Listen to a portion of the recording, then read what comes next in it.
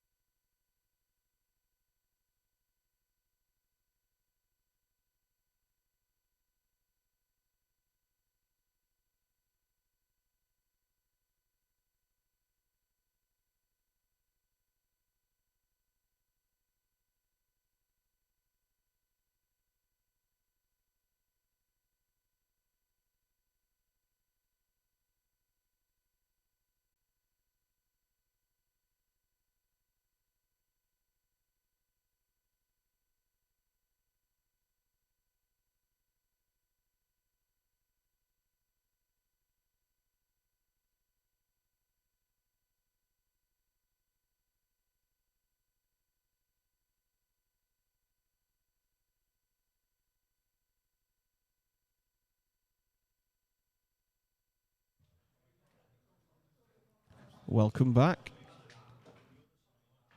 Bluebell have won the lag for the break in the first frame. This is the team plate final.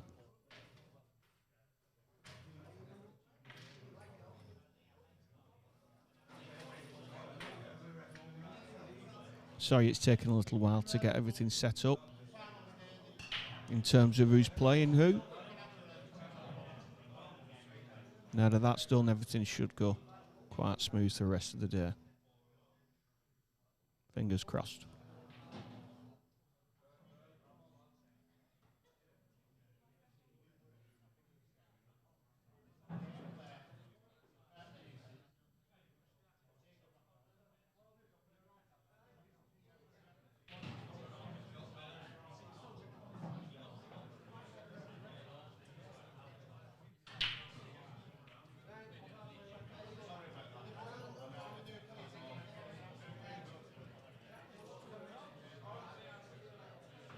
Quite a conservative break there, I think.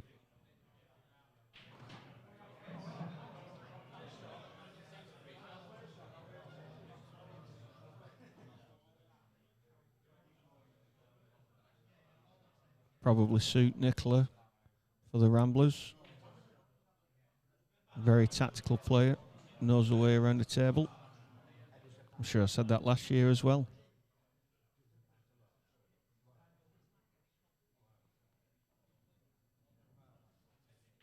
I'm going to be joined by Nicola's significant other at some point today, Mr. Barnes.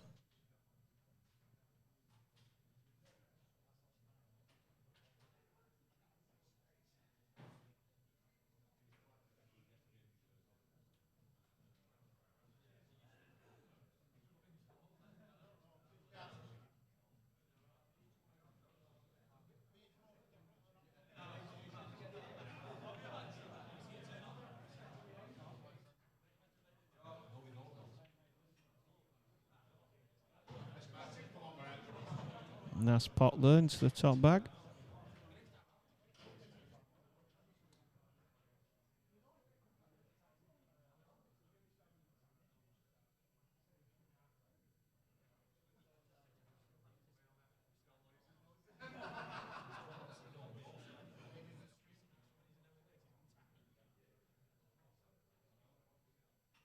Grabs the bag. Could be one of them games, I think. Strap in.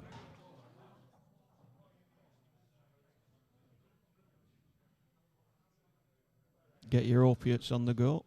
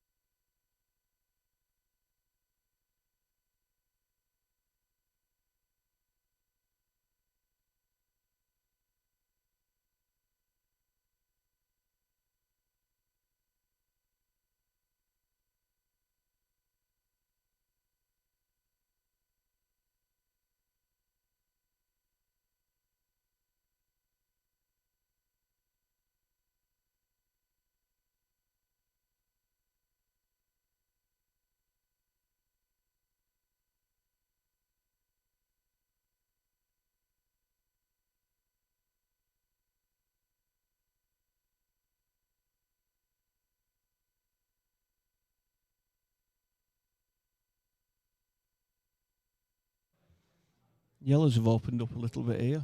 Sorry, I had to go away there for a second. Table looks in a lot better shape than when I left, to be honest.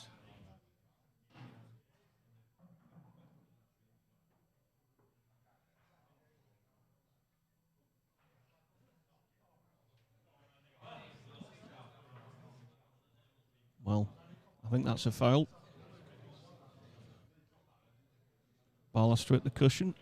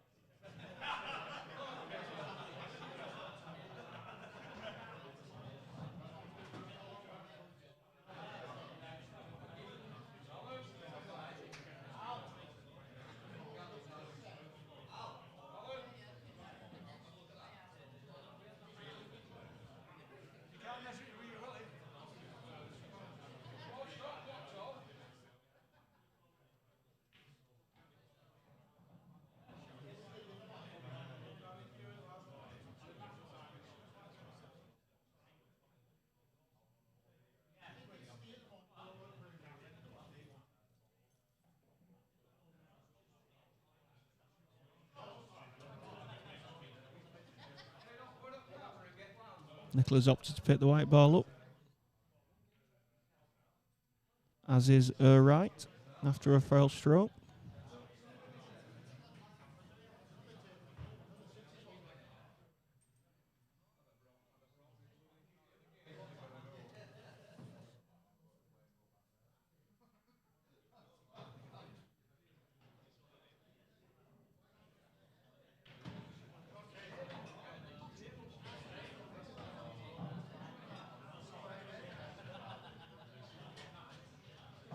Potting the problem ball on her first visit.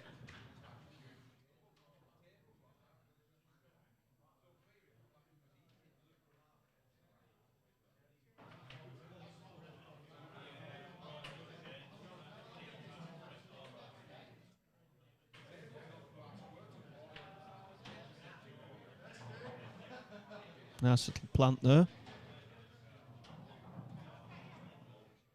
Things are opening up a little bit.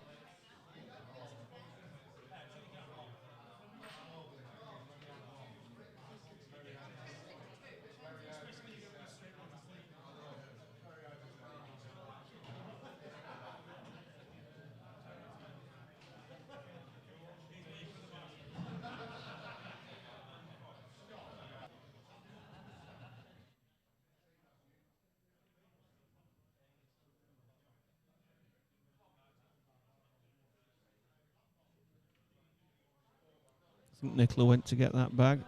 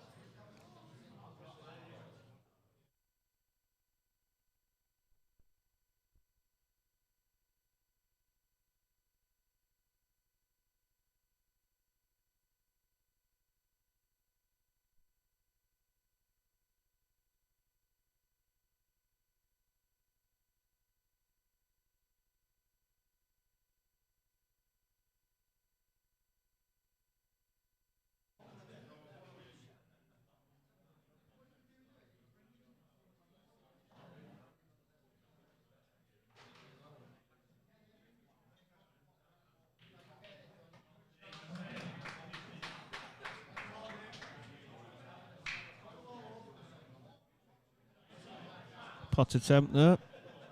Missed it by a few inch.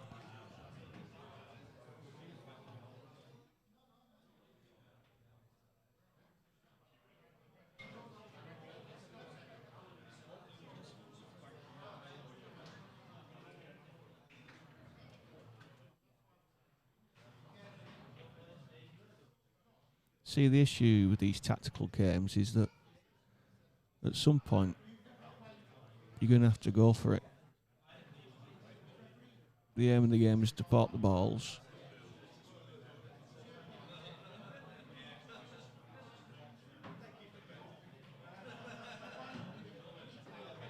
But Nicola, more times than not, knows when that time is. It could be now.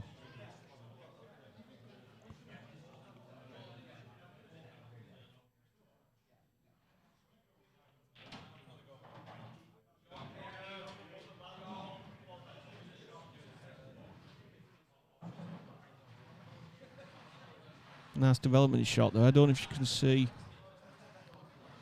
the red that she knocked onto the cushion and bounced off near her other red.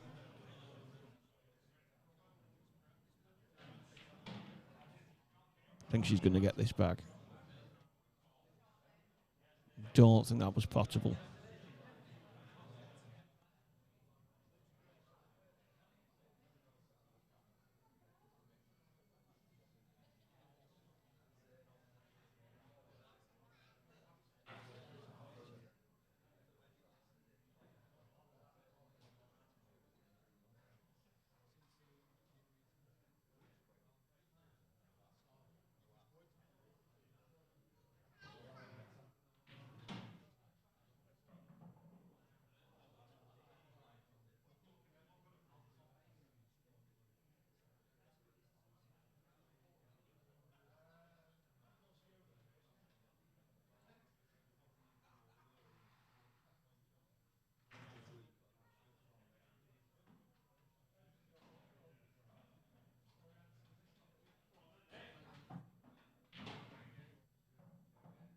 Another missed pot there.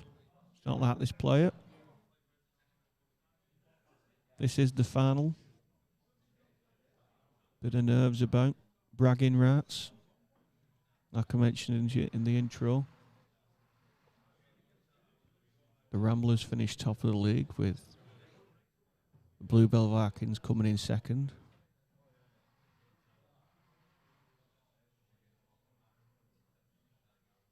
The first time the Ramblers have ever won the league.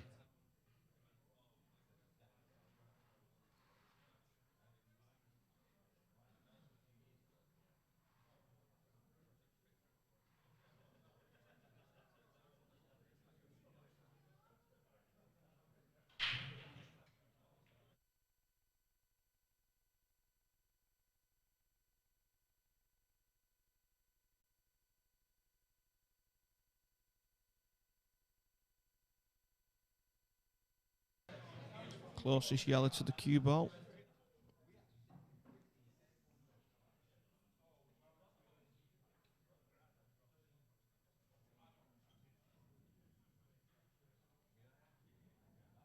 Couldn't there be the time for this Bluebell player to be a bit more aggressive? Get his yellow balls out whilst the red balls are a little bit awkward on the right hand side there.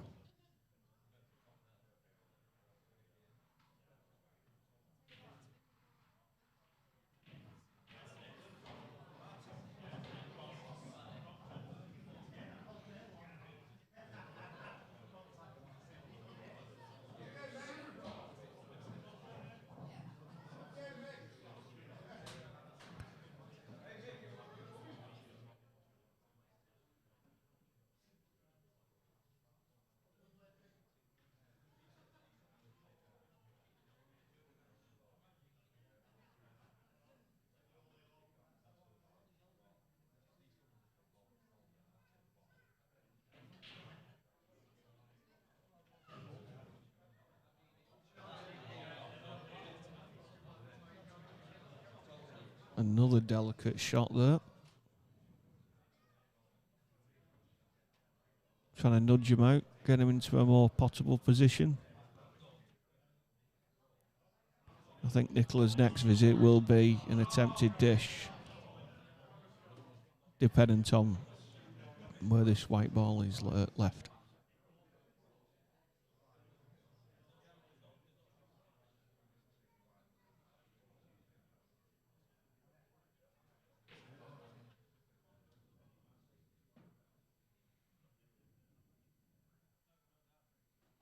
That's a good shot. I think he's managed.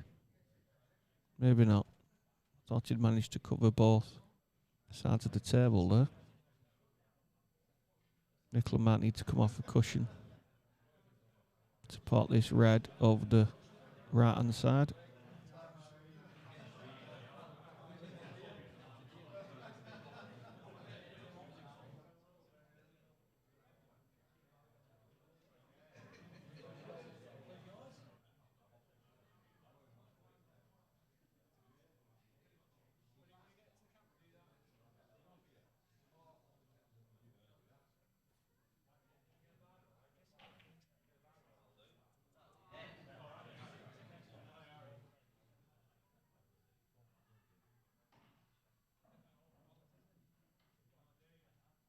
Always nervy these first games of finals. Always big to go. 1-0 up.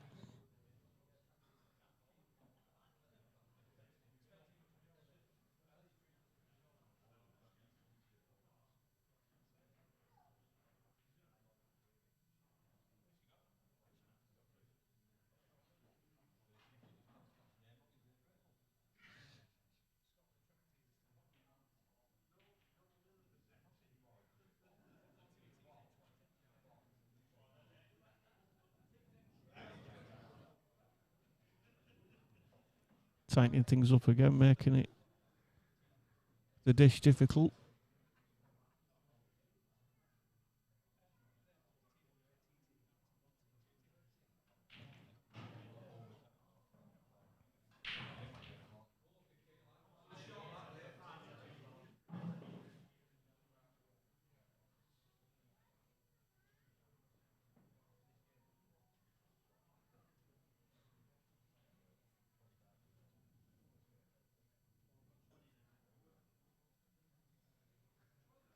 Just seen Mr. Burns.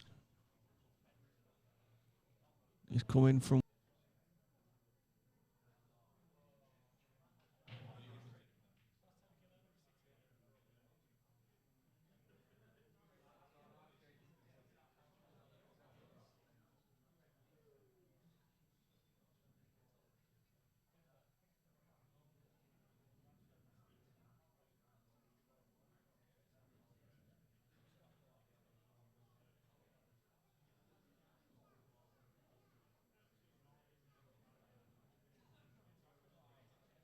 Great atmosphere in here today, the Triangle in Ashton.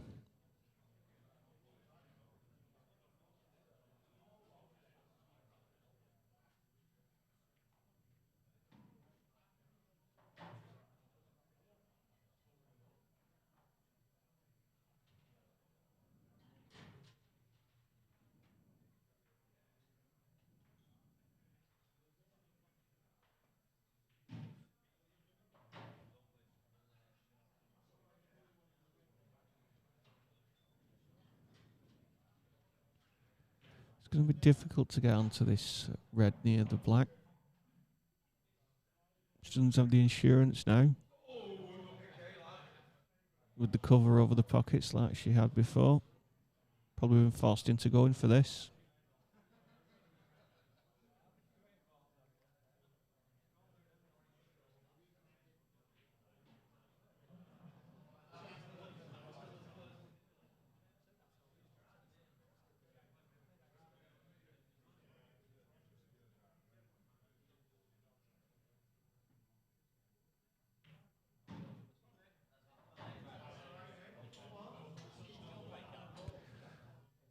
Well, it's tight into the middle.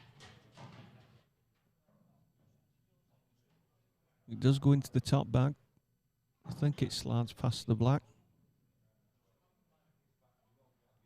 Be part of the day so far. We're only half an hour in now.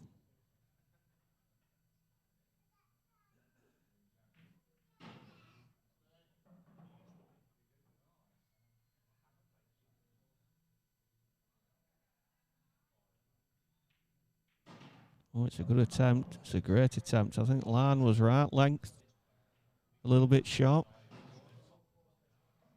Unlucky there. Now opportunity.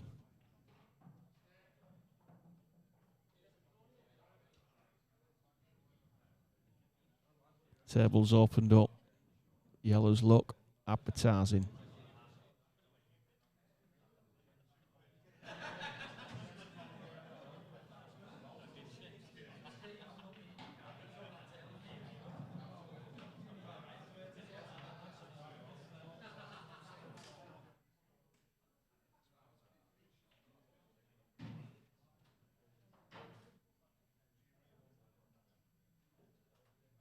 One down. 4 more pots to go.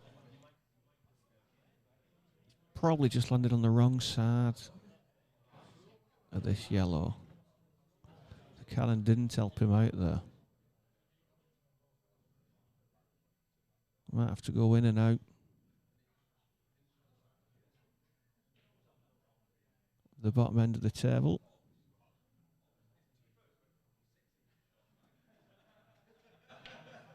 That's what he attempted. I think he struck it well. His line was just a little bit off. Unlucky that. Right, pressure pot for Nicola coming up. Very difficult shot this to get onto the black. I think just leaving any kind of shot at the black would be a bonus.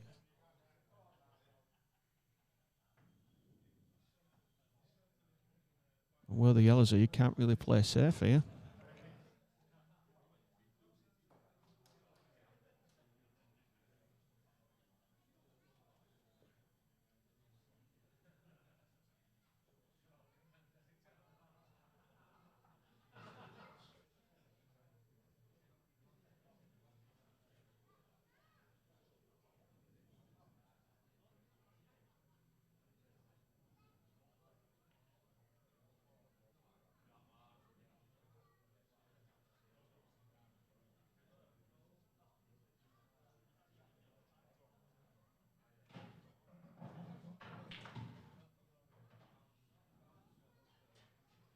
It's a great attempt.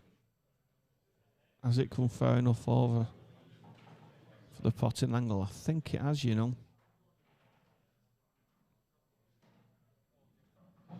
Straight down on it, I think.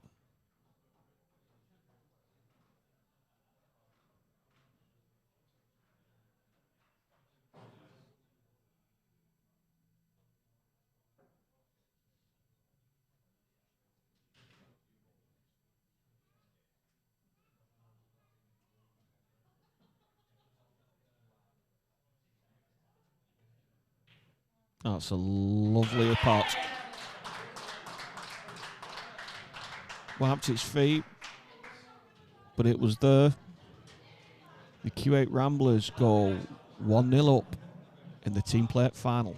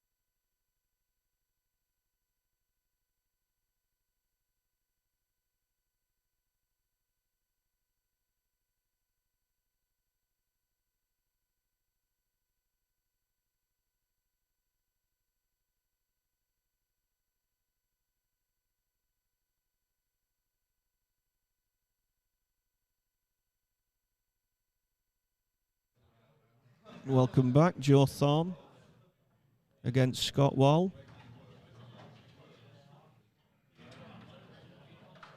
This is going to be a good game. Looking forward to this. Scott Snooker got a break higher than 30 once, which was brilliant.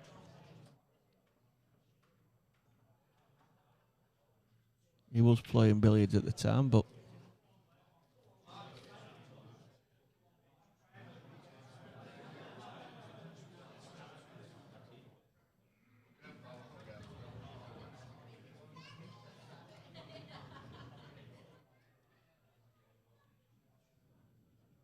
Scott to break.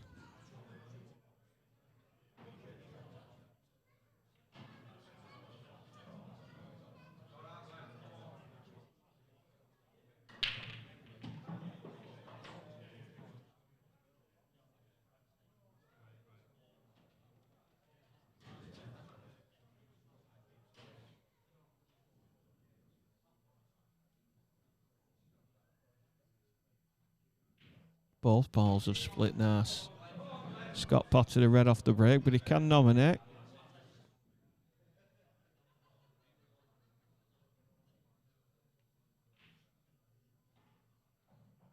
Go for whichever colour he wants.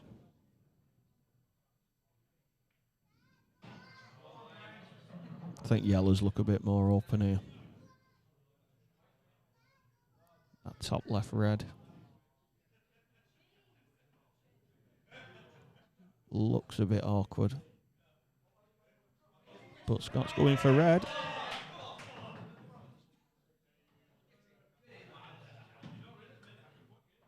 He tried to develop that red first ball. Got an unlucky kiss off the yellow and into the middle it goes. Now it's still an open table.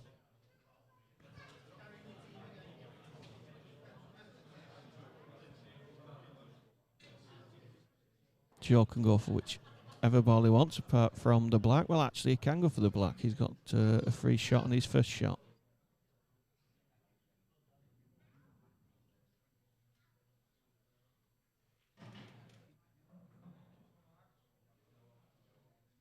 Scott's still shaking his head.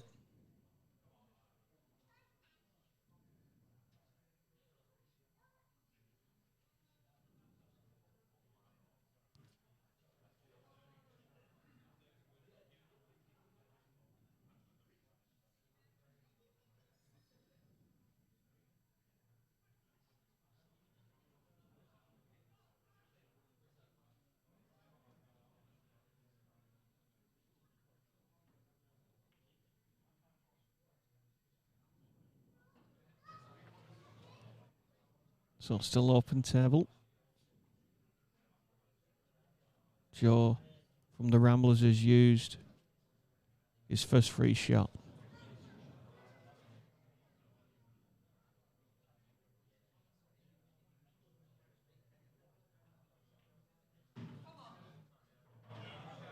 Reds are now in play.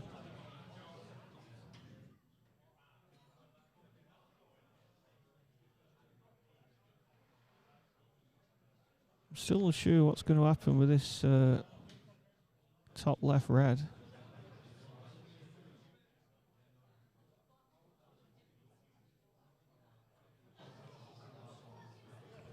The other three seem quite simple.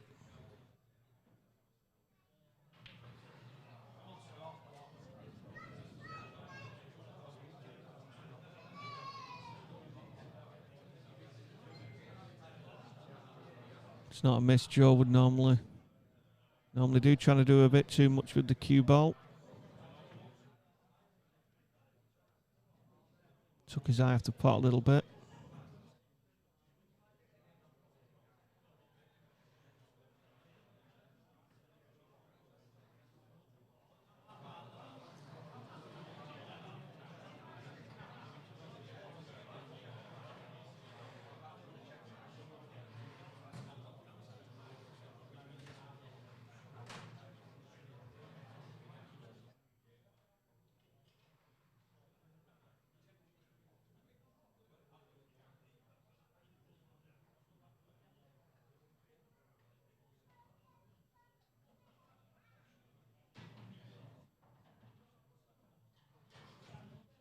No, this is an opportunity.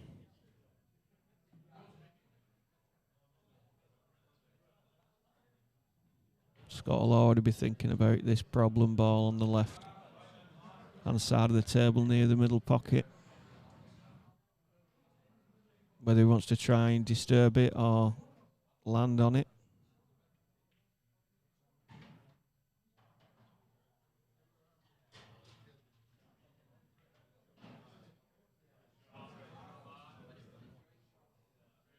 Well, on this picture, but from the side on though, that's why he's going for the one at the top.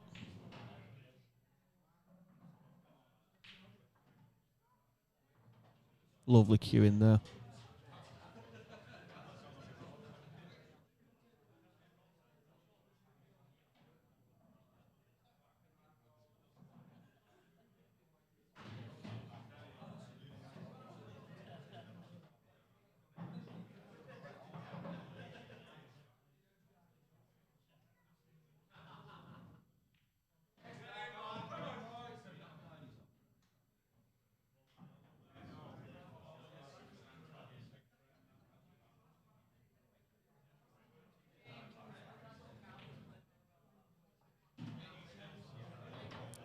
Got to be thinking as well which ball you're going to get up the table to get on the black, which ball you're going to use to do that.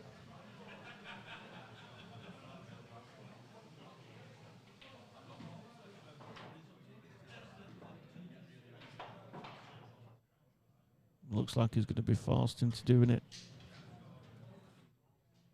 off this yellow on the side cushion.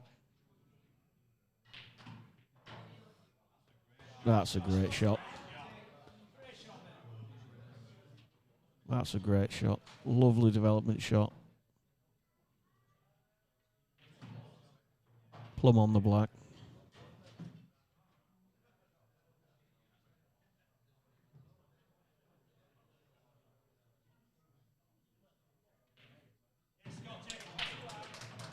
One apiece. Lovely clearance there by Scott Wall. What we've come used to be honest, in the league.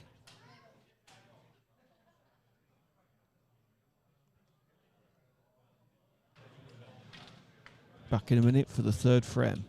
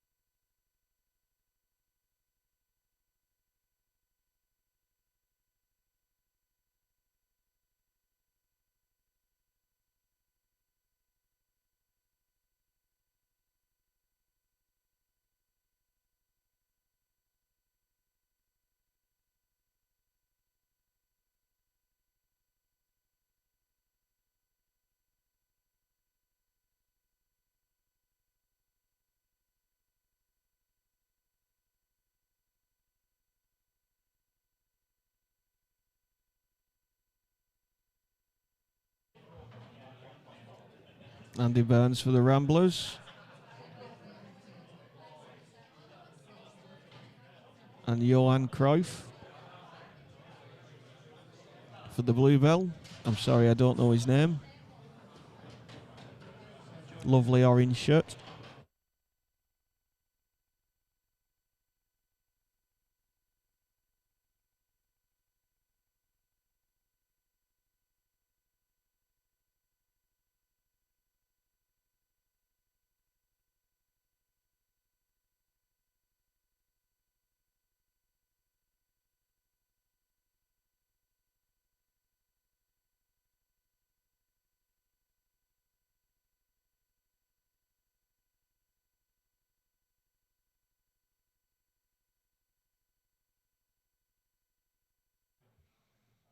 Now Andy Burns, who's sitting down you right next to me here. He's a bit of a character. Known throughout the league, individuals winner. He's coming up against it here though.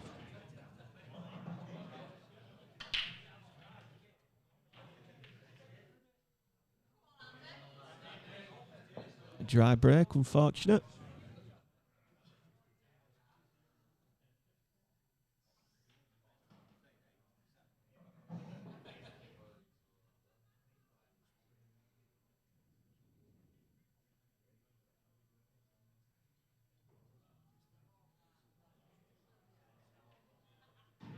And the option for the Reds. What pattern has he picked out here?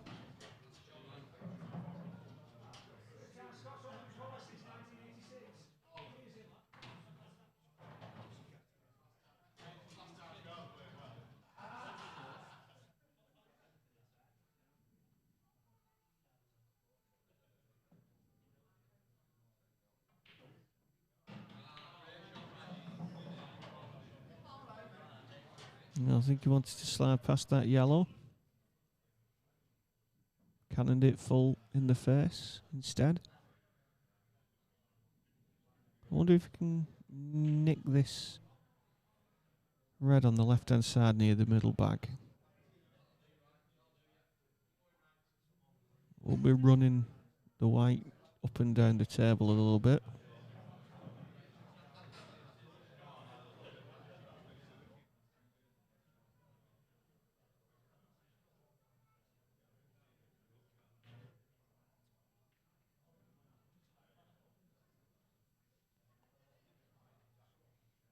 I don't know what he tried there.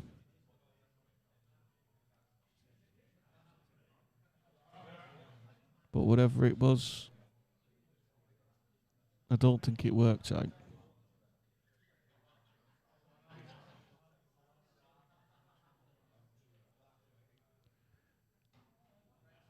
First proper visit for the Bluebell man.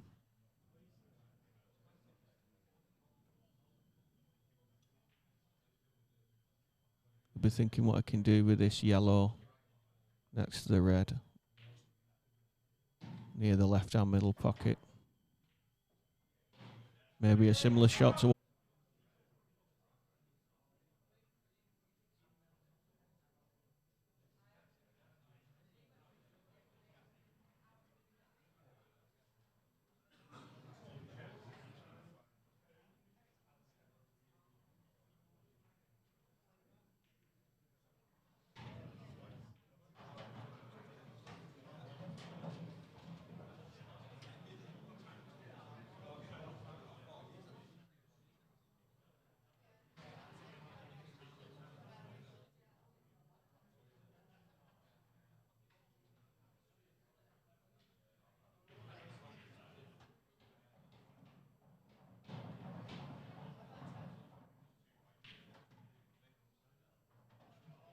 There we go. Lovely little flick out. These look quite simple now. I don't want to put the mockers on it.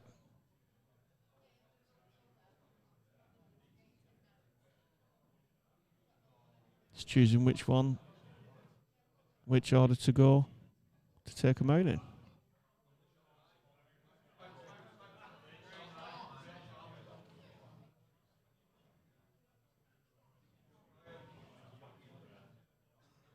I got a little bit of a cannon here. No. Managed to play through.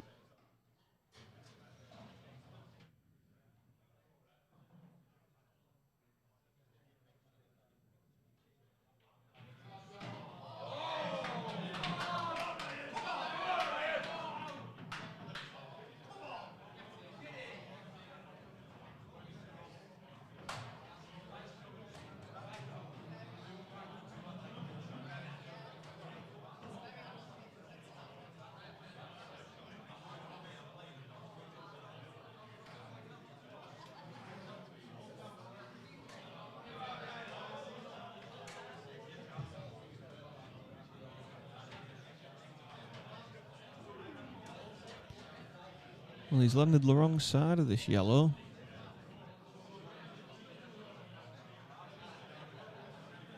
So he either comes in and out of balk or takes it long. Pretty much where the yellow is now. Maybe even a little bit further forward.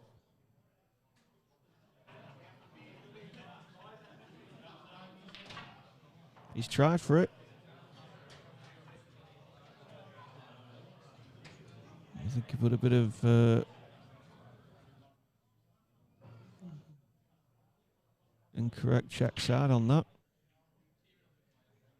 Slowed up and stopped.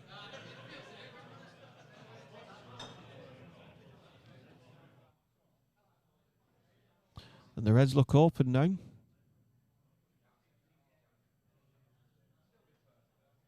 Maybe the double, full lengther.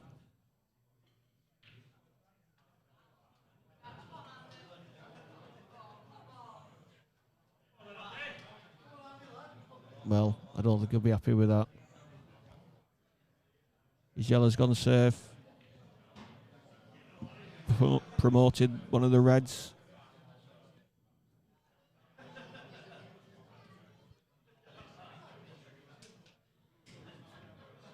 Now I'm going to jinx it again and say that these don't look too bad to take out.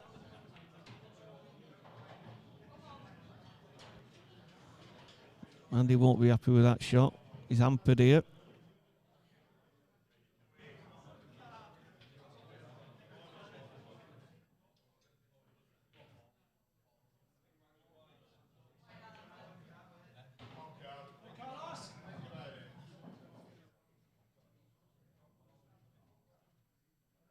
Yeah, bridging over that yellow. And even more so, Andy's left-handed, so had to really bridge over it.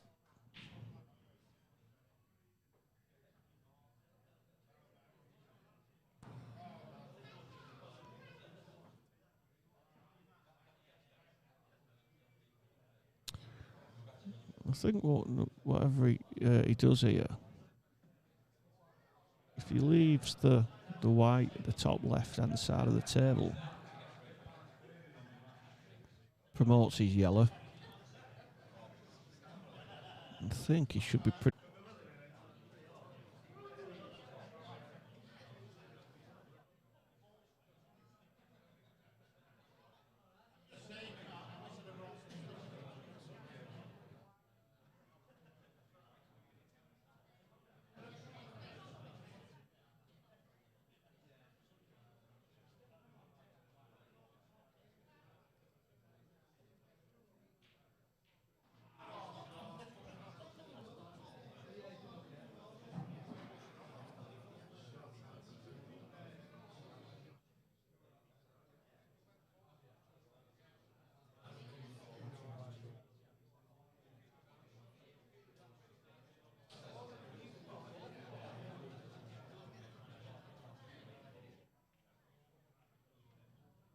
Yeah, that's what he's done.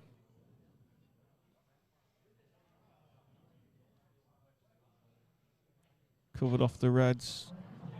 Down the table with the yellow, but I think he's opened himself up here to be snookered by Andy. No, he's gone for the double.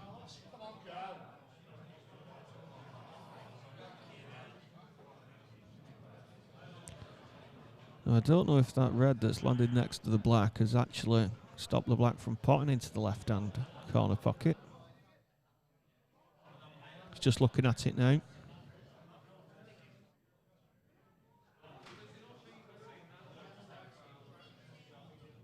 I didn't get any indication as to whether it did or didn't.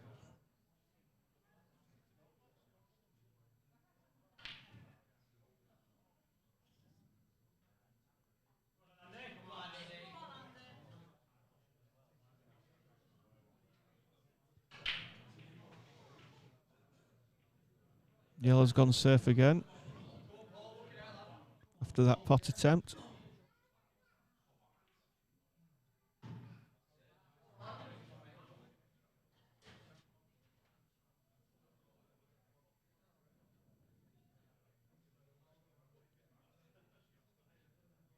He's looked nice and simple, just nice cueing needed here.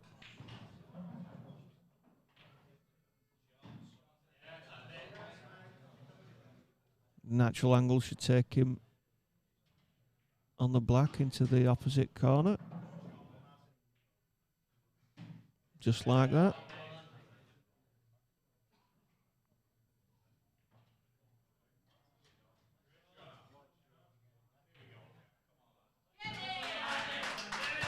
That's 2-1 to the Ramblers. A little bit scrappy. I don't think Andy will be fully and completely happy with that.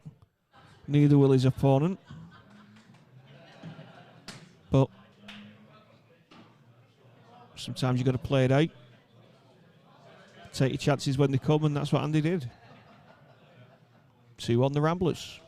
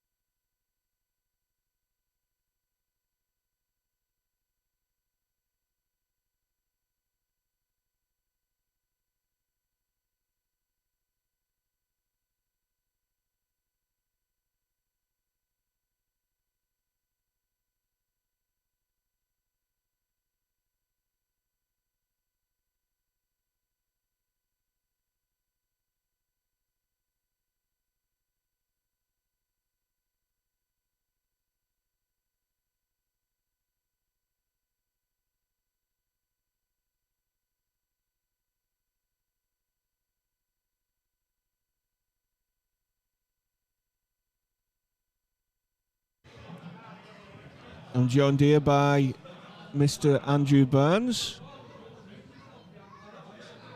Well, You are on, mate. I'm on. Good afternoon, ladies and gentlemen. Thank you for welcoming me to the channel, Steve. Are you happy with how you played? No. Didn't think you would be. No, terrible. It was just a calamity of errors. Luckily, I redeemed myself somewhat at the end. I'm not making excuses, but I'll make an excuse. Go on. About 40 minutes before I went on, I was still in Warrington, so I've come in here, and me not being alcohol dependent, but needing alcohol, is that the same thing? I think so. Right. I need 3 pints before I play pool because I felt like a shitting dog. Sorry about that, all you YouTube followers. Well, we've got about 30 seconds in. Right, that's the last swear word of the day. So I felt a little bit tense, if I'm honest, and I missed the first one, and it was just a shocker, really, and then it was just, I don't know, I started doubting myself a little bit, but luckily, at the end, I did a half-decent finish. It got a bit scrappy in the middle, didn't it? But I think, yeah, in the end, you just need to keep your cue straight, that's it. pot them in. I mean, in a way, I was kind of lucky that the black had tied up the red. Look where you can. Absolutely. I'd rather win with a bit of luck than lose with a bit of unluckiness. Yeah, definitely. Yeah, his finish was absolutely, it's going to go as well as it can. But, my God, he did execute it so well. And it had that little bit of side spin as well, just to pop it out from behind that red, so he didn't snooker himself on the red. It was a great shot. It was world class, really. But, I mean, Scott has got that in his locker. He has been suffering a little bit lately with a bad shoulder, but it didn't look like it today. No, definitely not. Anyway, let's talk about this fine, strapping young gentleman who's on for the Ramblers now. He's got a Vince t-shirt. For all those people who think, who the bloody hell's Vince, because bearing in mind his name's Ian Cross. Well, if anybody is watching this who's a bit of a pool fanatic, you will definitely have watched The Colour of Money with Tom Cruise and Paul Newman. Well, when you reflect back to that, Vincent, who was Tom Cruise, had a Vince t-shirt. He worked in a toy store, and he had the Vince t-shirt, and Paul Newman, who was his mentor in The Colour of Money, he liked that. He thought it was a good touch, so he said, take the Vince t-shirt. So anyway, we've now got our own little Vince on the Ramblers. Yeah, it's a classic. Have you seen the first film, The Hustler? The Hustler, black and white. Yes, good. Got a little bit too drunk, Paul Newman, that evening when he played Minnesota Fats or whatever it was called. Ended up taking all his money off him, but yeah. He got his thumbs broken at one point, didn't he? Yeah, things you'll do for pool. It's bloody bizarre, isn't it? Yeah. It's easier with Q, John. It's easier to play. So we've got John Cross against Ian Cross. What? Oh, the battle of the crosses. Well, this is a nice match-up. John Cross may have been heard of in the past.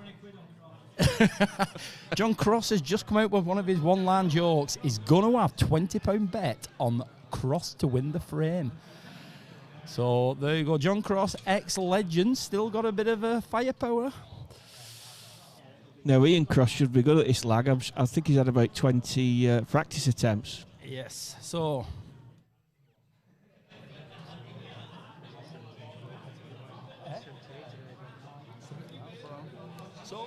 A bit of a birthday wish going on. John Cross, the young gentleman who's just lagged, and he has... Oh, going to be close. He's lost the lag, John Cross. No, I think John Cross might have won the lag. No way. Let me... Oh, yes, he has. John Cross has won the lag. It's the way I was looking. How many pints did you say you've had? I've only had 1 pint. Steve was looking at the stream table, which was a better view. Anyway, John Cross, 78 today. Wow. Happy birthday, John. Happy birthday, John Cross. Well, it looks like Ian's racking them up. Well, John, did you win that lag? No, I don't know whether Ian Cross is going to give him a birthday present and let him win, but he's a bit mean, Ian Cross, so I don't think he's bothered about John's feelings on his birthday.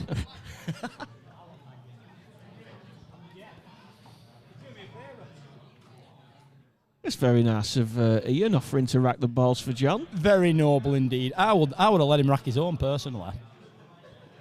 I'd prefer to rack me on, to be honest.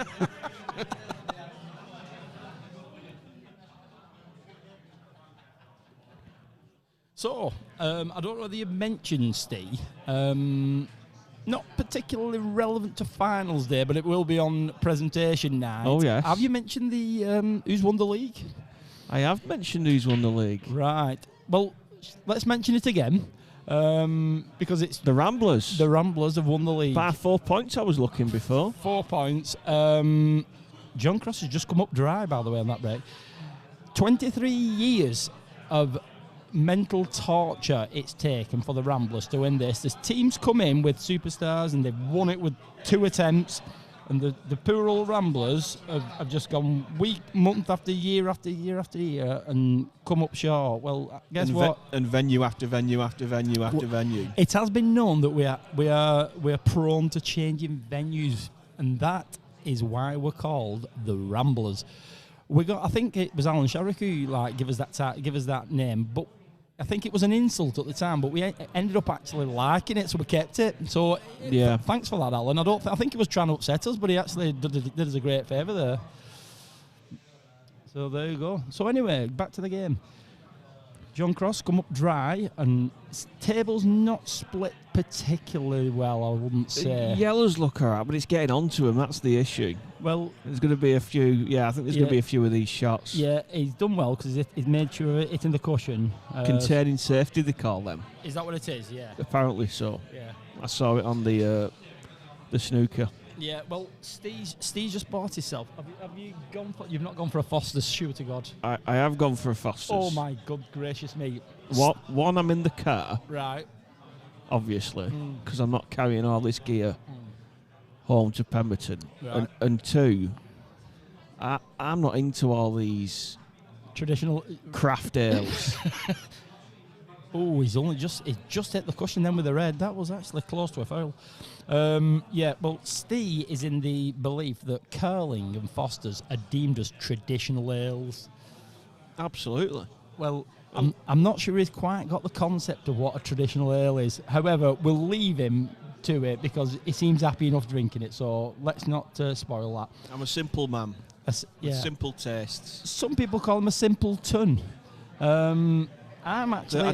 They're not far wrong, I don't think. Now then. Oh, that's a nice cheeky... That's a dirty shot by Young Cross. We'll call them Young Cross and Old Cross, these two, because it's just easier to define. Well, is it still open table? Yes, I think it is. So can he pop the L into the middle pocket? It looks like he can. I think it flies in. You may need just jack it up a little bit, I think. And then, saying that... if stop it dead. Well, you've got the... I'm just scared of the double hit or something. I like jacking these up just to eliminate any risk of bloody miscuing or whatever. Well, we saw how you operate when you jacked up your cue when you were...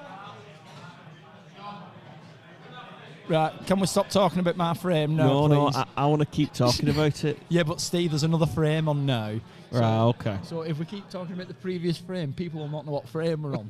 They might think this Andy Barnes is on the table now. But I'm only 52 and this guy's 78, so that would technically be a little bit of an insult. He looks a lot better than you. Yeah. Right, so...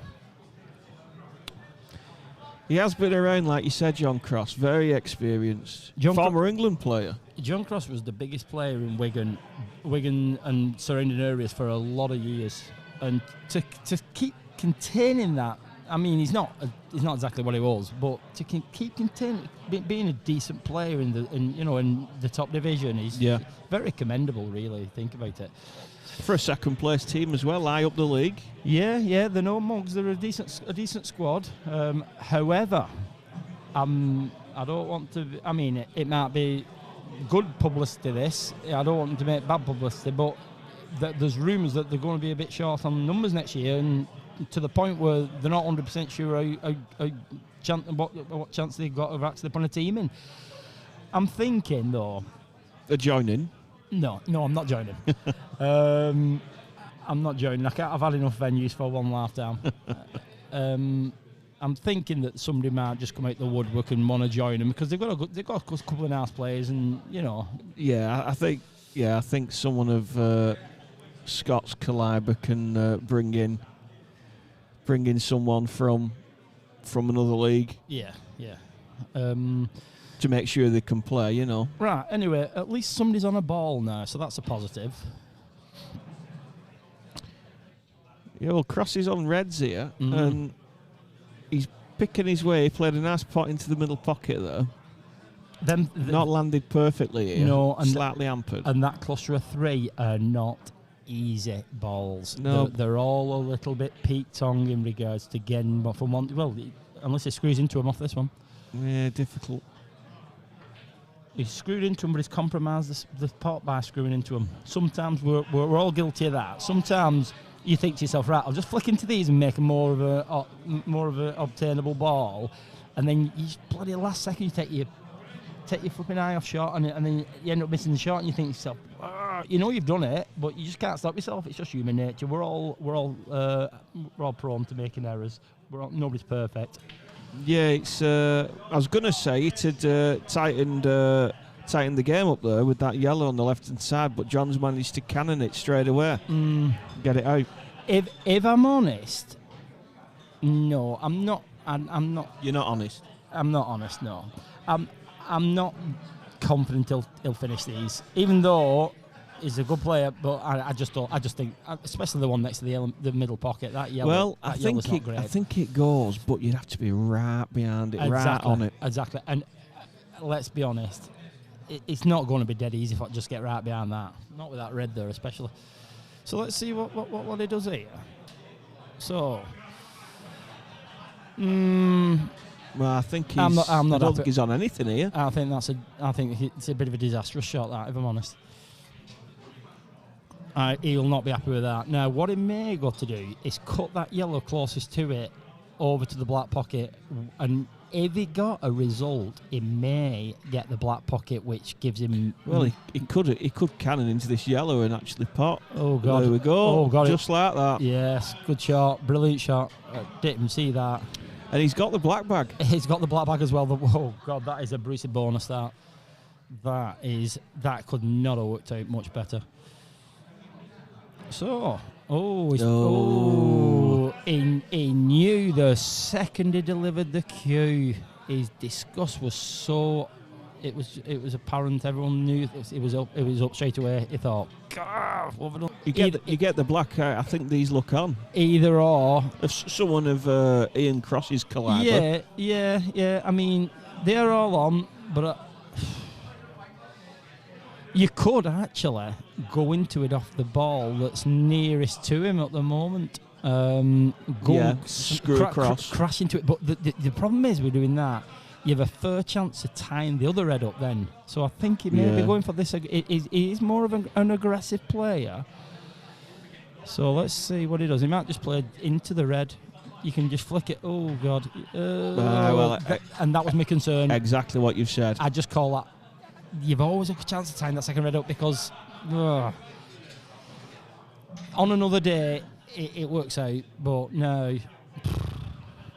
That is a major problem. You'll try and manufacture another cannon into them, and with all the balls down the bottom end of the table, that's going to be hard. Could you not? I'm not sure. If you was, can he pop this into this corner pocket? If he can pop this into this corner near where his cue is now, it could. I would go to say he could flick that into the middle pocket and hopefully flick the yellow it. But I think the other yellow's going to be in the way a little bit for that, Yeah. And again, if you only hit it light the yellow, you might actually tie the flipping black up. Do you run for cover here? Try and knock pot a red and then knock another red over the black bag. Tie it up a little bit. I would like to get that black pocket because, like I said at previous visit, it might sound negative, and it does sound negative. But at the end of the day, if you've got the black pocket, you have got so much of an advantage. Because the other geezer does whatever he does, and chances is he's going to need more than one shot to pot the black. Yeah. So, bit of thinking time. Well, I think it's one of these, Steve. It's how do you feel? You see a shot, you take it, and this is the right shot. And I'll tell you why it's the right shot, because he. You weren't thinking that shot, were you? No. But it was a good attempt. It was a good attempt, and I'll tell you why it's the right shot, because it's the shot he felt comfortable with. So you play a league pool like all of us do, and then you come off at end of the game and they say, oh, you should have done this, should have done that, right? And you say, listen, end of the day, it's you playing the thing. You've got to feel confident in what you're going for. So as much as somebody else says to you, oh, you could have done it this way, could have done it that way, but if you'd done it that way, you wouldn't have been confident because your gut instinct said go the other way. There is obviously circumstances where people blatantly play the wrong ball. We know that. But if it's like 6 of one and a half dozen of the other, you go for your gut instinct. Was it got that? It's given us less room for error there. We could do with it. Would be nice getting that Blackball. Pointed to on the screen, obviously people at home can't see, but it's the red near the middle pocket, the right middle pocket. Yeah. If you can pot a ball, get behind that to then move the red over that top right-hand corner bag. And it lets you fight another day then, because at the minute, John's massively in front of you. Oh, and the thing that's a bit of a shame here is, if that red, you could just put it up pocket and tie the yellow up and the black, that'd be great. But you can't. The yellow is too far in front, so you're going to have to bounce it off the cushion. You'll tie the black up, but the yellow will still go, which is absolutely disastrous because he'll have 3 balls over pocket and he'll have a good opportunity to create an angle for bring out the black as well and that. So it's just that red and yellow at the top of the table are absolutely terribly not in the Ramblers' favour. Yeah. So well, he doesn't have enough collateral to do anything with it at the minute. He needs to make that. Keep that well. So I think he's going to play here. I think he's clattering into the yellow and the red on the shot. He is. He's going to go into the off the red near the left middle pocket. Here we go. You can see this. This is how's your luck. Get out. Oh, and that's how your luck is. However, it is bad luck. But in another way, it's not as bad luck as it could have been because look at them 2 yellows now next to that single red. Yeah. I'm not saying he's not capable of potting them, but by God, they could have been easier than this. Yeah, well, he has got a free shot. What you do with that free shot, I think he's trying to get them both out. I want to give a quick mention to one of our viewers today. Now, this guy... Hang on. He knows who I'm talking about. I've not even said his name yet. Right, John's just... Oh. The viewer who's not been able to make it today for whatever reason is a true Rambler. He's been here since 1932 or something with us. And he actually played the winning frame of the cup, the knockout cup last year. Oh, yes. His name's Curl Barron, right? Curl Barron is smiling now as I speak to his name. Oh, God, he's just played that absolutely perfect. It's beautiful. I think this frame looks over. Our only hope is this. Oh, God. Right, yeah, Curl Barron, we do love him to pieces. He might not think it. We don't show that much love on our team. That's a good shot. But, yeah, it's a shame he couldn't have been here today, but, yeah. Difficult queuing this now, though. It's harder than it could have been. He didn't want it on the cushion. And he's potted it. So, the old 78-year-old veteran has come up with the goods against Vince Ian Cross.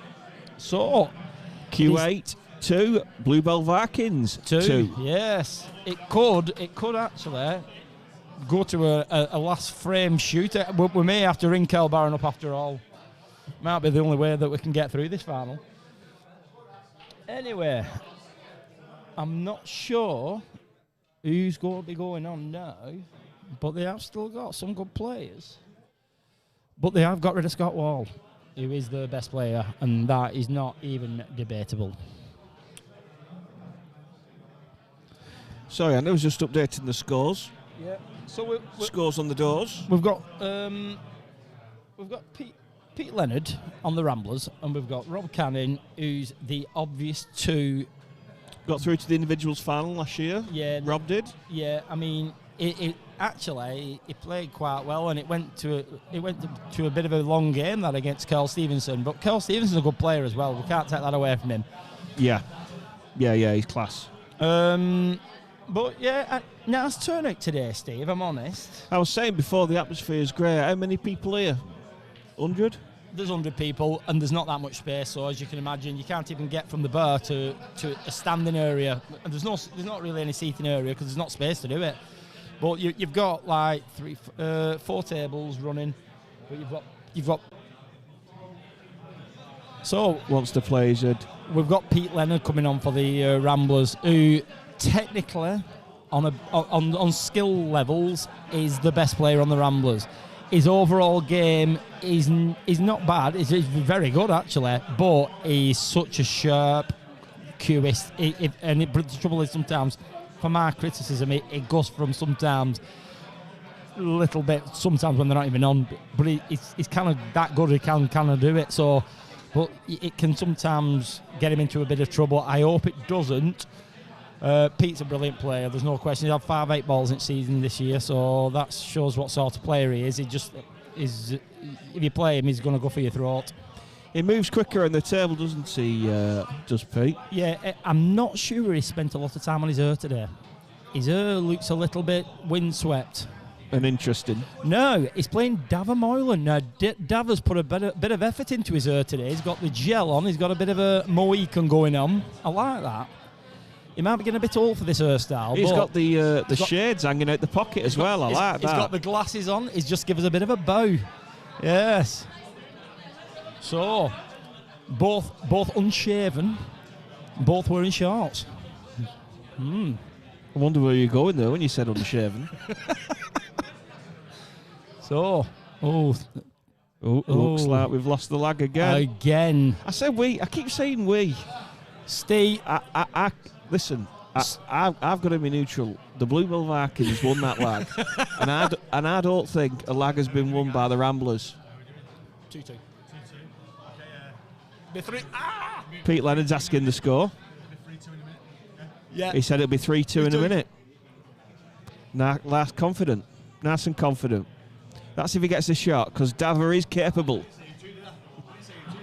Pete's got a saying on League Night, he plays for the Ramblers, that if we get 3 frames, that means we've won the match, because you need 5 frames to win the match. But Pete's guaranteed to win his frame, and then he's obviously guaranteed to influence the doubles. So we only ever need 3 frames. That's why we won the league.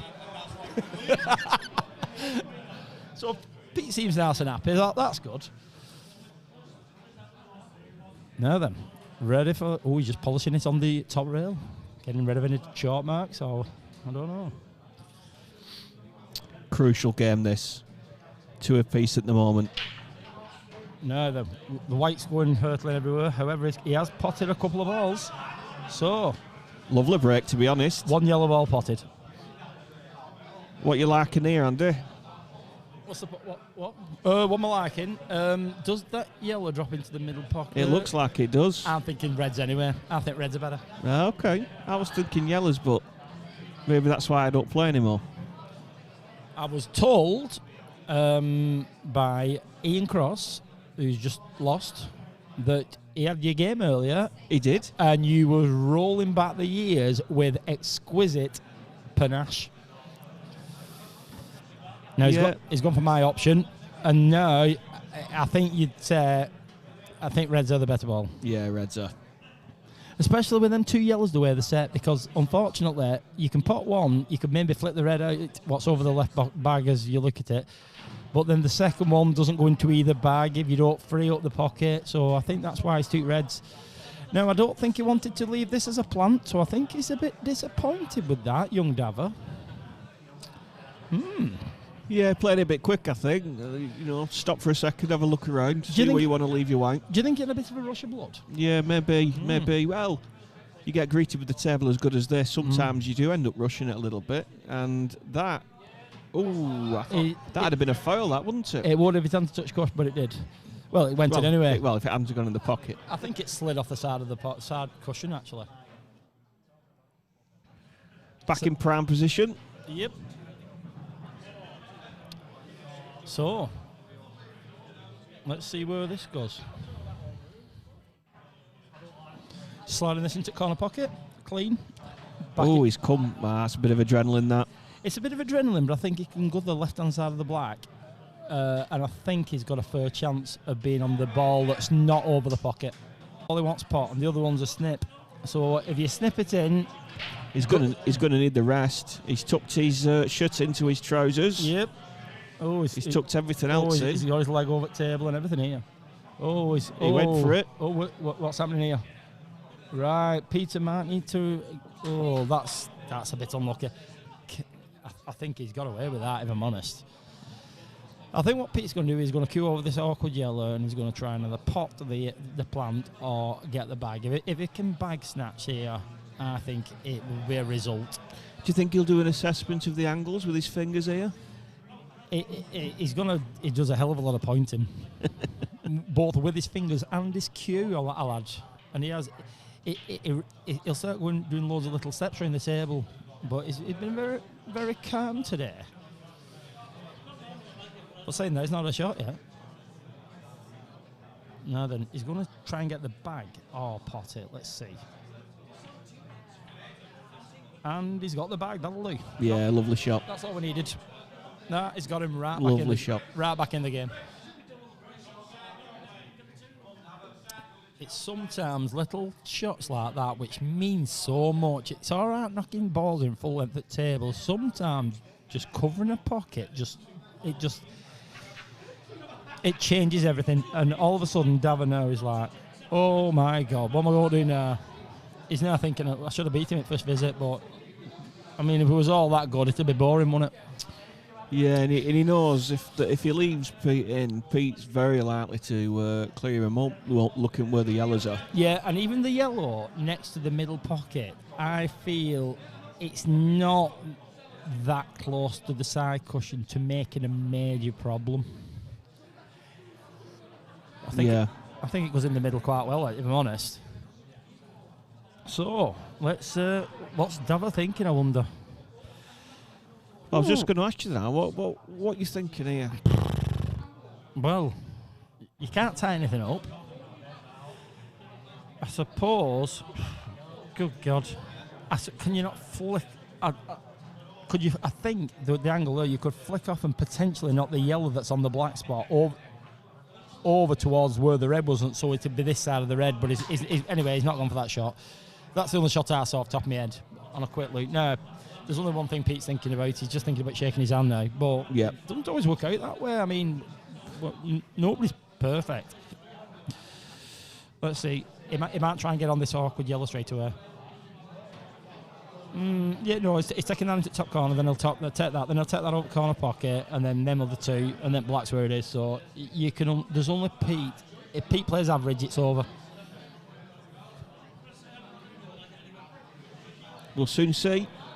He's in perfect position, but get the awkward yellow off. And the beauty of this is he don't have to do nothing with the white because he's got that thing. He's got the corner ball sitting pretty, which is that's a benefit. That if you had to power this in, you might actually compromise the pot. So, do you know? If it had topped that through a little bit more, it would have been even easier. Because he could have just put that into the opposite corner pocket, the black spot one, and then it's so easy. But I still fancy him take them, if I'm honest. Well, I do as well, but they're always difficult to judge out of the jaws of the pocket.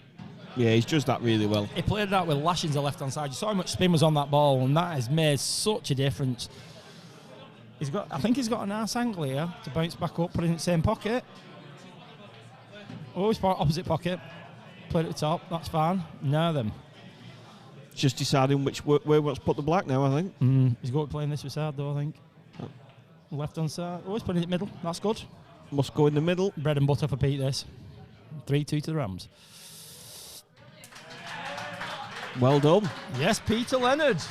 You predicted it.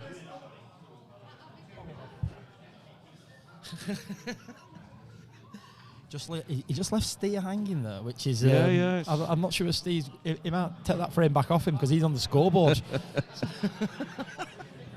Yeah, it's 3-2 to the Blue Belt. So, we've got...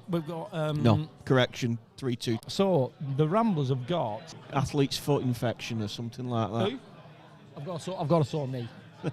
Right, so they've got Adam Dodge, who's a little bit new to the game, so his technical side, as in shot selection, can be a little bit unusual, should we say. We've also got Adam. Adam is a little bit more experienced. The Bluebell's got Kel Clark going on, who's a good player. So it's looking like, because we've not got Curl Lenser will be going on now. Curl Lenser's a good player, very experienced. So we've got Curl Lenser might be watching right now. I doubt it. Yeah, so do I, actually. Curl Lenser does not care a jot about anything. No, we've got Matt Dodge going on. Now, Matt, as I've just said, he can pot a bit, but he just needs to learn his tactics that little bit more. Curl Clark doesn't need to worry about tactics because he's been there and done it. But what he's doing there is he's saving himself, Rob Cannon, for the final frame. This is Joe Thorne's son, is it not? No, is it not? No, that's Jordan. Jordan's the one with the glasses on and the white T-shirt. I was going to say, because he looks almost as old as Joe. No, I think Joe would be quite insulted if you said, "Is Matt your son?" I know. I've said it, so when he watches it back. So Matt Dodge against Kel Clark. Lag for the break. Well, I'll be honest with you. It's a good one from both. Two good lags. Well, but Kel Clark's won the lag. And the Bluebell win another lag. They haven't taken advantage of these lags, these breaks, because they do find themselves behind. They do, and they've come up dry a couple of times, as I know.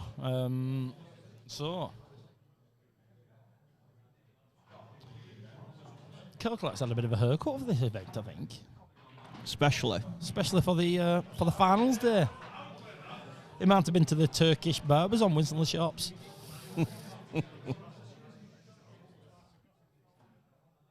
Wonder if they did them. Wonder if they did them wax things that they stick in your nose and in your ears. I've never been. Have you ever had them? No, I've never been one for that. I had it done to me. I'd like to say I asked, but I just had it done to me before. Some form of abuse, I think. But hey, to be honest, I enjoyed it. Try anything once. Right. Bluebell Vikings, Kel Clark to break. Oh, the black's gone in. Let's start again. No golden break, Kel. Kel Clark wanted a golden break, then he wanted to win the frame. Blackball went into the top left-hand bag from the break. It's good job it's not a pound a game. I want to congratulate the Black Bull.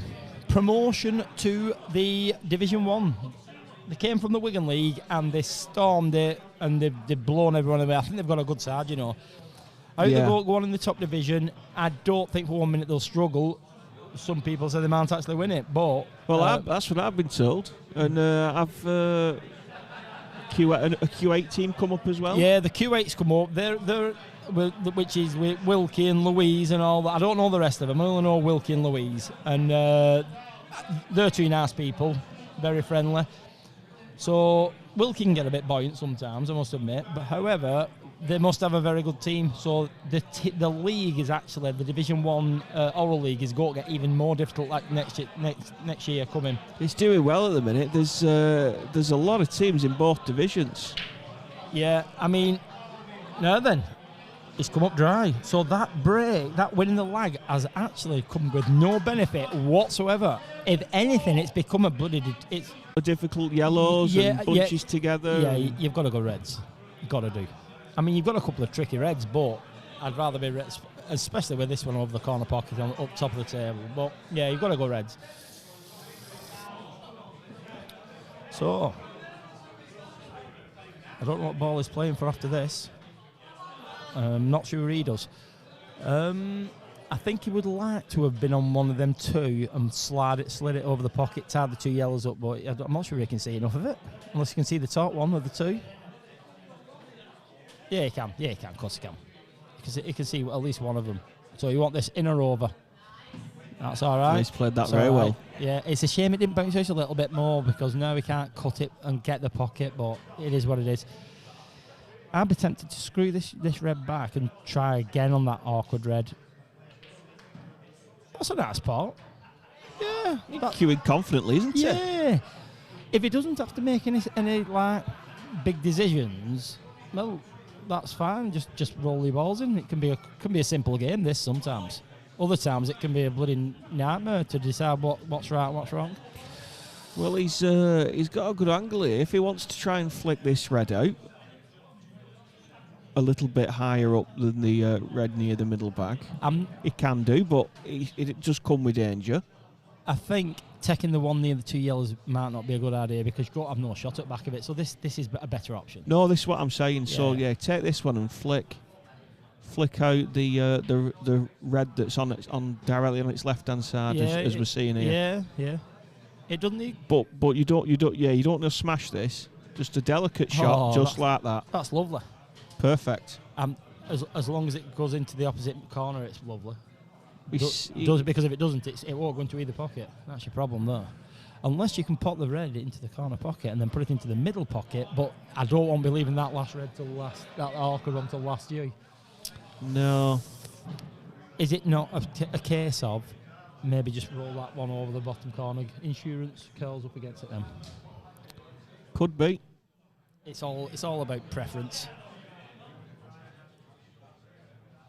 I think if it went this red, it'd have already be down on the shot here. I don't think it goes me. No, I don't think it does. So I don't know if it's a better angle, but I think you've got two choices here. I think you can either put the red over the corner pocket, maybe screw into the yellow what's next to it to hold for the red into the middle pocket, and then either top it through or whatever, and then have a go at potting in or over on the last one. Just get to the black. Kel's got two really bad yellows here. Yeah, it sounds like Route 66 that though, Andy. I think he's gone for the bag. He didn't go for the pot though. I think he went for the bag. I don't think it's worked out too well that because them two yellows now, if they didn't go before, they do now because you've made a bigger pocket. So they'll now flicking off the red. But he has still got two majorly bad balls. Even if he develops those two, what's next to each other, he's still got those two on the side cushion, which are and the one next to the red, of course, yeah. Top left, yeah. Yeah, so he's got a few problems here. He's a mountain of problems, really, when you think about it. And it's only his second visit to the table. His first visit was a dry break. Matt's popped 4 balls off in quick succession, and Carl's now thinking, bloody hell, it's not ideal.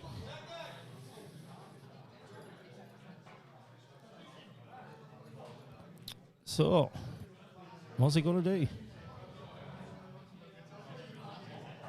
He's flicking off the red.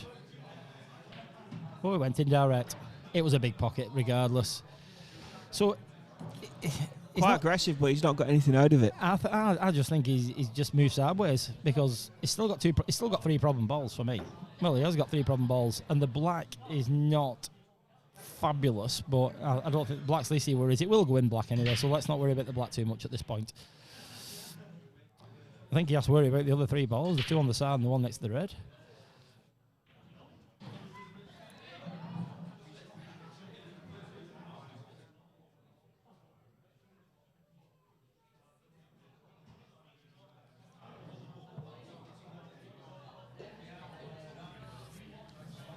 So, we've got a lot of options here. I'll tell you what would be a nice option. Problems. It's a good shot. He's missed. He tried to flick out the one near the middle pocket, which would have been a super shot. Yeah, but you almost, you've just got too much to do, and you don't have. I think what you like you said. I mean, if you overcomplicate the shot too much, you end up missing the objective, which is potting the ball. Yeah. So, you just end up chasing. Well, I'll be honest with you. I think Matt should feel reasonably happy at this point. Because it looks like he's got his cue in him, and it looks like he's potting well enough to pop these 3 off if he gets another chance, and I'm sure he will get another chance. Oh God. Well, That's. but I think he might be happy with that. I think he will. His face doesn't say he's happy. It looks distraught. But I think, bearing in mind where the frame is, Yeah, absolutely. I think where them 2 yellows on the side cushion, I think it's a benefit to himself because Matt now has Get got one out now on this shot, and Yeah. then get the other out on the other shot. Yeah, that's it. You could actually have a go at potting this down the rail into the bottom corner pocket. Yep. And then if it does drop in, you can take the other one on and get Yeah. rid of both. I'm not sure whether this is the right idea. No, I'm not sure that was the right idea, but each to their own. Now then, Has he left this? Yeah, yes he has. The red goes into the corner, the middle pocket. I think he should have done my option, but it's each down to their own personal ideas. So, for me, he's got to take this on now. White Curl's still got a problem yellow, and it is a problem, but it's not. It is gettable, but it's missable as well. But yeah, if he pots this, who knows? I think what will make the decision simpler is that it's probably the only shot that's on anyway. The other shot, other than trying to get that top left-hand bag. Yeah, it can bag snatch, but again, the way I see it here is, he's got an opportunity, and Curl's got a problem ball. You go get that situation again, because I think if he covers the bag, first thing Curl's got to do is free up his problem ball. So then when he does have to go for it next time, he'll be doing it with no cover. He can kind of go for this now with a bit of cover. He's not going for our option, I don't think, Steve. He's looking at the red over the corner. And if he pots it, that will not be a good shot. Well, unless you can get the red out. Too thin. Too thin. Thinner than my legs are. And to be honest, I think this. No, I thought this yellow near the black could. Oh no! Then from being in that such a strong position, he now has to free this red. Why? He's still got a problem ball. He's got to get this red out. Yeah, first shot. It's the only shot. There's no other idea. Otherwise, you'll swap. Whose head in the frame will swap over in one single shot if he doesn't do that. Correct. So he's doing the right shot, which is good. Oh, that's a terrible shot. If you're going to get it out. No, Curl's now getting his problem ball out, which we said she should not have allowed this to happen. In or over, he's happy with it over, he's happy with it in, it didn't matter. Yeah. Now then, how the tables have reversed. It's amazing, isn't it? You within a space of 3-4 shots. The chances of him dishing these now, he's got more chance of boiling an egg in the canal. It is warm out there today. Unless, could you play this thin with a little bit of right hand side and skill shot the yellow in? It is on that angle. A bit of right hand side, if it's thin as you can, straight up table, no? You'll do well. It's an option. Curl likes it.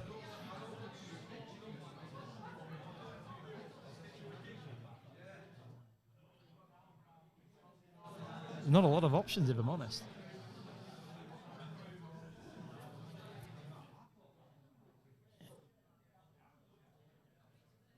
Just a bit. I think he needed to play that with a bit of right hand side as well. Yeah. So, let's see what Carl's idea is.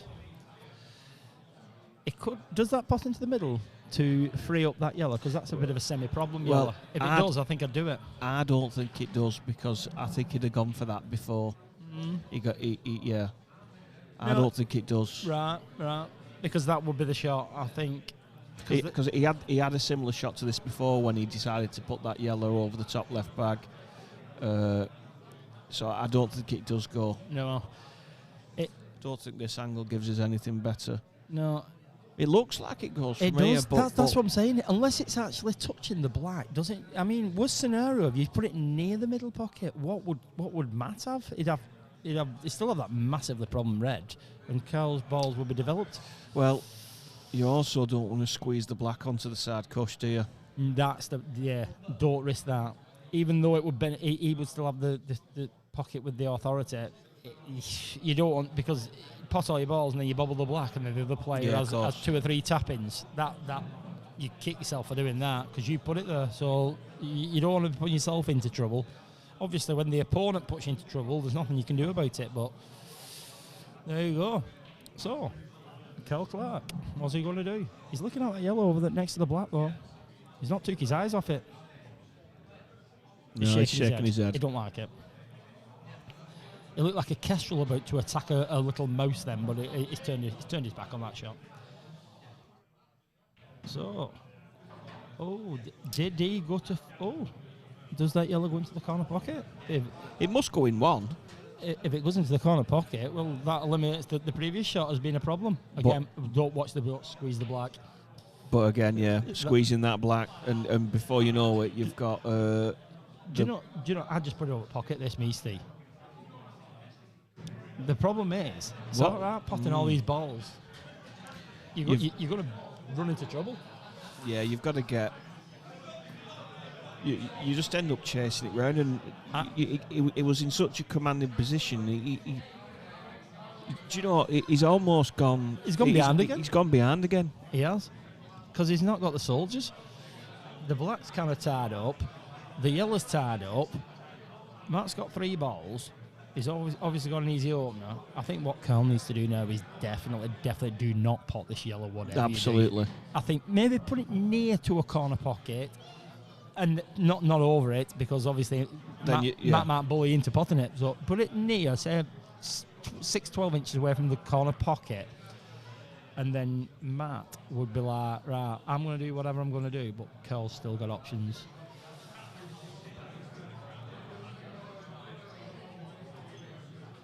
Now then. He has gone for the pot. I don't know. Saying that, it's a good shot. It was a good pop. No, it's a good shot because all he has to do is drop on it as long as it's not a frozen ball. So if it's touching the cushion, a ball has to hit a cushion after contact. And I don't think it is touching. If it's not touching, all he has to do is trust the table. And when I say trust the table, I would be sure it is straight. But if you're playing across a table with a lot of delicacy, if your table's... It's not... So it's just called... Is it a frozen ball? Matt is confirmed that it isn't frozen, so he has to just put his own ball. He's trusting the table, and the table's not let him down. That was the right shot. Good shot. Yeah, good shot.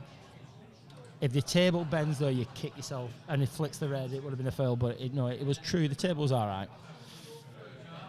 So, God only knows where he's got to here.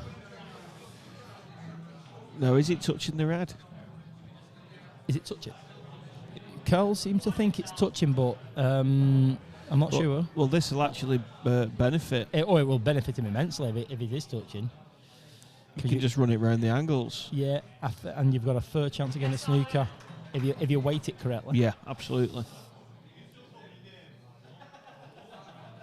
I don't know whether Matt is totally familiar with the rule of the touching ball, or I don't. It's quite generic, though. Quite generic though, isn't it? It is, but he's not been playing long, so I'm not sure. I think he might think he needs to hit the ball, but if he hits the ball, it's a push shot. Well, he needs to confirm it, I think. Yeah, he's just asked Carl to say.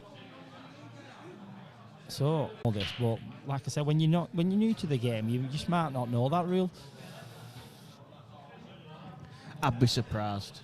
Well, I'd be surprised if he doesn't know that if you're touching it, you can't play into it. You don't, yeah, you have to play away.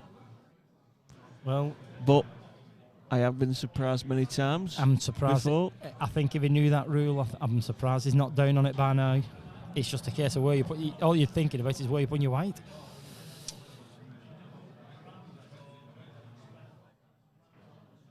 So, I think his body language tells me he's going to play away from it, but then he keeps coming back to cueing it from this side, which would be obscene, really. Looks weird. He has to play away. He has to somehow get up the other side of the table. And you've got to think as well, 3-2 up, win this frame to win the Plate Cup. Bit of pressure. It is, but is oh God. What the good God is he doing here? I think he got a little... Well, Curl was going to claim Curl was going for the 2 shots then because he played into the red. He'd not played away from it. And luckily, well, it's not lucky, but it's irrelevant, really. The white went in off. So we got the 2 visits anyway. But if he hadn't have gone in off, Curl would have been asking the question, you can't play into a ball. Matt has just played a foul stroke there, even before the white went in off. Yeah. And I had a gut feeling, because he's new, and obviously with 1 or 2 players missing today, I got a gut feeling that Matt is just, it's a shame. I don't know why he potted that. I know he had a free shot and it was within his right to do it, but I don't know why he potted that. No, but I mean, if you just, you'd think, I'm thinking he's going to put the, I'd put the black into the middle of me, because I'm best middle pocket potter in Asda. In Asda, yeah. He's taking. I think about taking the corner pocket. This. I'll put it in the middle just because I can. Oh, Alan Sharrock. Alan. Oh my God, Alan Sharrock. I think he's going to have his referee's qualification taken away after that one. I'm not going to bring up anything about Alan Sharrock standing in the wrong place. To take it to Hill. Now then. He's getting it. He's got it. Yeah. Hill takes it well. Matt, really, he's going to take a lesson out of that, and the lesson he's going to take out of it is, if you're touching a ball, you cannot play across it or into it or whatever. You've got to play away from it. And it's one of those situations where these little rules here and there, it's sometimes bad experiences that get you the experience, and it's not what we want to hear. But to be fair, the game swung a couple of times there. Maybe 1 or 2 bad decisions. Maybe on both parties, if I'm honest. So we're Hill. Deciding frame. First to 4, we've got Rob Canning for the Ramblers. And you've got Jason Charley for the Bluebell. So they're both experienced players, these 2 guys. Jason Charley runs the Ashton League, which is like it's not a rival league. It's just a Tuesday night league where the big league in Wigan is on Thursday. But they do for all the people who's obsessed with pool. One fix a week's not enough. They've created a Tuesday league as well, which is a little bit more. It's not scrutinised as much. Sometimes you come off on Thursday and you feel like you've killed somebody. But there are people just a bit more happy on a Tuesday, regardless. Well, and Jason runs that league. Yeah. Well, Jason for the Bluebell has just won that lag, which means that Bluebell have won every single lag. Oh my God, who would have thought? I'm sure it is, but they've certainly won the vast majority. But I'm telling you something. At least, and I didn't monitor Nicola's game. I didn't, because I wasn't here. And maybe another. There's at least 4 of them. They haven't benefited from 4 of the lags. So this might not be a benefit to Jason going off previous.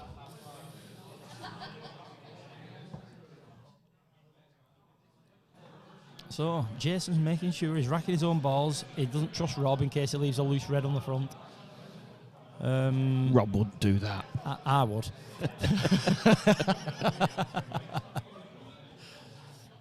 Rob's in the zone. Let's see where this break goes.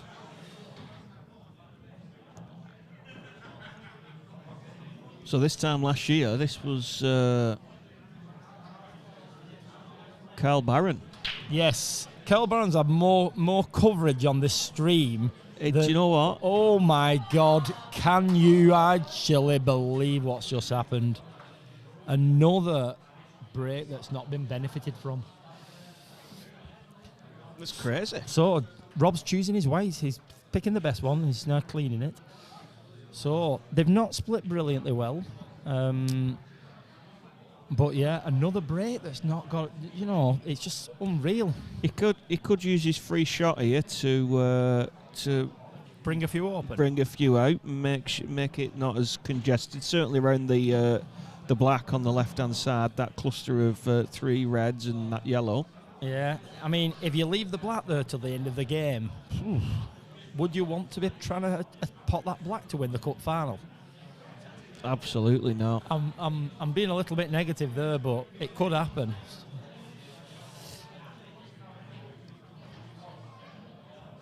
I think we're a few shots away from the black, by the way. I think so. I was just thinking that, because it's a foul off the break, whatever Rob pots, if he does pot on his first visit, he's still not on it. He's still not on that colour until he pots another. Many times you've got players that come a cropper. Well, let's by missing the second shot and ending up giving an open table to their opponent. That'd be a disaster, that. I can't see Rob, unless it's total misfortune on the position, I can't see Rob not potting a ball on the second visit. But stranger things have happened. So, let's see. I mean, you could bring the black and all those 3 reds and everything into play in one go and then just say, right, let's have a go. But you'd think every ball on the table would be on after this shot. So he's brought them all out, and for me, it's got to be reds now. The reds of the ball. I think that was very well judged. I think it was. Do you know? It's completely open, and do you know what? He can get the black out. He can get the black out on this. This next shot. If he goes for the red on the left-hand side and in the middle bag, he can just bring it out nice and easy, and he's always got the red on the opposite side into the opposite middle pocket. Yeah, because I hope that he's got insurance. Yeah, I think if he went to the black with one shot, I'd be holding my head in my hands, because I saw that before a ball was actually on. So yeah, like you said, I like that. Bring the black out if we can. And he doesn't have to smash this apart, because he's always on this. He's got the pocket. Just like that. That's the one. That's a good shot. And he doesn't want it. Oh God, that's not a good shot. Oh, that's worked out. What he can do though, off the last red when he gets to it, he can flick the black out, but then you judge into a little bit of luck on where the black goes. Yeah, absolutely. But he didn't want to put the black that side of the yellow, did he? Heck? Jason's just chalking up. If he says, I've got another shot here. So. But he's in amongst the balls, and what his plan has got to be is, if he's going for up, he's got to maybe leave that red to last, flick into the black, and hopefully leave it into the opposite corner pocket. But there is danger in there. Yeah, I think it's just a case of. Don't forget, he can quite easily miss a ball. Well, I was just going to say, I think it's a case of making your pots that you go for. I think he's putting that into top corner. Out the patterns. And you know what? It's like a mental workout, to try and see it. See, you've picked it up straight away. I'm going to give you a little bit of criticism here, because you was the best pattern maker in the league, but you took it too far. So what Steve, when they broke all the balls open and got on the ball, Steve went, I've got this, and he had everything calculated to the millimetre. Now, where he went too far is, he started calculating the pattern wide before the break. So then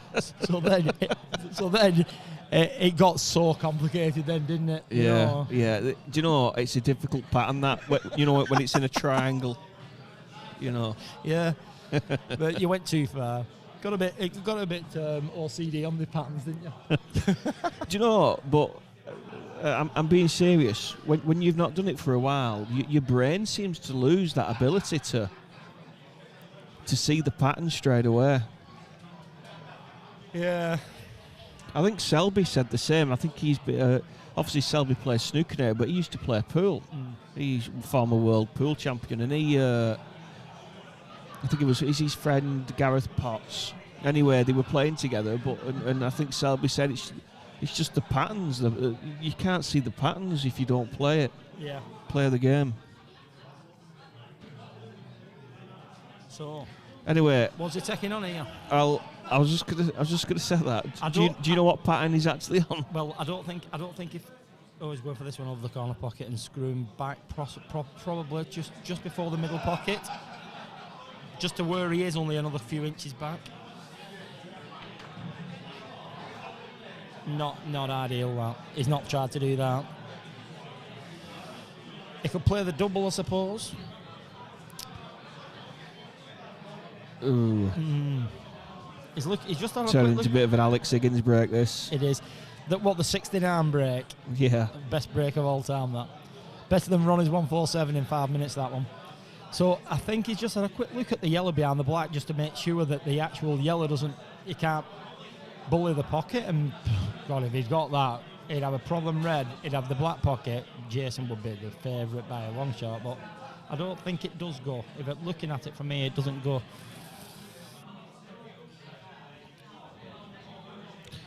I'm sure it's getting busier.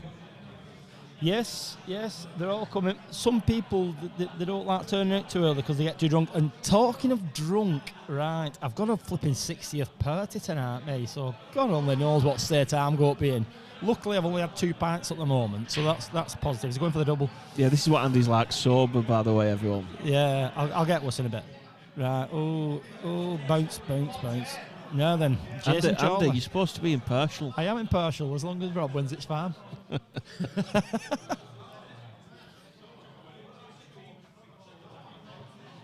So, Jason not got a lot. The obvious thing, what I see him looking at is, I don't think he fancies putting that on what's near the where the pink spot would be, because he's got a chance of going off into the middle pocket. Yeah. So I don't think he fancies that, because it's not exactly dead easy to jack your cue up, because you're pretty close to that cushion, so you're almost going to be playing it into that middle. So that's a bit of a crap shot. If he goes for that and goes enough, he deserves it. He's thinking about it. He's thinking about trying to jack up on it, just to try and create the angle, get away from the middle. See, sometimes I always find that if you come to the table after you've broken off and gone in off, or you've come up dry, and the other player goes ahead and pots a few balls, you come to the table, you almost feel like you need to do something. You need to try and make an impact on the game, when in fact, you just need to play it steady. So play it steady and not do. It doesn't need to do anything flashy, because exactly. I thought he was trying to double and come off the bottom cushion and pop the black, the yellow next to the black. Sorry. So, well, this is not going to take a lot of thinking now, because he's only got one ball to go at. So, if I'm honest, top this through. He could do again get a bit higher on the. It's not bad, but it could do have been at least straight on the red that's in the middle of the three, because then he's going to put all his eggs in one basket here and let's see if this goes in first. Play it with a bit of top, I would have thought. Yeah. It weren't on it anyway, but it did play it the right way. Played it aggressively. He wanted to leave that into the middle pocket, and then he was going to pop the red, screw into the black, and hopefully the black goes into the opposite corner pocket, but it didn't work out. But anyway, let's go.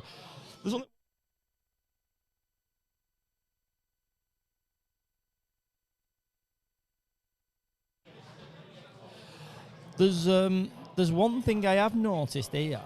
The Ramblers, and it's only the plate, it's not the big cup. They're going to be taking all afternoon up here, the way it's going on this stream table. There's quite a lot of pool to be played on these stream tables, yeah. So it's going to be midnight speed we're going at, right? Anyway, oh my God, that he's not happy with that. So Rob's happy with it though, because it now gives him an option. So was he thinking? To me, it's in Jason's defence. It's not absolutely disastrous, that, because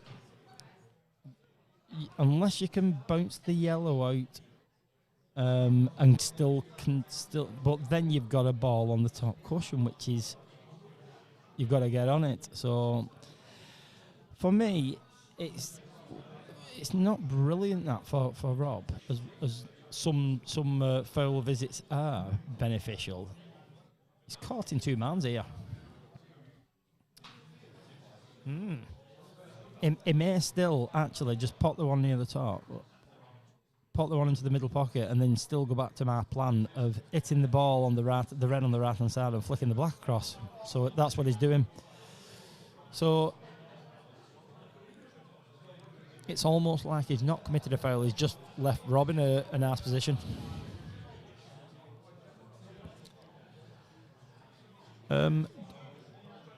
Let's see what happens. I'm going to stay as positive as I can here on this visit because I do want him to win because he's on my team. So again, it's all about flicking this black across. So he's looking at it now and he's thinking, right, you'd be hard done. Well, you will flick it across. It's just where it goes really, and hopefully it doesn't stick behind the yellow. So yeah, that's all right. So it's buried that much into the pocket that you can actually pinch a bit of pocket to create the angle to screw into the black. So it's all about the actual amount of conviction he gets into it and the contact that he gets on the black. Element of luck here, do you think? There is an element of luck, there's no question about it. And if I am actually honest, Steve, I'm looking and thinking, would Jason guarantee... We'll have to see where this goes. Crucial shot.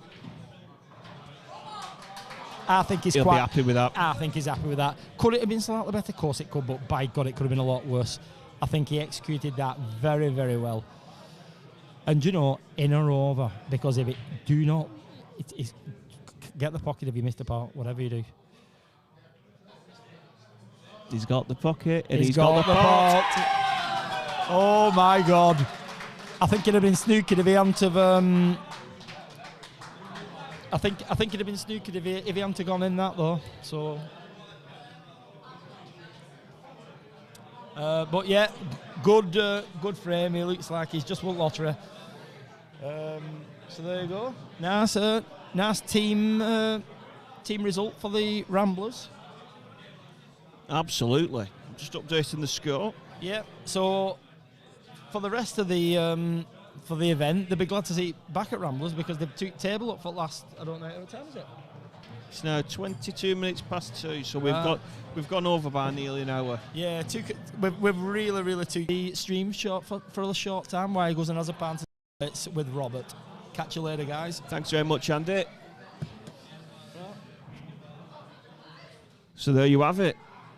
Q8 Ramblers win the team plate final in the Orrell District Blackball Pool League by beating the Bluebell Vikings 4-3. Join us next for the team knockout final.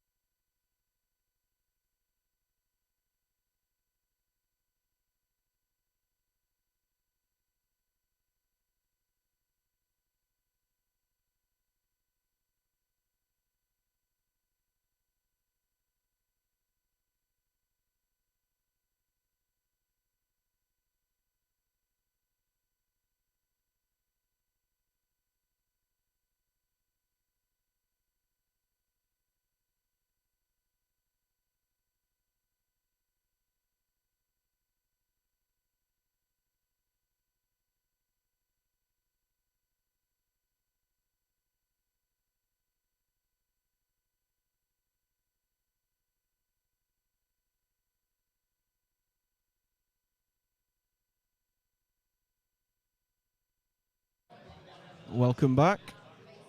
Looks like we've already started. This is still the first frame of the team knockout final. I've been informed the finalists are the Black Bull and the Triangle. Homeboys.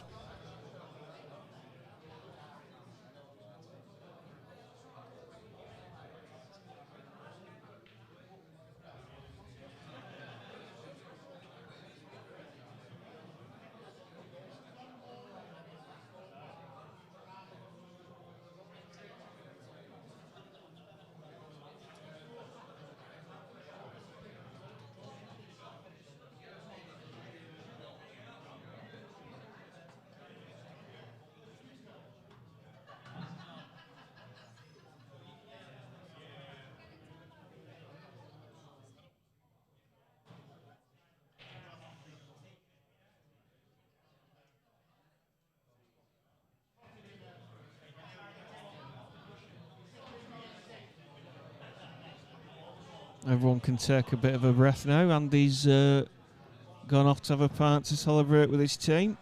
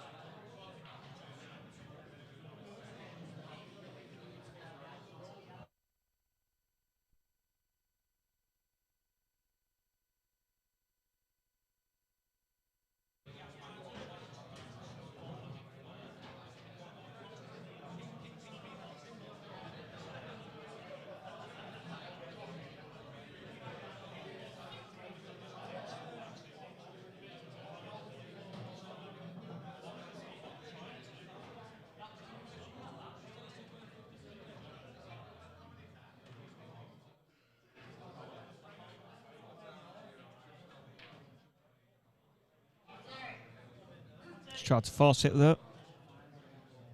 Tight pockets.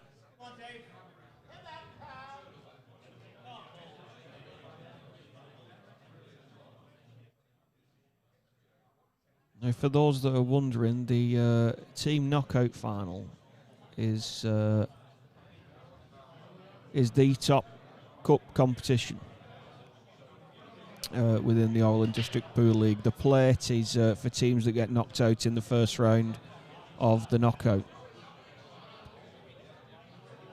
tournament. So this is the big one from a team perspective other than the league title.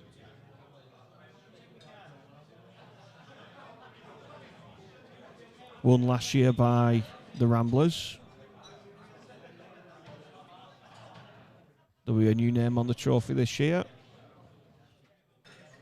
Will it be Black Bull or the Triangle?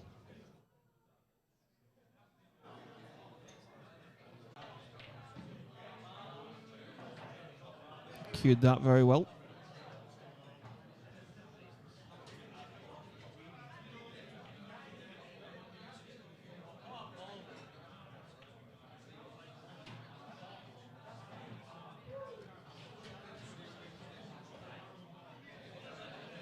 I think he's gone a little bit too far, though. I don't think he'll be happy with that. I don't think he's on either. He's certainly not on the one near the middle bag.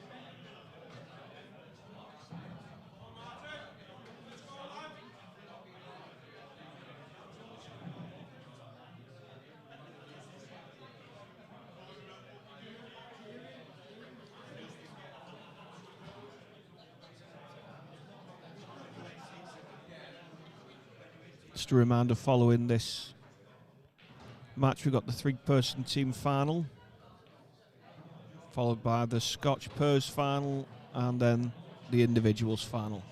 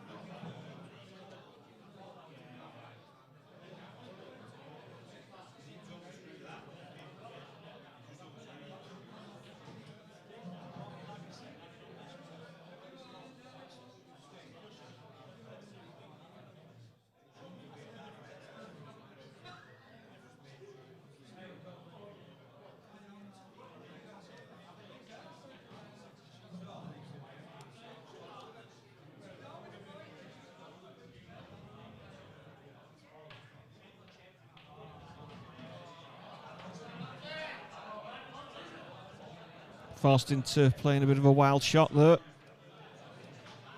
Has ended up going in off advantage.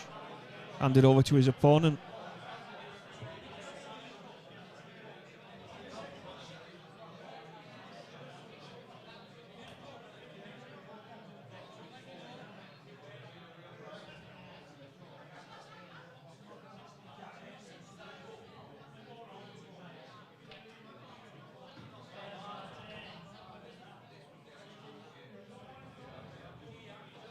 Should be nice and simple here.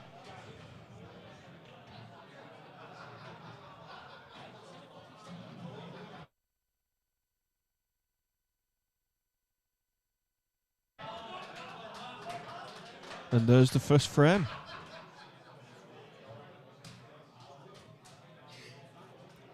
I'm sure that is the Black Bull, who've gone 1-0 up. I'll just check now.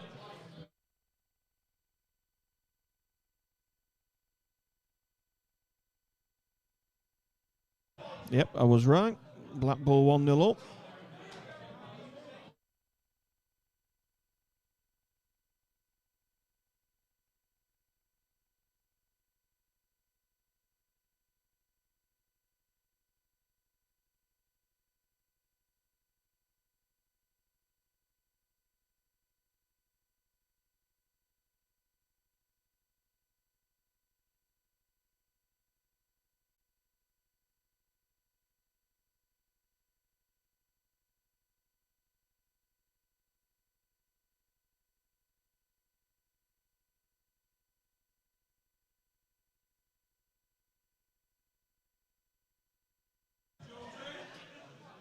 Lag for the break.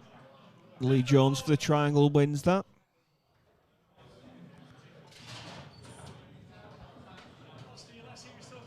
Lee Jones in the semi-final of the individuals that he'll play later on. I think he's drawn Liam Hunter, with the other semi-final being Nick Shaw against Glenn Cahill.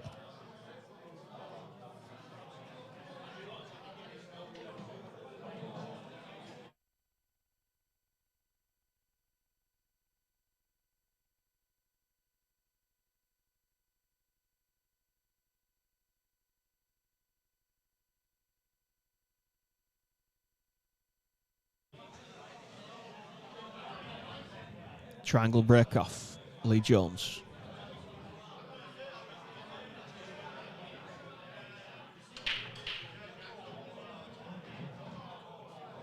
He's scratched.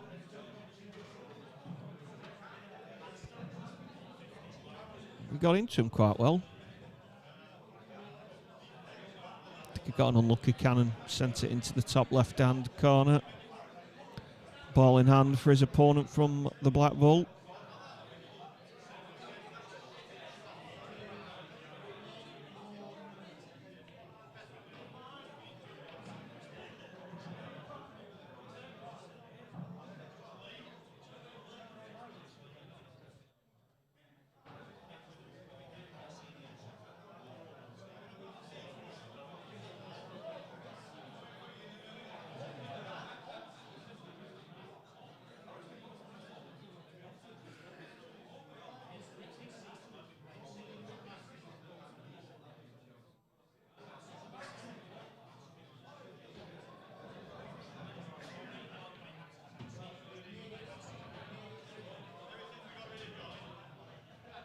Yeah, remember that was his free shot.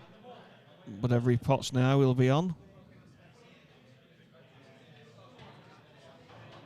Red it is. Played a nice little flick there. Put the yellow onto the cushion.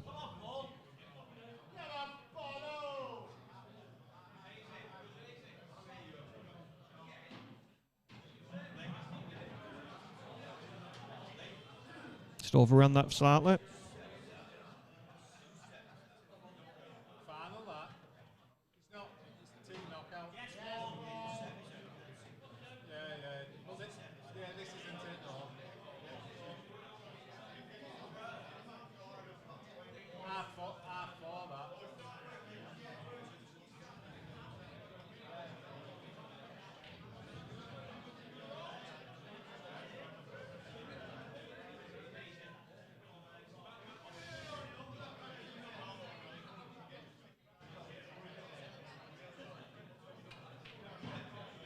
Cued that very well.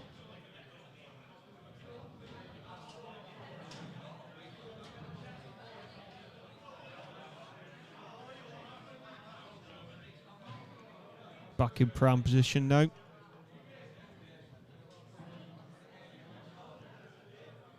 Show the red on the right hand side of the table goes into the right hand side middle pocket.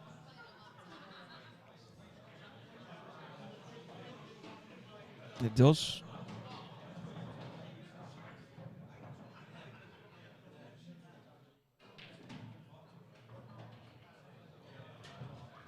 Oh. Played a lovely positional shot, but that cannon onto the yellows tied up the black.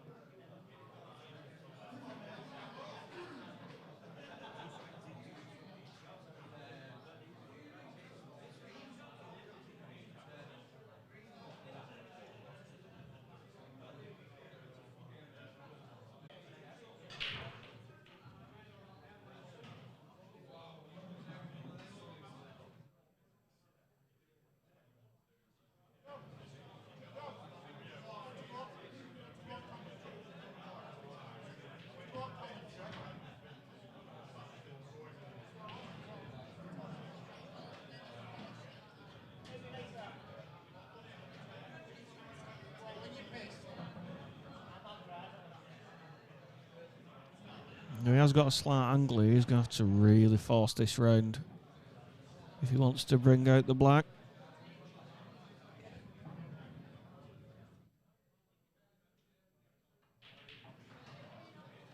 Yeah, concentrated too much on bringing the black out. Won't be happy with that. Lee Jones will, though, for the triangle.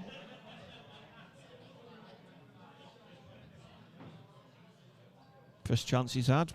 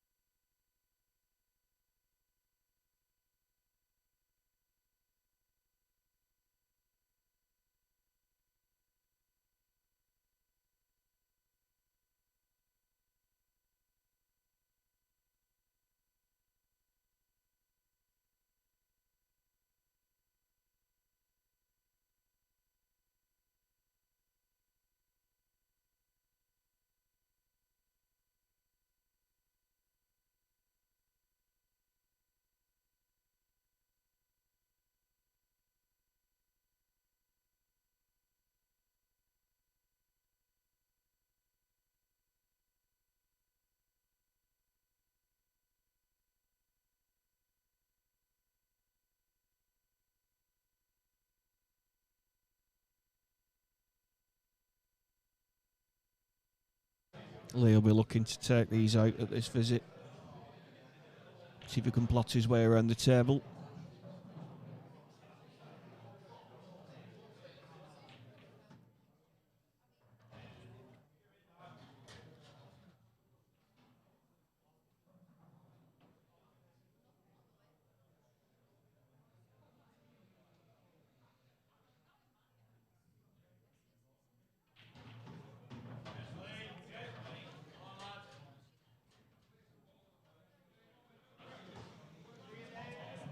Nice shot there from Lee.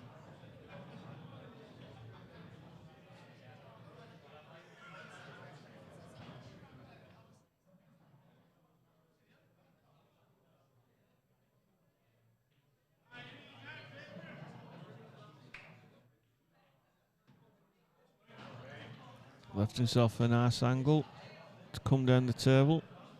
He'd have lacked a bit more though, I think.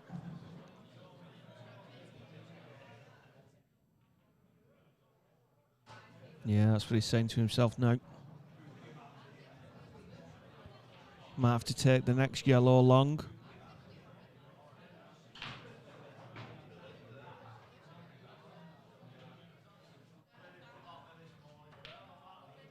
No. Tried to put too much power into it.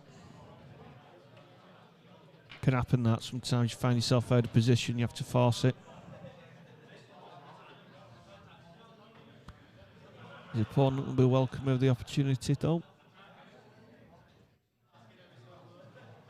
This to send the Blackball 2-0 up in a race to 4.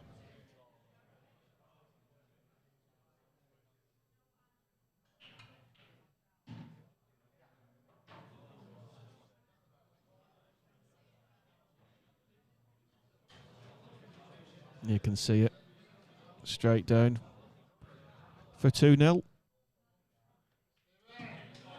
Game to the Blackball. 2-0 up.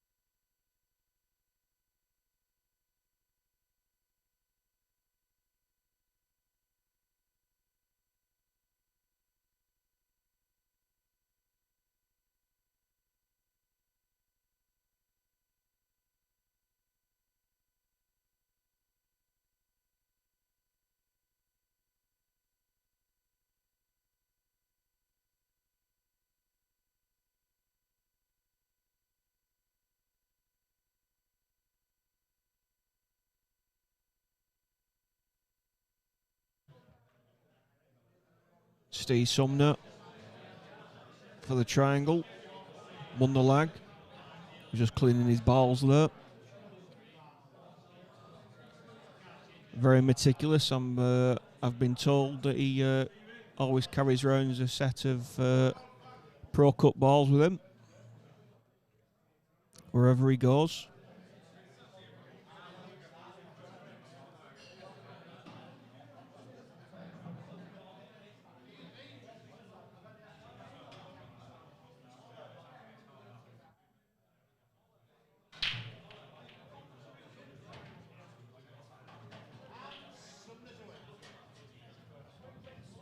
Balls have been potted off a break.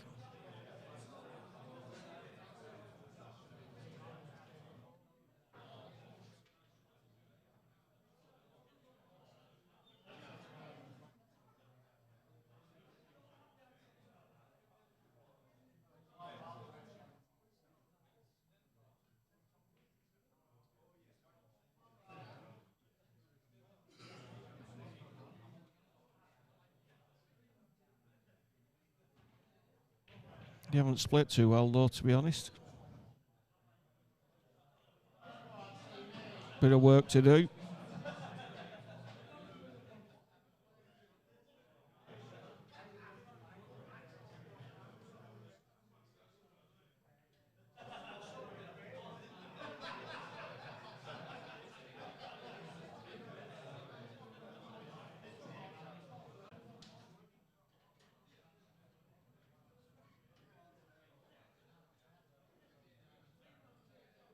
I don't think it's touching that red, but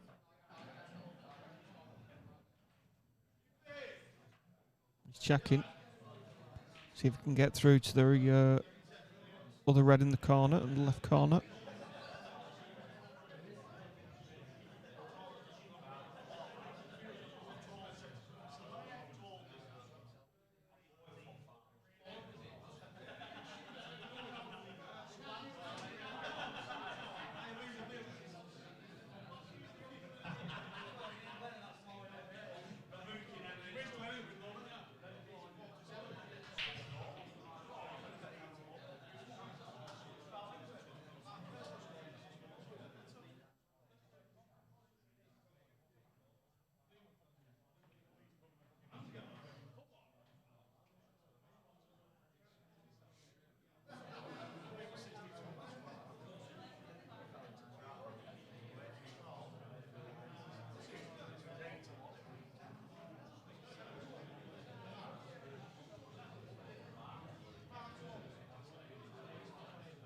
Yeah, couldn't get through to the potting angle.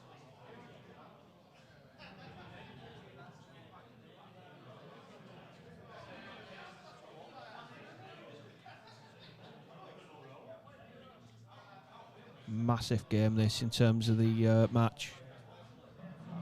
Blackball already 2-0 up.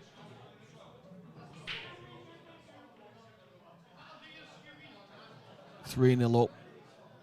Be very hard to come back in a first to four.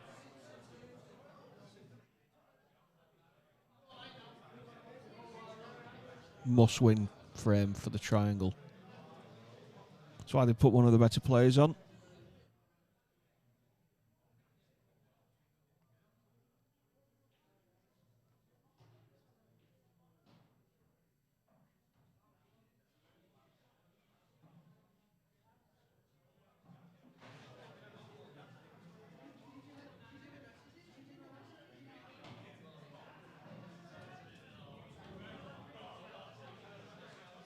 It's a risk of becoming bogged down this frame,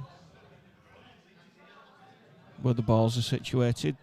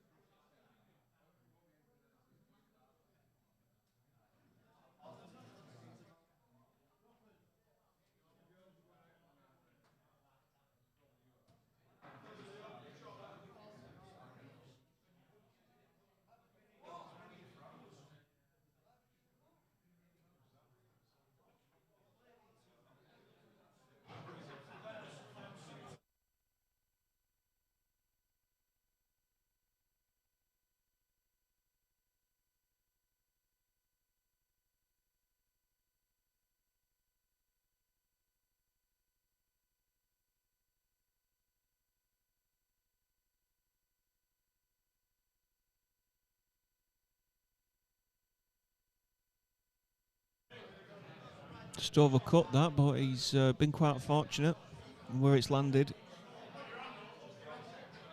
Steve's asking to see if it's touching.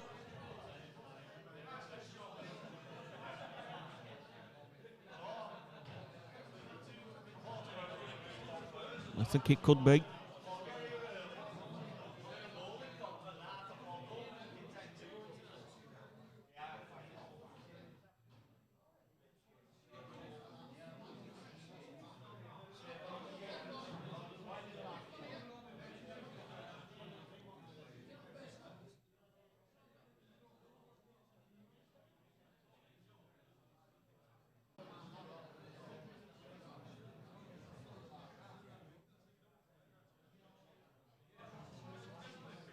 Played a delicate shot there, knowing he was touching his own ball.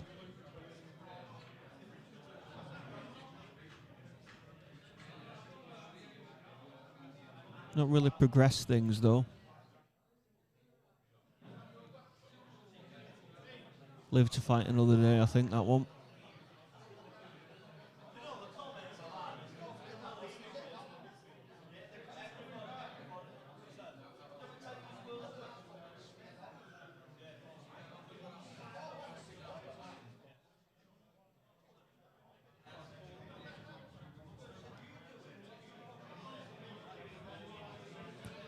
Looks like we're going to get embroiled in a tactical battle here. Strap yourselves in.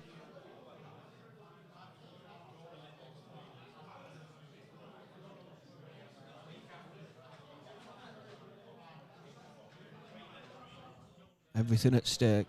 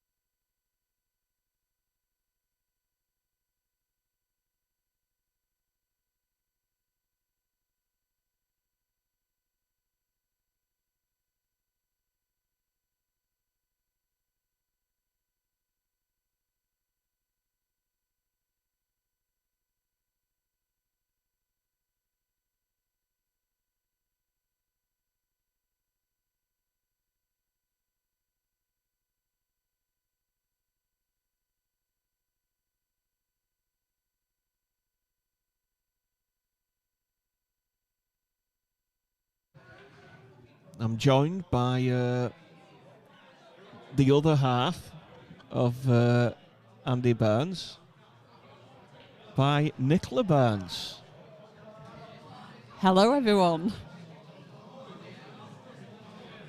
Now, what you'll find with Nicola is that she's not quite as mad as Andy.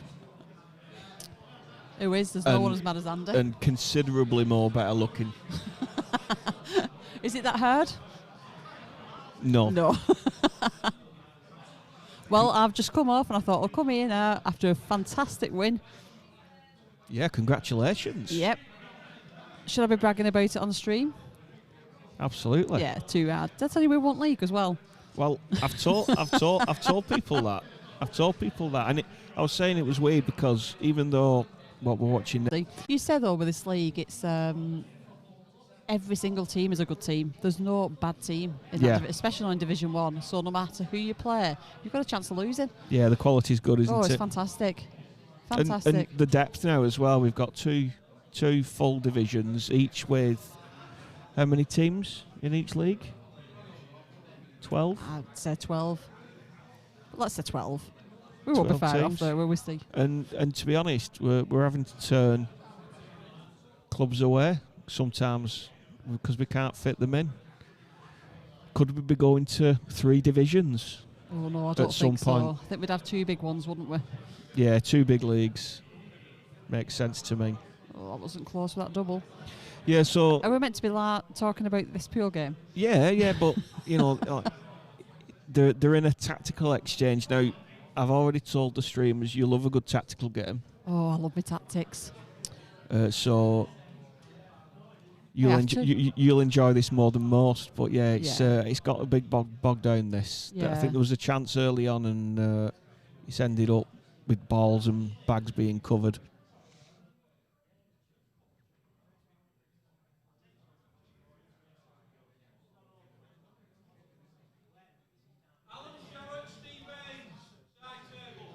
I'm quite curious to see how good this Blackball is, to be fair. I've never actually seen them play.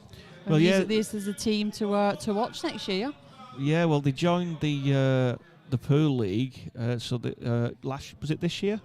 Yeah, this is the first season. So they had to start in Division 2. Absolutely, but they've gone ahead and won that. Got promoted to the first division. So yeah, I've not seen them play either. Yeah. So we've got these in Q8, so it's going to be an absolute cracker next year. Yeah, it's going to be tough. Like you said, strength and depth in all the teams.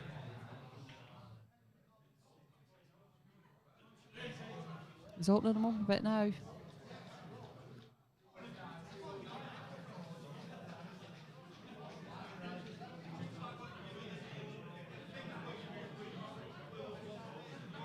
There's quite a few here today, which is nice to see. Yeah, these... I think at least, well, we were saying before, at least 100, 150 scattered throughout, or there was at one point. See, what you'll find is that as teams play and, finish the matches, they tend to bugger off. It is the magic weekend.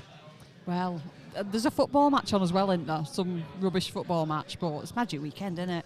Yeah, so... Wigan and Catalans. Well, I'm gutted. So don't tell me the score if you know the score. Because 3:45 kick-off it is for Wigan. Oh, is it 3:45? Yeah. Oh, I told my wife it was 2:30, so...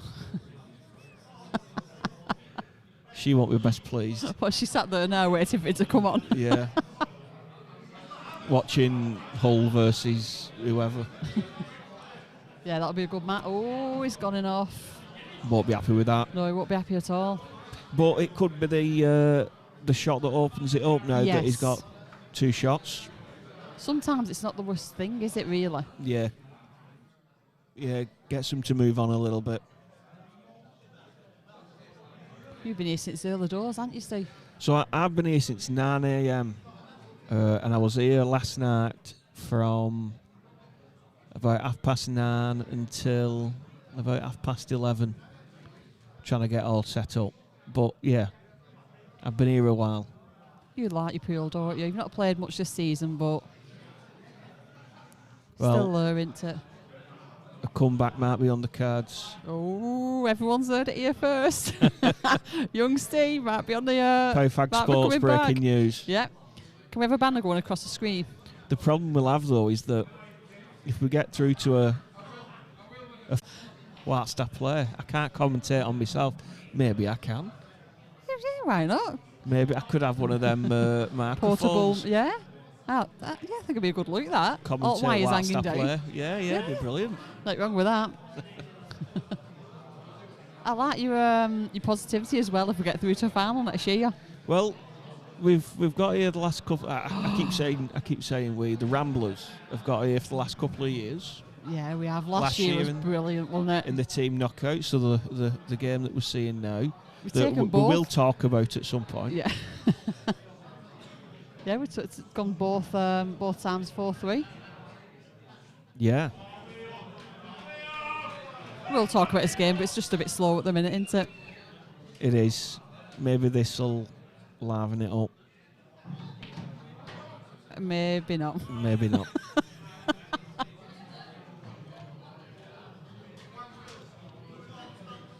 Quite a few. I think it's 3-man team on the next table down. Yeah, so I have been told there's a change to our running order today because the first match went on a little bit too long. What, our match? Yeah, your match. Sorry, Ramblers match. The Ramblers match. And it looks like the three-person team final is being played on another table, and we're going to swap that around with. No, sorry, I do apologise. The Purs, the Scotch Purs, is going to be moved from the stream table to another table, and it's going to be replaced with one of the individuals semi-finals, namely Nick Shaw against Glenn Cahir. Oh, there'll be some good games, those individuals. Yeah, absolutely. Then followed by the final. It's a long session, though, isn't it? What's it about, first to 14 or something? 11. Sorry, it's best of 11. Best of 11. So first to 6. Right. 6-8 balls, easy, isn't it? Easy peasy. Yeah. It's just balls in the pocket. Why do we find it so hard?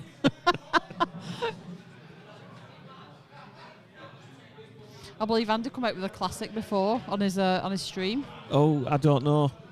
To be honest, he does talk quite a bit. He loves it, doesn't he? Let's. You're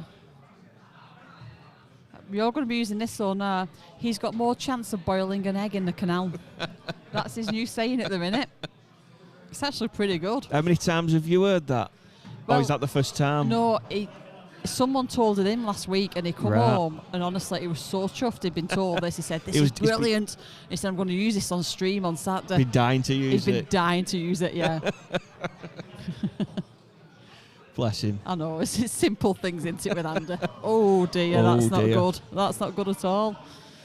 A very simple clearance for a good player, that, but it happens. You just get a bit of adrenaline, or it's so easy to do.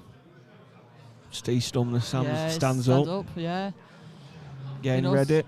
He thought it was over, but he's thinking, I'm going to get back here. He has got problems, though.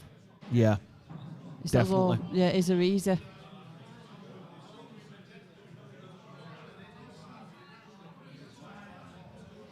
Just how safe he can leave this. He was total, so he doesn't have to hit a cushion.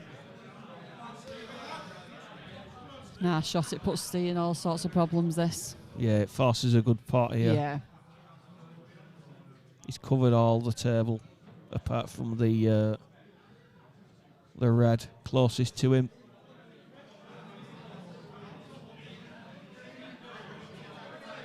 That yellow looks like it's just past centre, but it's not, is it?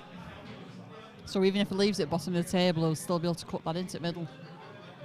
Which yellow? Over the middle. Yes.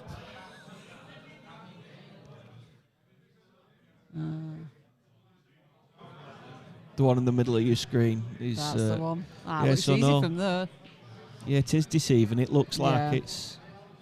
Looked like it was just slightly past, whereas if you left the white at the bottom, he won't be able to pot it, but he can get that. As long as he can see it, he'll be able to pot that in. Yeah.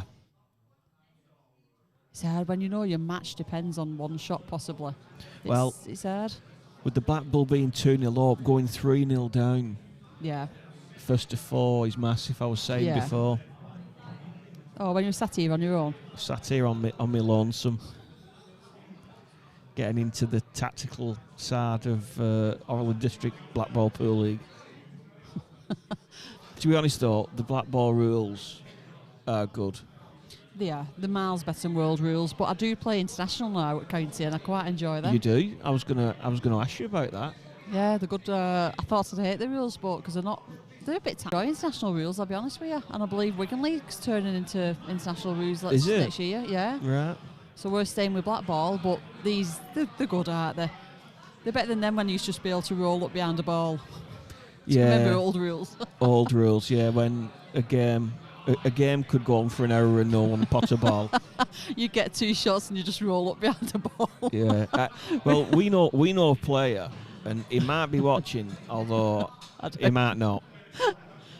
Jason Heaton, and I once saw him get 2 shots. Efficient service from Andy Barnes. Look at this. Can of Pepsi. Thanks, Andrew. So yeah, Jason Heaton, I once saw him get 2 shots and use them 2 shots to get 2 more shots. That's a classic. And we wonder why they got rid of the rules. Always go with this one into middle now. It's there. It's just how this lands. It's rolled on a bit further than what he would have liked, and it's on cushion. It's not a gimme yet. No, you got to hit these sweet, haven't you? But I think no matter what he does, he'll be on the black. Yeah. He doesn't need really worry about that, does he?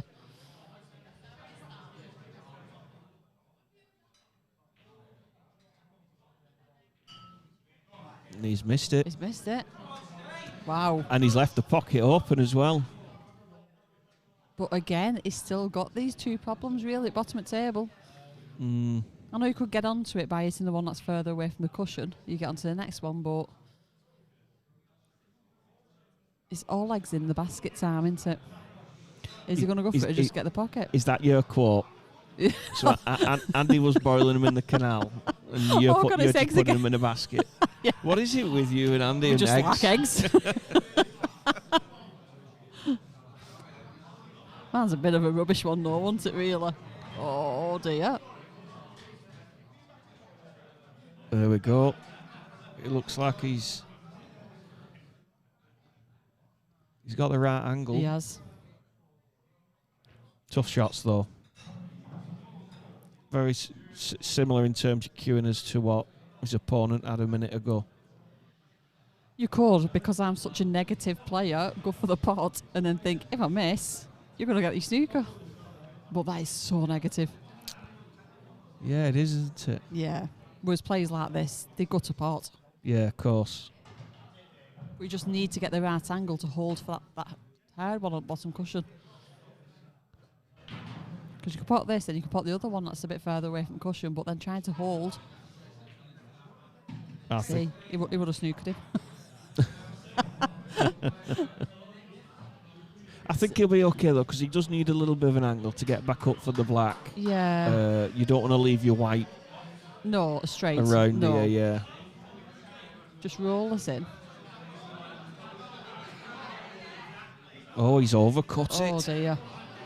Pressure. That's what pressure does to you. It is.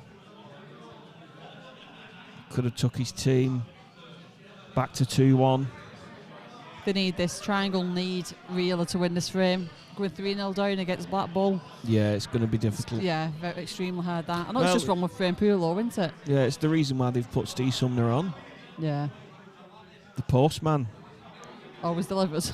has not been able to deliver this time. Not over yet. Not over yet, exactly. Oh, wow.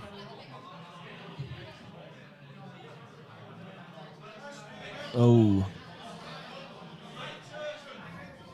Could the postman? The postman still might deliver. Is he delivering his eggs?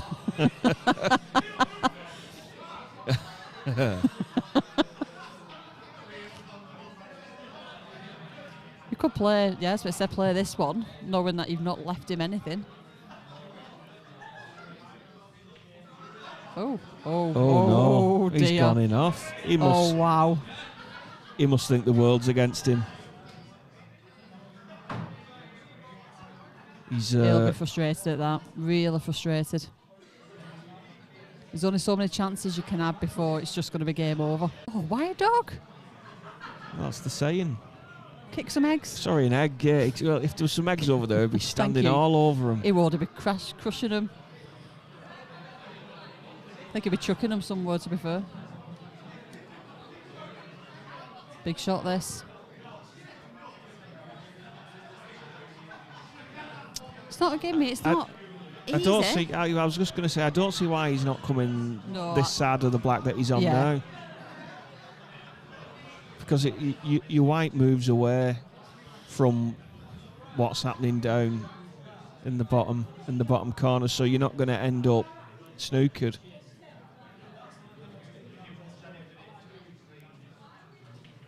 Just like that. Yeah, that's landed really, really well. I think that's really now should be game over. Yeah. Play for the black in the top left hand. Oh. Yeah. Yeah, just about. I thought he'd landed straight then.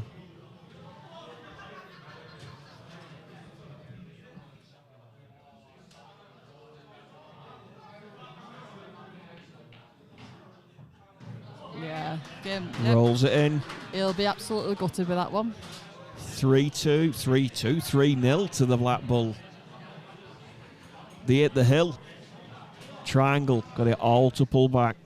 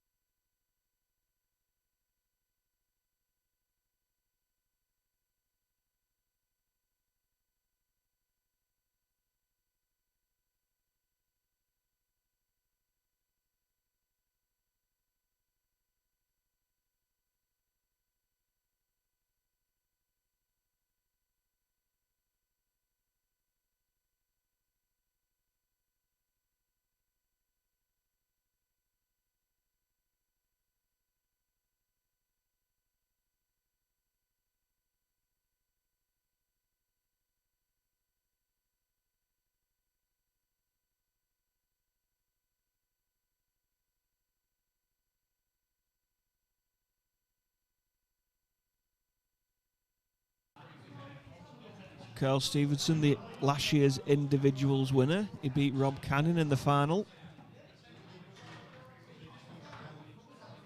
That was a tough individuals match, that, wasn't it? Yeah. It was very, very close. It was cracking for the neutral. It was really, really, really good game. Yeah. Yeah, I enjoyed watching it, to be honest. And I like both players, but obviously Rob's a Rambler, so I was a bit gutted when he lost. But Carl's a lovely bloke and a very good player. Yeah. So there's no shame. I think he's had a really, really good season as well. Who, Carl? Yeah. I think he's been up there in a few matches. I think he's just won that money match as well. Oh, okay. King of the Hill. No, not King of the Hill. That's that way up there, that, isn't it?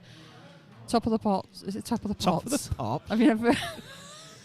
Top of the Pops? Even I'm in it. Top of the... Top of the Pots. Would it be Top of the Pots? Pots. Top of the Pots. Yeah, there's like about 5 groups. You've got Cat 1 that no one's in, and Cat 2 which your big players are in. I thought that's King of the Hill. Yeah, no, that's... It's very similar to King of the Hill, but for like your more average players. But obviously Carl's above average. You're not selling his ability here, Nicola. But no, everyone plays off in a cart every month. Right. And whoever the winner is then decides, people put forward the names, and whoever the winner wants to choose, they then play for money. Right. It's actually really good, a good concept, and Carl's just beat Steely, I think it was, and Steve's playing absolutely phenomenal this season. Right. And that was a good match. Oh, fair play to him. I think that was last Saturday. We came and watched it. You was here. I was here, actually. I have drank and slept since then. It was that interesting. He can't actually remember it. Yeah, but he won that last week, so he won that money match.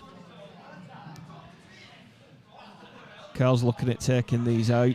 Yeah, it's just that red there, isn't it? That's your problem. Yeah, I think he's thinking he can screw back and dislodge it. It's hard though, because you're so hampered, aren't you? Yeah.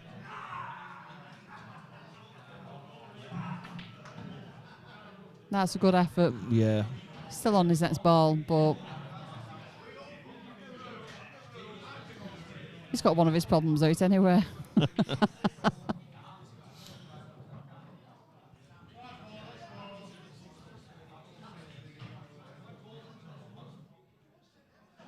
John Davis against Kinsley on next table down. What's that in? And Andy 8-ball against Steely on next table. What's that in? It's still 3-man, I think. So I don't know what the semi-final. But John Davis won merits this year. Did it? Yeah, brilliant player. And a lovely bloke too. What's his name again? Johnny 8-ball. Johnny 8-ball, right, okay. John Davis, Johnny 8-ball. Yes. Well, congratulations, Johnny. I think he won it with a game or two to go, which is pretty impressive in this league. He's just come from nowhere last couple of years, really. I noticed that, he was well ahead, wasn't he? Yeah. Played at Britannia, didn't he, for a few years, and was good, but this last 12 months he's just really, really come out. And he's winning everything. He's just won a massive tournament at Lee last week. All right. Well done. Carl went for a bit of flair there. And yeah, it's not quite paid off, but the yellows are slightly problematic. Yeah, he's got a bit of work to do. Yeah. I'd still back Carl here, I think.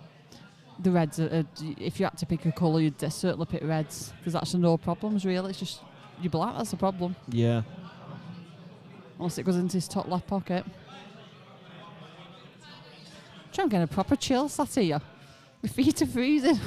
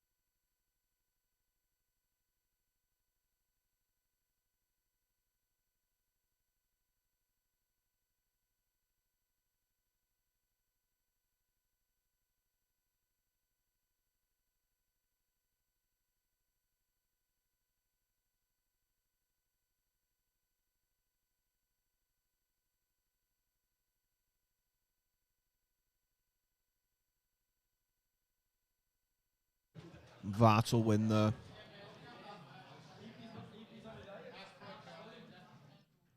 For the triangle, Carl Stevenson. I do apologise for the little break in sound. The buffet has come out, and I've got a mouthful of sausage roll. But it is 3-1 to the Blackball.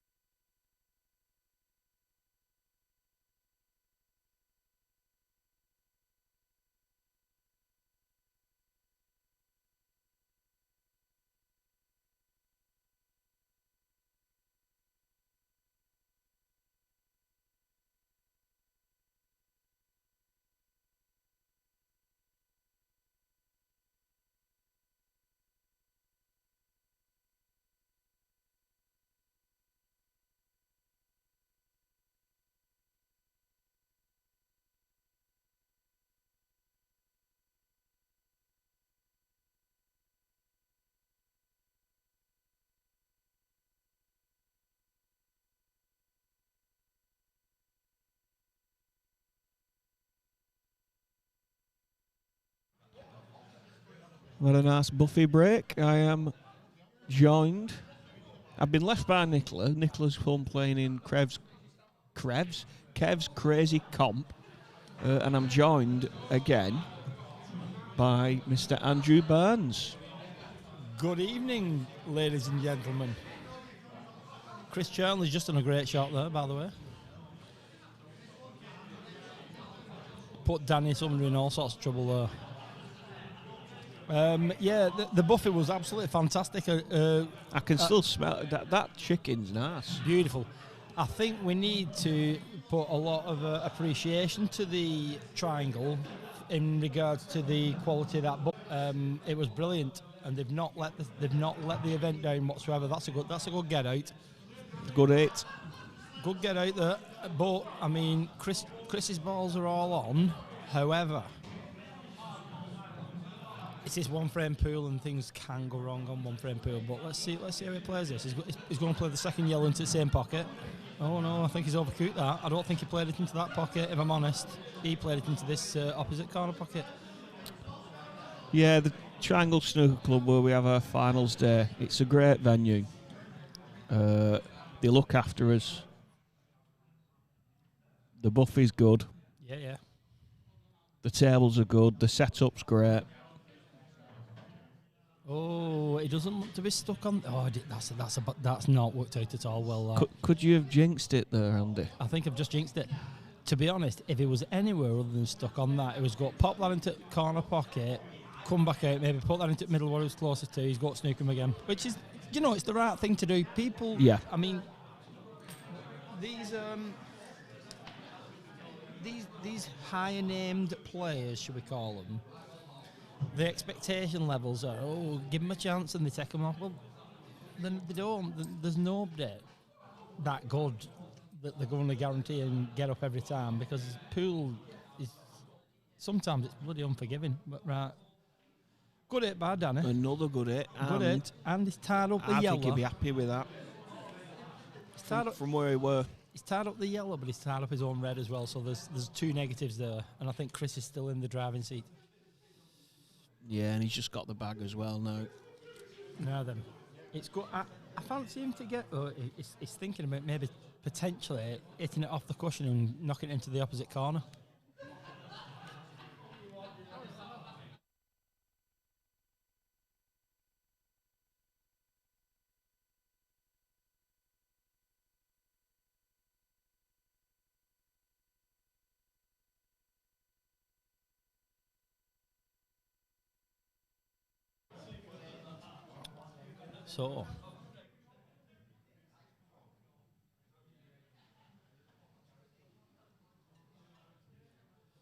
So Chris has now got another chance. If he's practicing, he probably takes these off every time, but he's not practicing, so there is a difference. So this is a reasonably big shot. Not so much the pop, but the position. So let's see what Chris does here. It's all about how much pace he gets on this screw. You don't want to underscrew it too much or overscrew it. He's nigh on perfect, I think. I'm not sure he is, I think he'd have preferred to finish low and then put the other both into the same pocket. However, he's not going to miss the ball. He's now going to have to put the second one, which is the one close to the black, into the corner pocket. Which is done all right, but like I say, it's all right. He could have done with coming a bit further forward on that. Can he pot this and just hold it as much as he can, just so he can put black into opposite corner? He's played it off the side cushion. That's good. Confident cue in that, be honest. This for the Knockout Cup. Played it well. Fair play. Well done. Danny was unlucky, to be fair. Yeah, he didn't do a lot wrong. No, sometimes when you kill all your soldiers on your battlefield, you leave yourself with one. It's hard if you don't take them out. But yeah, congratulations to the Black Bull, convincing 4-1 winners against the Triangle. Yeah, and in a way, the benefit to the competition is that it's dragged back a bit of what the Ramblers dragged out, because if it would have gone another 4-3, God only knows what time it would have been before they'd have got all the competition completed. So unlucky to the Triangle. Great team, had a good season, decent season. They'll be back. They'll be back. There's no problem. And you know the same Triangle team playing the Tuesday League, and they've already won that with about 4 games to go. So they're not a bad side. They're a good group of players. There's no weak links on the side, so that's all good. Brilliant. Well, so bit of crazy comp pool going on at the moment. The Kev pick stream, but it's John Cross and Kel Ruffley against Chris Lee and Andy Richardson. Andy Richardson. I think that's the final, you know, of the doubles. Of the Scotch Purs, yeah. Yeah. So that was planned to come in at 4:30, but that's the one that's been moved. I think next on the live stream is going to be the 3-person team final, followed by the individual semi-final between Nick Shaw and Glenn Keir, which is going to be a cracking match. Oh, that's going to be a good game. Very good game. And then on to the final for the individuals. I've actually not seen. I've seen Glenn. Glenn's pottering around, but I've not seen Nick Shaw. So he might not even be in the building yet. Nick Shaw. Well, he's only due to play at the first semi-final at 4:30. So yeah, he's probably coming a little bit later on. He might be warming up in the other room.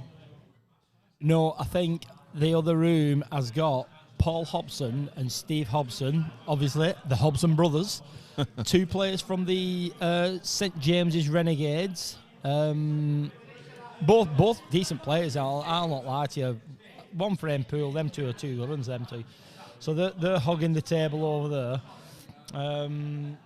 But yeah, the big room's got loads of activities going on. Like I said, the crazy comps going on, the doubles are going on. I don't know, what's Alan Sharrock playing in? That must be a crazy comp game. I think it is crazy comp. Oh no, it might be 3-man team. It might be. It might be. Anyway, listen, we'll leave you for the time being. We'll be back on with whatever's going to be next on the stream table once they've figured out what that's going to be. Thank you very much, Andy. We'll see you all in a minute. Right, we'll bounce back in a bit.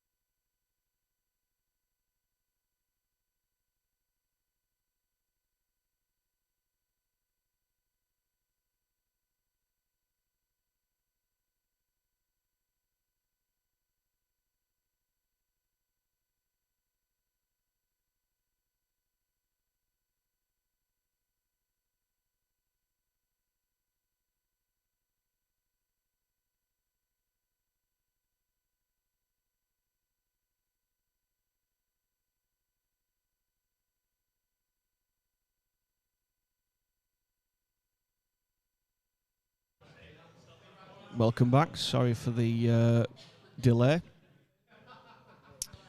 This is the individual semi-final. Nick Shaw against Glenn Carr.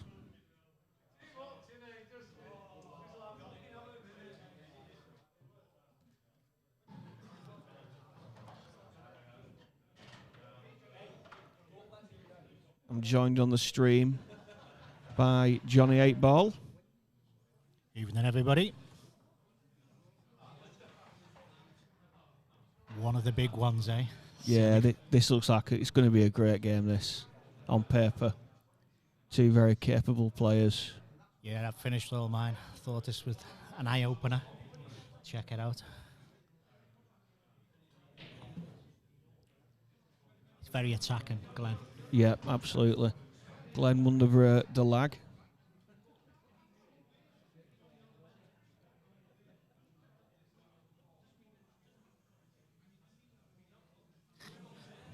Will miss the show, be the boss. As his t-shirt says, though. Look at that.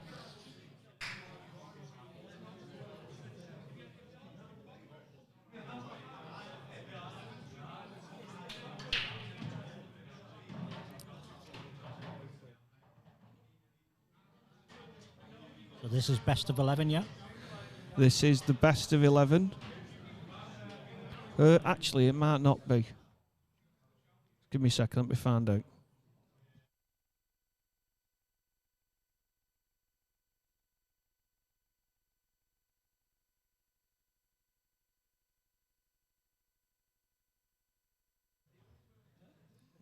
It's best of 9. I'll just change that now. Someone's got to keep you on your toes, haven't they?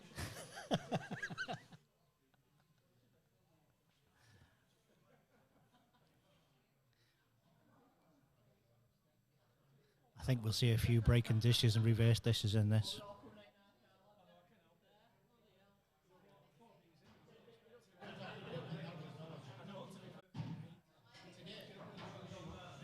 Yeah, definitely. Maybe worthwhile keeping a little track on it somewhere. See how many dishes they get, reverse dishes. He's got a couple of tough. He's on yellows, isn't he? Yeah. This is his tough ball. Taking it early.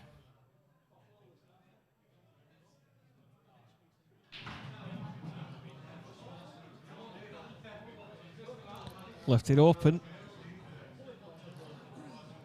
And every ball's off a cushion.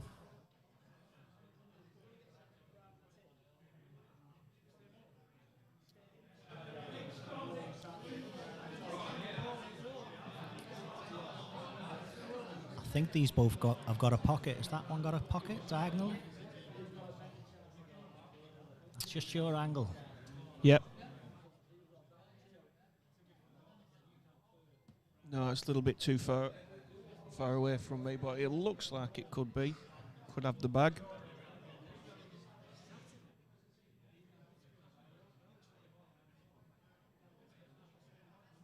So I'm told, Johnny, that you do some live streaming as well. Am I right?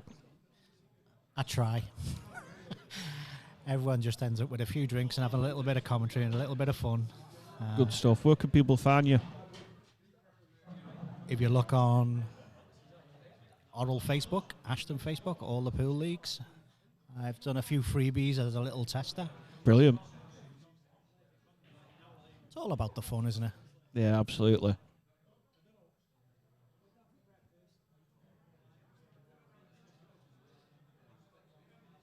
I'm one of your subscribers. Yeah. Yeah, yeah. I guess you've got a couple of YouTube channels, yeah?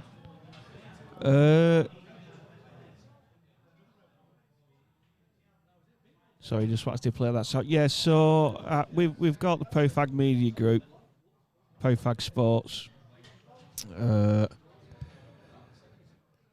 That's it, really.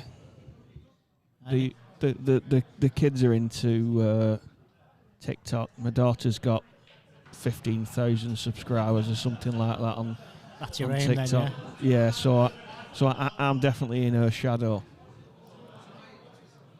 But yeah, no, to be honest, I'm similar to you. Just do it for the love of it, really. This is where we see if it goes. It does. And he's on He's on both perfectly, actually. But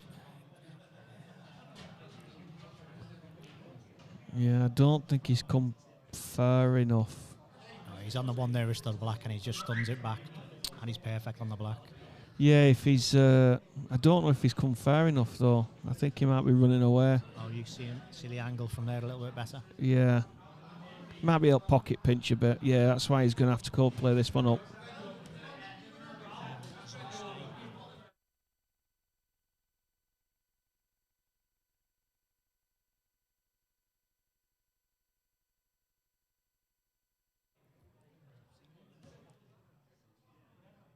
Yeah, and he's down to jack it up.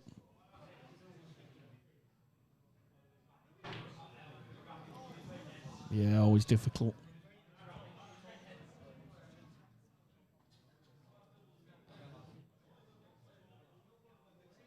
Now Glenn's got a couple of problem balls here on the left-hand side.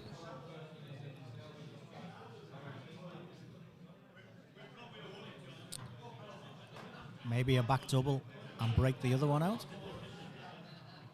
He does like to attack.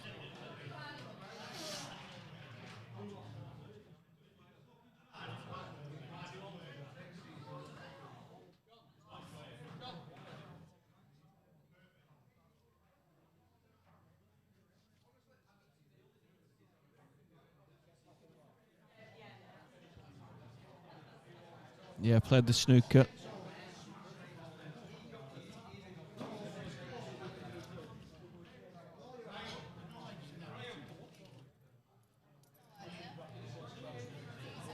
I think he's got it. I don't think he can get to the potting angle. He might be able to hit it. He can definitely hit it off the cushion.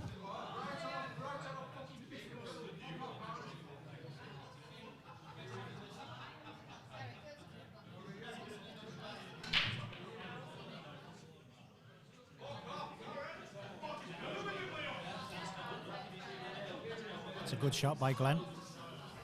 Put him in a world of pain here. Yeah. Well, it's got him back in the frame.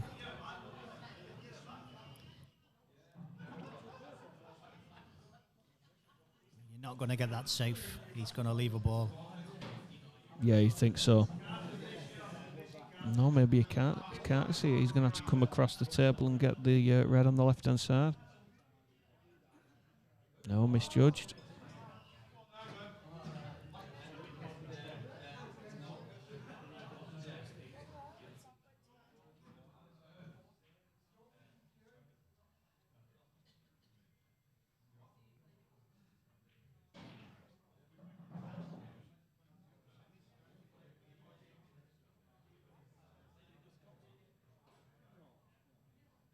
Just wants to develop this. Doesn't matter if it goes in or not. And it does. Should be dot to dot now. You'd think so. We've called a few Dot to dots and a few dishes on the stream today, and hardly any of them have actually come off.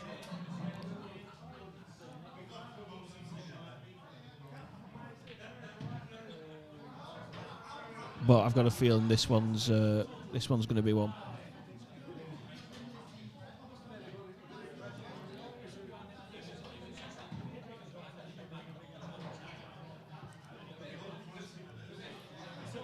yeah, he's always going to land low on this to drift it up for the black into the middle.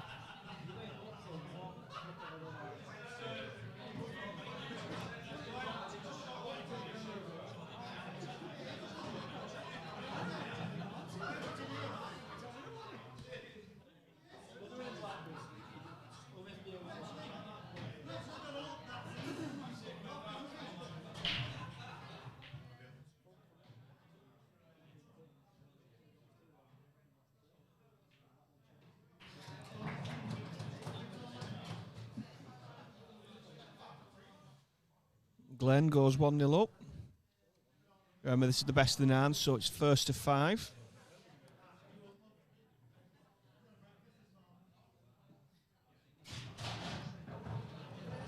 He'll be looking at a break dish, hopefully, won't he now? Keep it. Yeah, well... Keep it to the break if he can. That's what you'd always try and do. Yeah. I think Nick had a chance there, though. He'll be disappointed in himself he didn't manage to get the rats out of that yellow. Yeah, just jacking up a little bit too much on that. Yeah. Well, yeah.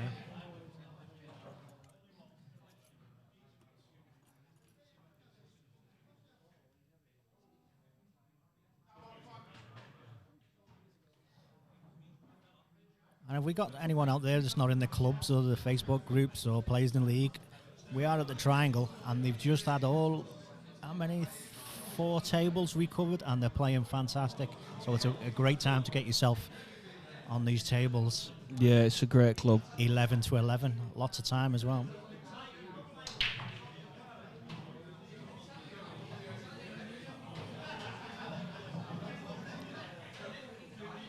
Little congested. Yeah, I think a little development shot's going to be needed at some point. I think ideally you'd want to be on, I was going to say reds, but there's a difficult one on the right hand side. Yeah, I think he actually went for the pot there. I think he's tried to develop straight away. Yeah. On a tough pot, to be fair.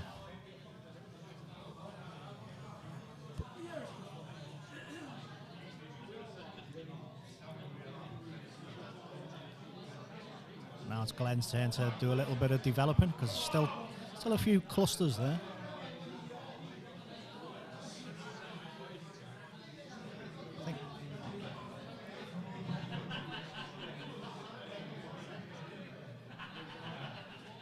But if he gets low on this second yellow, he can break his little cluster up no problem. I think that's what he might be aiming to do as soon as possible. Just finish low on it. And then work his way up the table. Just leave it. I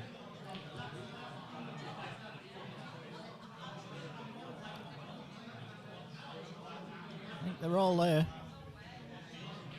Yeah, absolutely. I think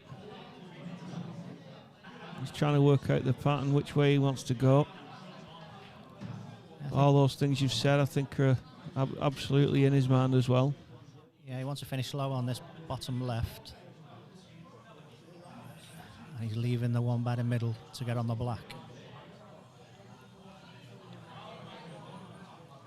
Yeah, he's looking at that angle now you were talking about. Pop this one down the left-hand side. Yeah.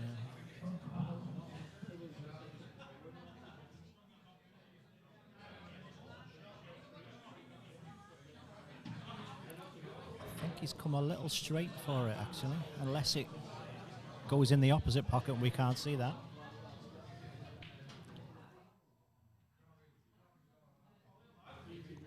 Yeah, I think he's probably come out a couple of inches too far. Because, yeah, I think that shot that you talked about before, he's finished a little lower on it.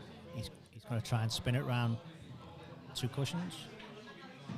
1. All right, must go.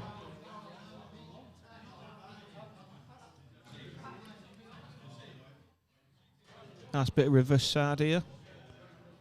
Screw it back. Come up for the yellow, then nudge onto the red to put the black in the middle. You might not even need to. Pop the black into the top bag.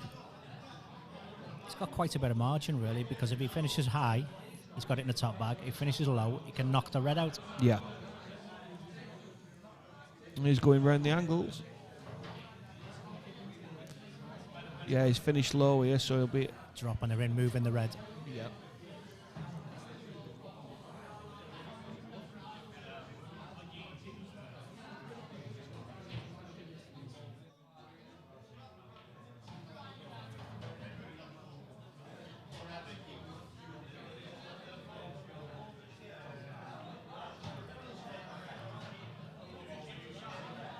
I'm not quite sure who's the favourite at the moment as well. Have you got any figures on the favourites? I know it's Glenn or Nick.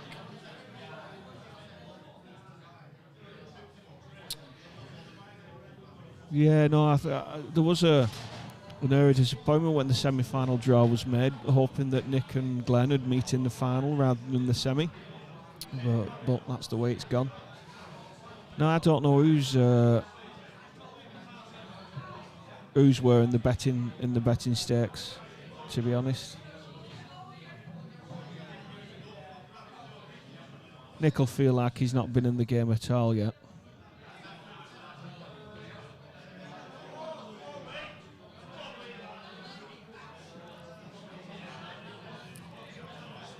He needs to get back into this frame because it's not a long one. This is it. Only best of 9. Very short race. Yeah, it's going to be hard. Good front runner, Glenn.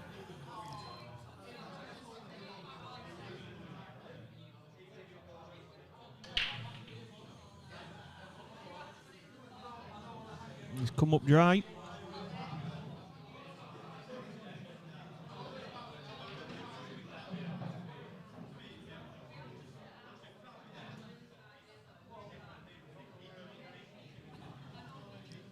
I only think he's got choice of reds. Yeah, I think he's immediately thinking how he's going to get, if he goes for reds, how he's going to get this bottom red out.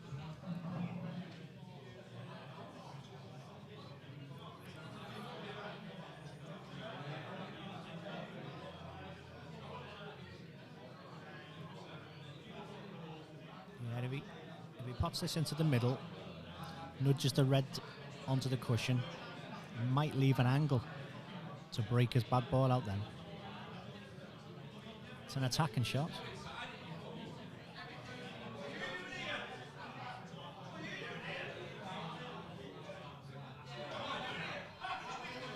Yes.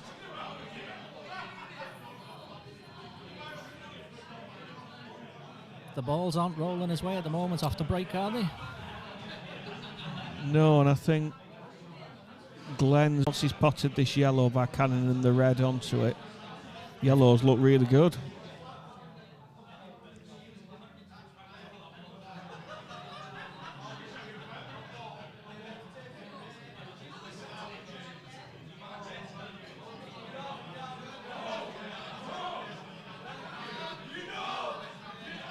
That's what he's looking at now.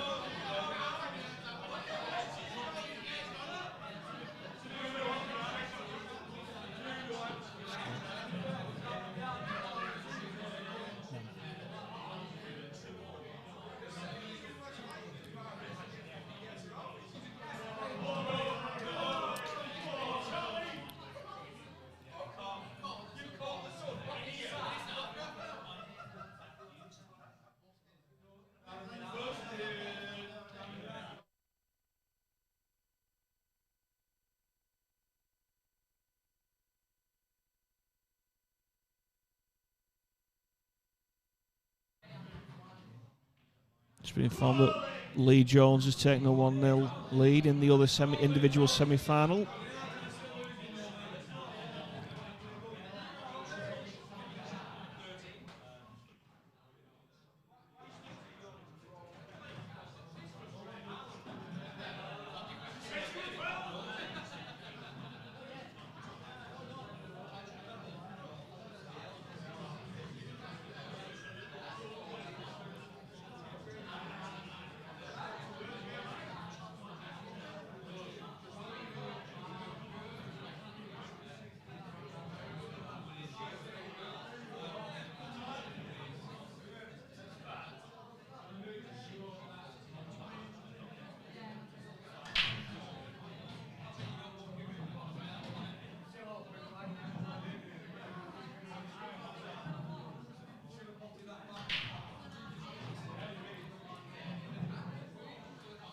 Nick with ball in hand here.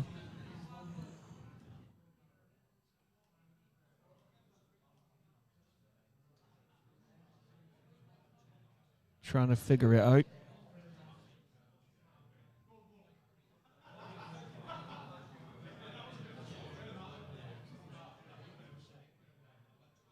It's not an open table still, is it? No.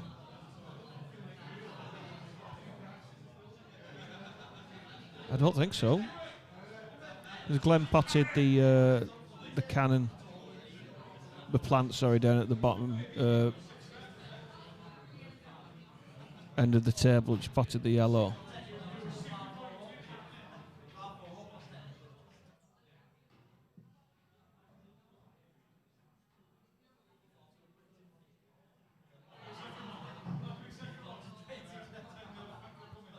Got to take this frame from this position, I think. I know it's early days, but it soon gets away with you, like you said, with the first to 5 match.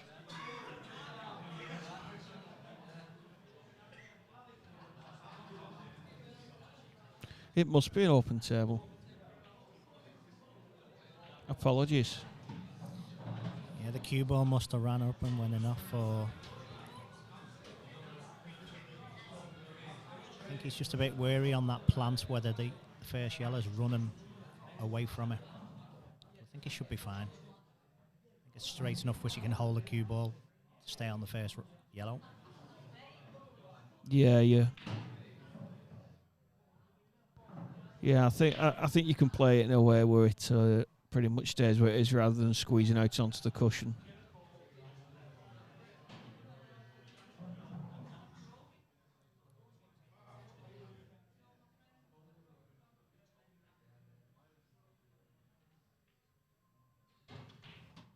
Yeah, didn't need to hit it too hard. Nice shot.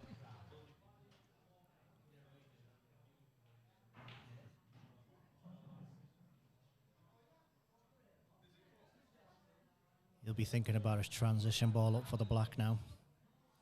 Yeah, which one of these does he want to leave?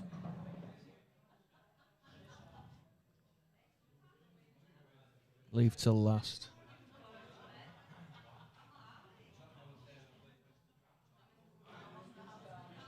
Ideally. Pot these both the way he landed on that last one after he'd played the plant.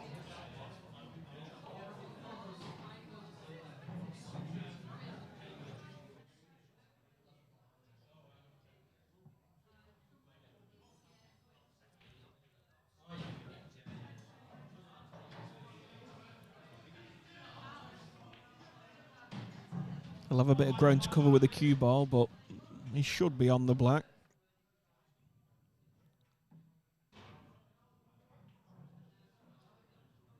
This is about controlling the pace.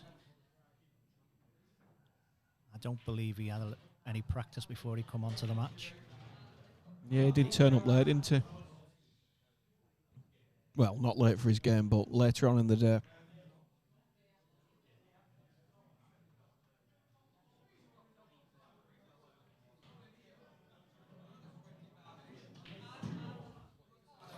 Yeah, hit it well.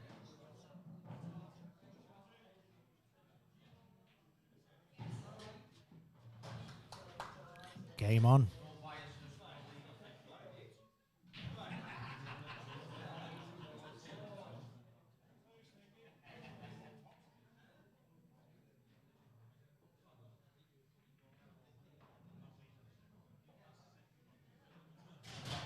Yeah, I feel good about that, Nick. Feel like he's in the game now. Feel like he's in the match. Didn't really get any opportunities in the first two. Glenn took advantage. Yeah, just had 2 awkward shots off 2 breaks. And that's all it takes sometimes. Now he's got that one underneath his belt. He should be a little bit more relaxed.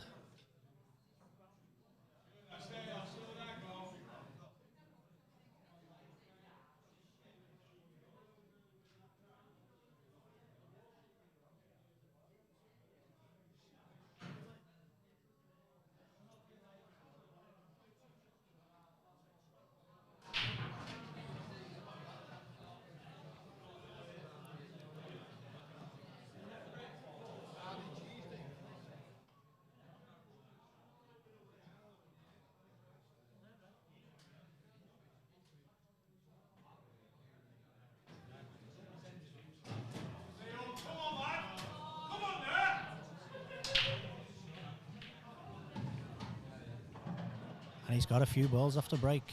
This is a lot better than his last couple of breaks. Yeah, Yellows look good. They split well.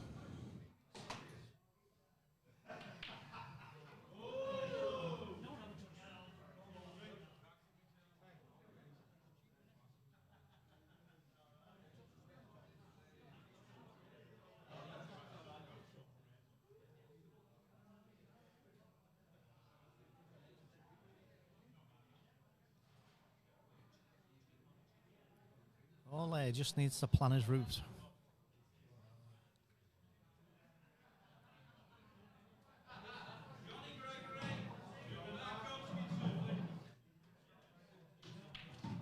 He's got to go up table and then back down for the black.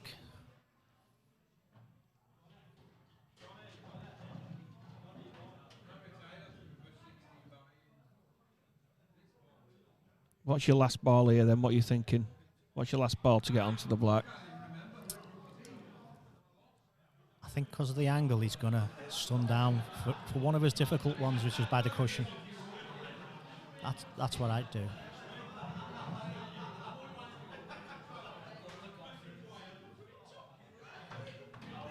Yeah. And then should be just able to try and get roughly where he is now. Off the one by the cushion. And it's a pretty easy transition from his last ball to the black. Yeah. Which is the one nearest the corner pocket. It's going to be a long distance one, I think, though. The black ball.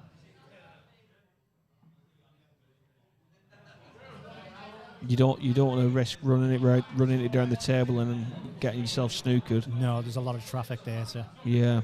Sometimes very easy to do that. Say ideally where he is now. No, it's just come a little bit too far. Just a touch. You should be able to hold it, but it's going to be a lot closer. Yeah. That's the dead weight, this one. Yeah.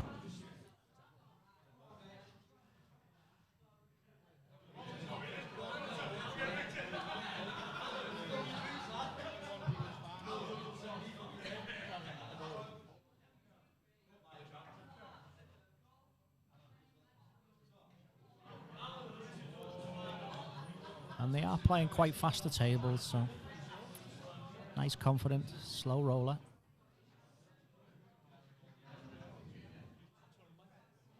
Yeah, I think you've got to play it. Yeah, you've got to play it with a bit of authority, a bit of confidence, conviction. If you were down the pub, a double would be on the agenda for that one. Yeah, absolutely. It might be what he's going for now. Yeah, he stood up on it.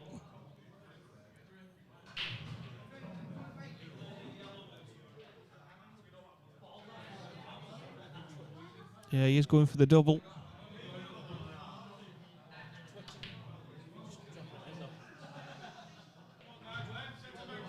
He'll just feel like he's just not getting a break.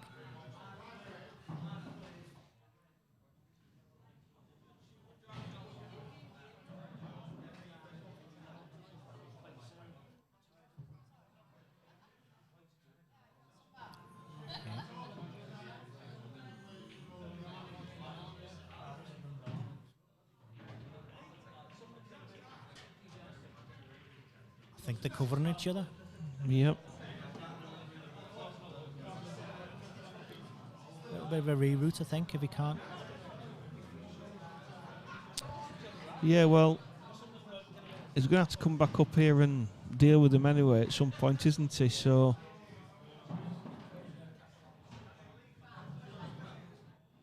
maybe try and get a better angle.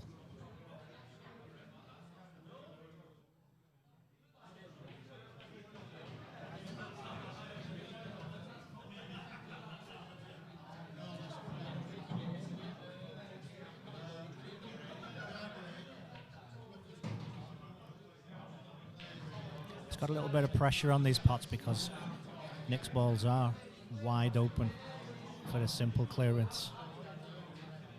Yeah, especially now that the yellow that he went for last time, the one that he tried to double, has gone down the bottom of the table, and you've got one at the bottom and one at the top.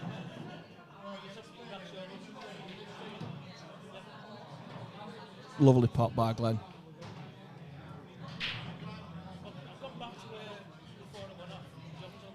Yeah, he didn't want to play this one on the right-hand side pocket because he was running into balls. Yeah. And as soon as you start running into balls, you haven't got control of the table.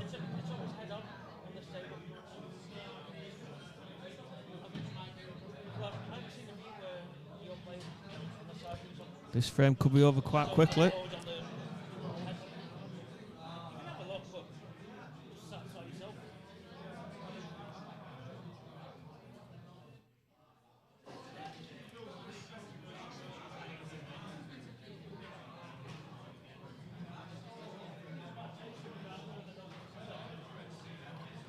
Anywhere by the blue spot.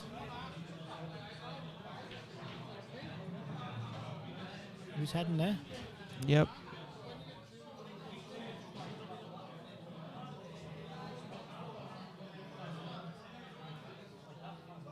He's looking at dropping in the right corner, drop in the middle on the black. Keep it as simple as possible. Yeah, just wants to.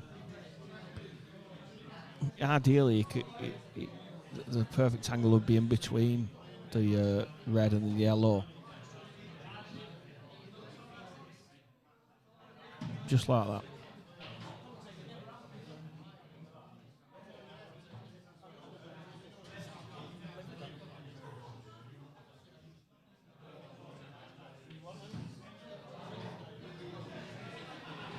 Oh dear.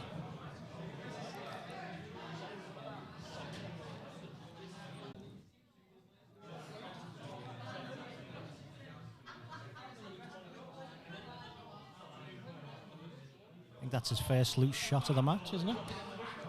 Yeah, it is. It is. He's been on top of things. He's not happy with himself, talking to himself.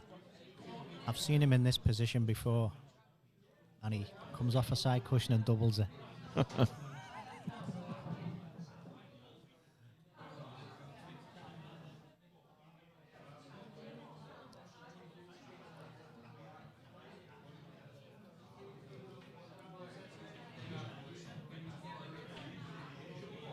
Gone for the pot.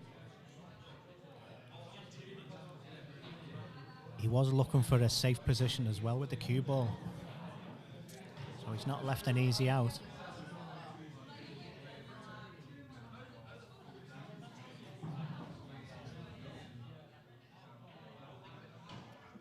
Yeah, Nick will be thinking, right, pot this, and I can get the other yellow and obviously win the frame. It's a lot of pressure on this one shot. I think if he misses it, it's over. It's a tight cut in the middle, might come into play, and the red is cuttable most places on the table as well. Yeah. Do you hide the cue ball behind the black? I think he's looking at. He might be looking at that. Put the yellow up towards the red pocket. Stun back behind the black. 2 shots in one. Yeah, well, could you play it in a way where You're nudging the red safer? Or middle bag and the white? he's gone for the double? He's got it. That took some guts. Especially considering that the last double he went for, he missed. Yep.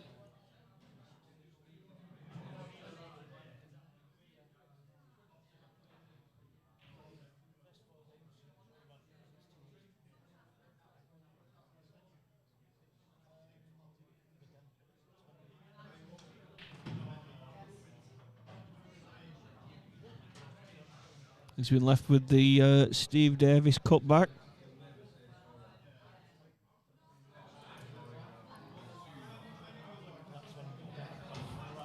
Have you put a jinx on that now? I hope not.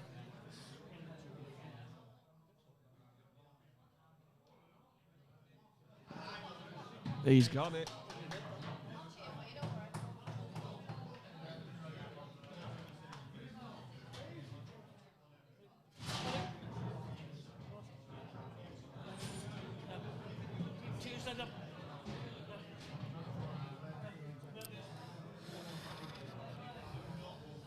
Two little ducks, 2-2. Who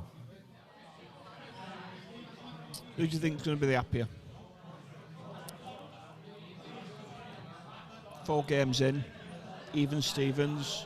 Well, the way Glenn's been playing, I don't think he'll be the happier. Because he's one bad position, hasn't he, from 3-1. Yeah. And that makes a big difference in a short race. I think Nick will be really happy he's still in it at 2-2. Yeah, well, I suspect he'll feel the run of the balls on them breaks that he's had, where the first ball has been so tough. Yeah, I suspect he'll feel he's not been in it at all, and to be at 2-2 when you feel like you've not been in it, it's probably a good thing.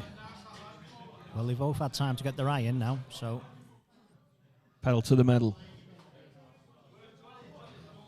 let's see a few break dishes. Yeah, I'm desperate, to be honest. I've not seen any 8 balls today. Maybe this is the first one of the day.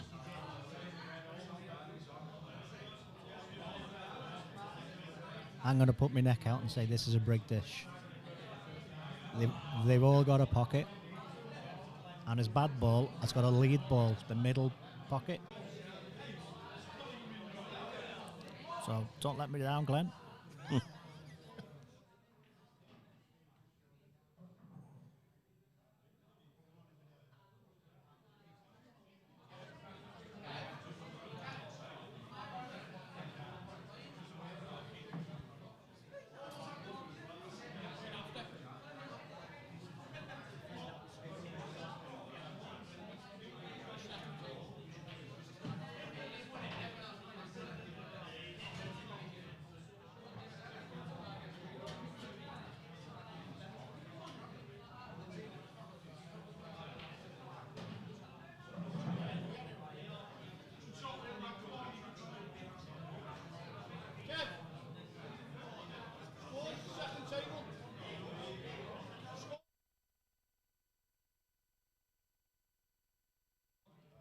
Two 2-1 to Lee on the second semi-final. I'm glad to hear it's picked up pace. It took them forever to get to 1-0. Play the first frame, but it looks like they've... It's looking like 2-2. It does look like 2-2.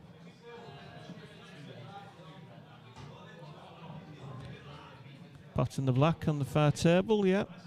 2 apiece.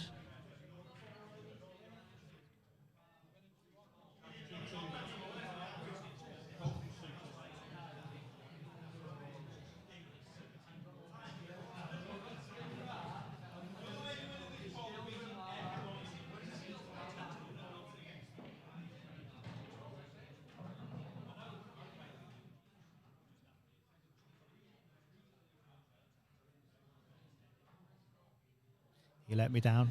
I thought that was a break dish. Yeah. Wasn't to be.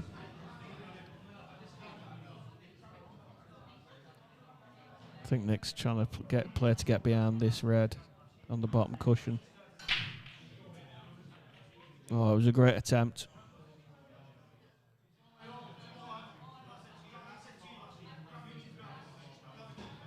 It's made it difficult for Glenn.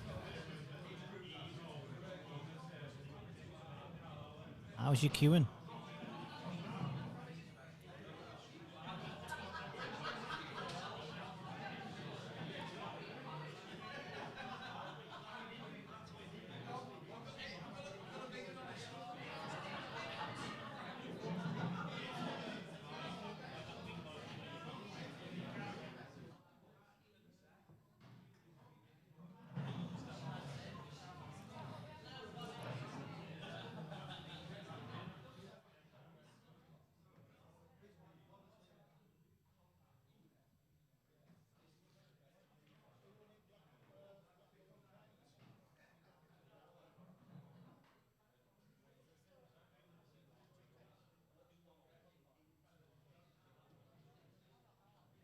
He's got a tough table. Very tough table. And you think, oh look, they look all on.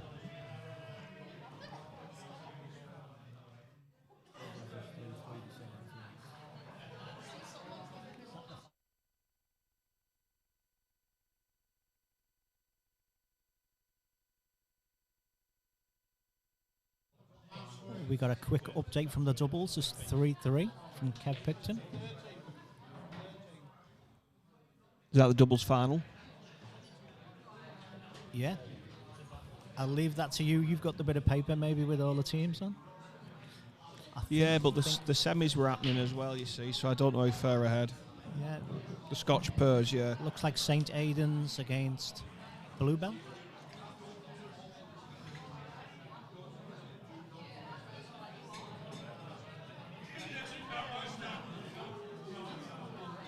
Yeah, he knows he's got a bad table. He's tying things up to bring his bad balls out.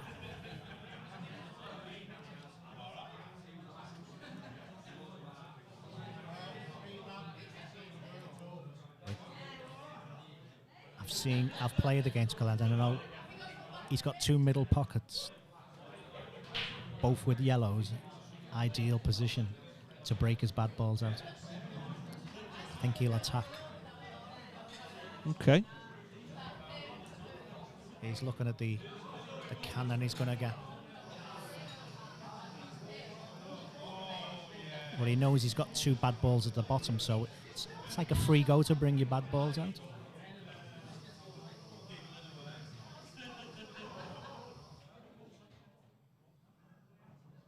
Bit of a tactical battle.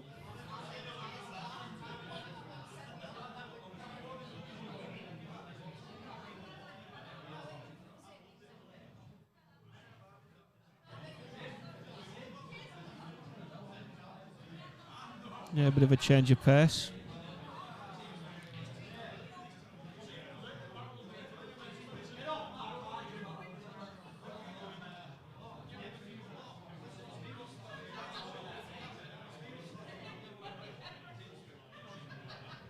Nick tying things up again. We need to try and get a shot ahead so he can develop his bad balls. I think he's left the pocket.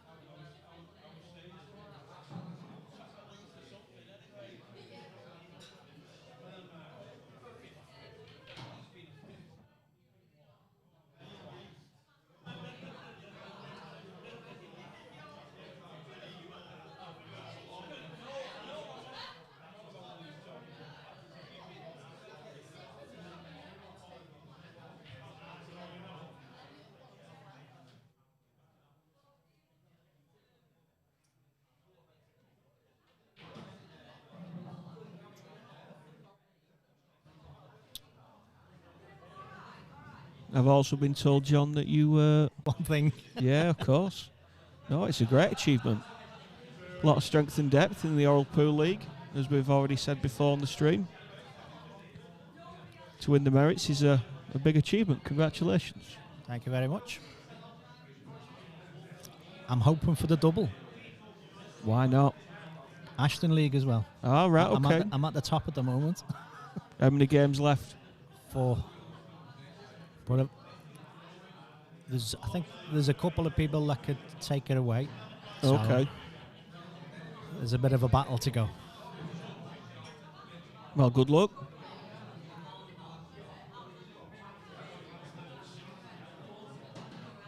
Yeah, it's very competitive, this league, isn't it? Yeah. Very competitive. Yeah, no, it's good.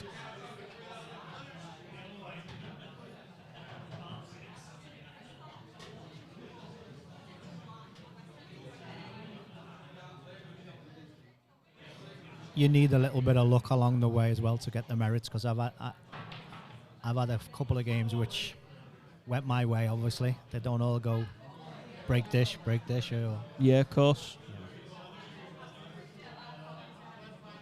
No, but over the season, it's a good indicator of how well you've played.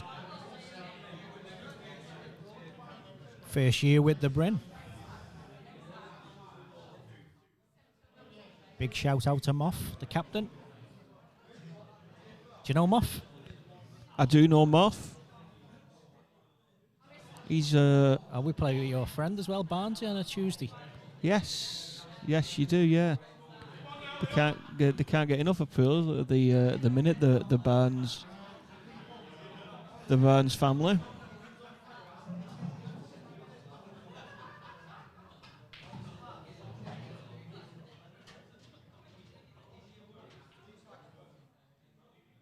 That was unlucky.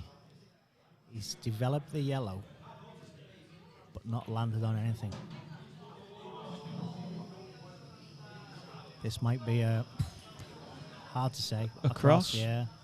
But if it drops... He's going to be... He might have the snick into the middle bag. Yeah, but that's the only thing. He's doing that first. He's going to be cannoning into the reds on the right-hand side. He's judged that very well. Unlucky. He must have thought it was easier to take it off the cushion, that cut, rather than going across the table, dropping the yellow, and then taking it off the cushion. That would have been a tougher shot. Yeah.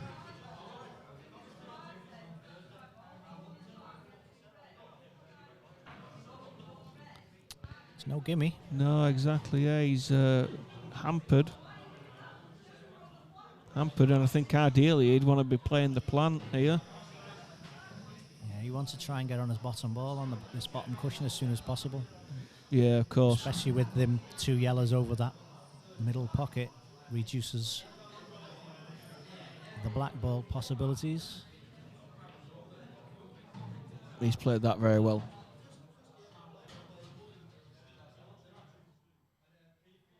Really easy to hit that too thin and it bounce away onto the top cushion.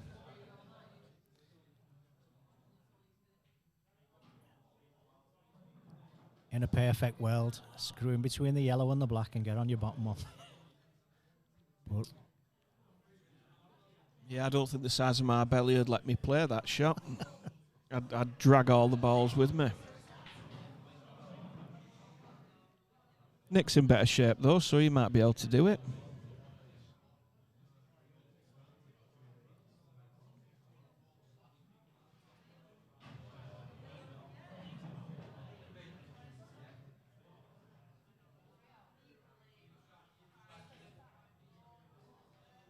he's just off angle if he wants to take that second red.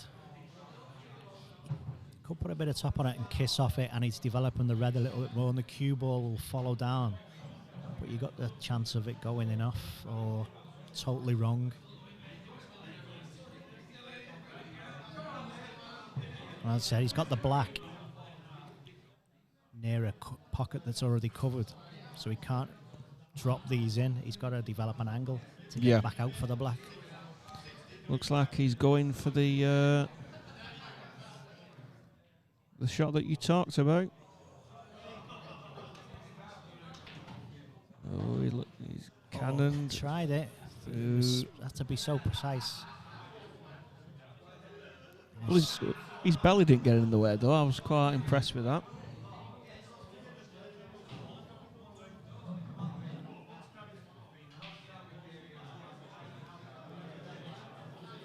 He cannot see them two reds either. He can only see one red, so that's what he's got to work with.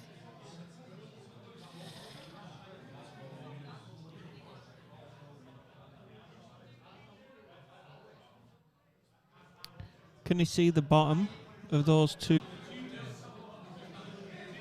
White ball flying round the table.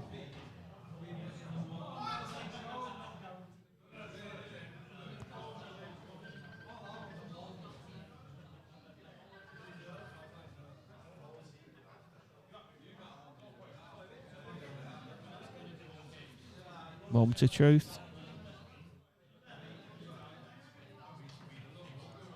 Yeah, he's at the cushion first though.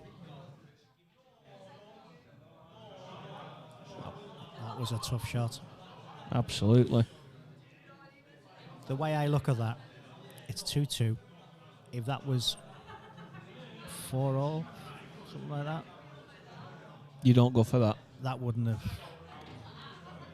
have been a shot I'd have liked at 4-all. No, because I think even if he does cut it right and pots it in, you've got so much congestion for the white ball travelling at speed to run through. You know, it's putting the hands in too much luck for me. Yeah, and there was no safety shot really. No, he forced into it.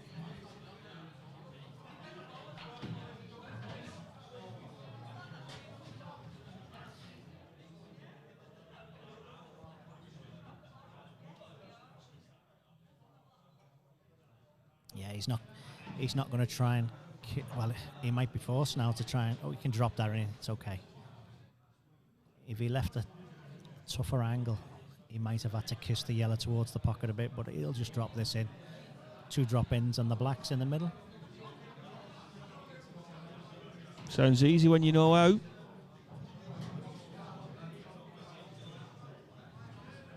Doesn't have to do anything with the cue ball.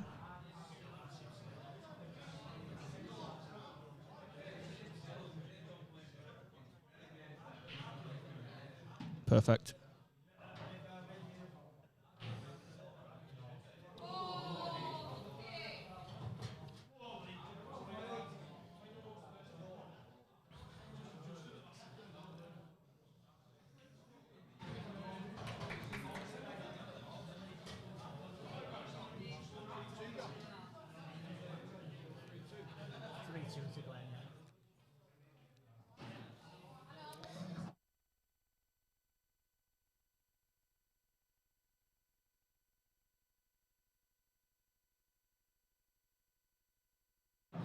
Lee Jones got a great chance to take another frame. Well, that take it to 3-1. No, it was 2 apiece, wasn't it? It's on the fair table. We'll just have to find out that. Because they have speeded up just a touch, haven't they? It starts off slow. I don't know. What's that? What's the score?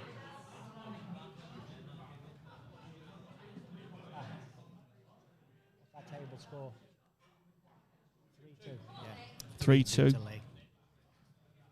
3-2 to Lee in the other semi-final. The first then off. They've caught up.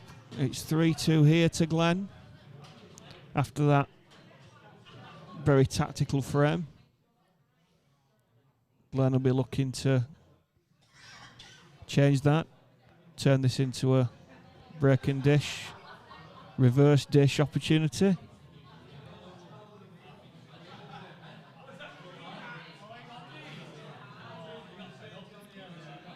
It's a good chance. Yeah, yellows look sweet, don't they?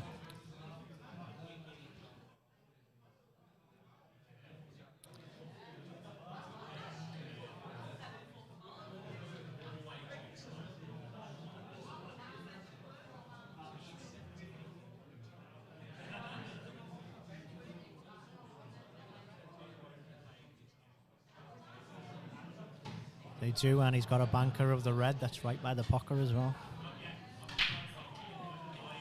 But to be fair, I can't see Glenn worrying about that. He'll be going for this 100%.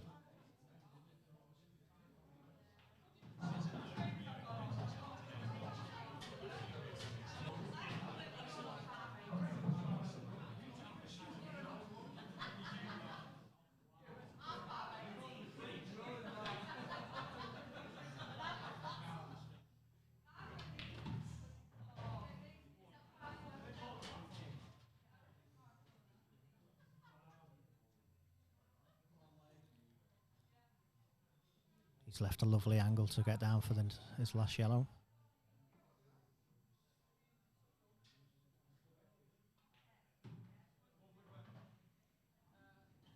No, he's hampered by the black here, but shouldn't cause him too many problems. Right, go on. Bad enough here.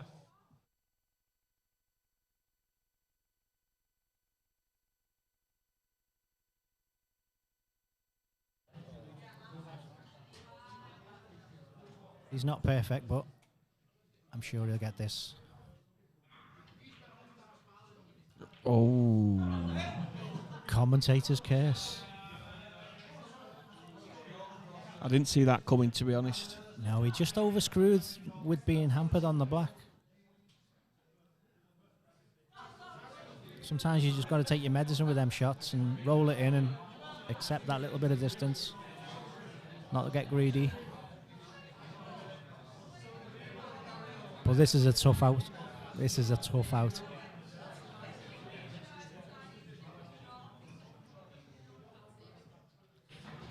Yeah, I think, I'm tempted to say, well, you need to play a little negative here, but the problem is that Glenn will be so good with his angles, with the black over the bag. Even if you roll him into a snooker, all he has to do is hit it, and that black's flying in. Yeah, I'm looking for an angle to break them two balls out.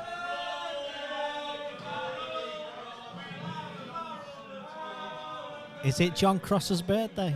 Apparently so, yeah. He's 82. Happy birthday, John.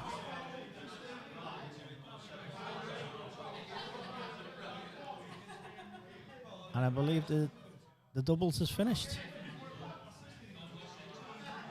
I think he's going to try and break them up with this shot. No?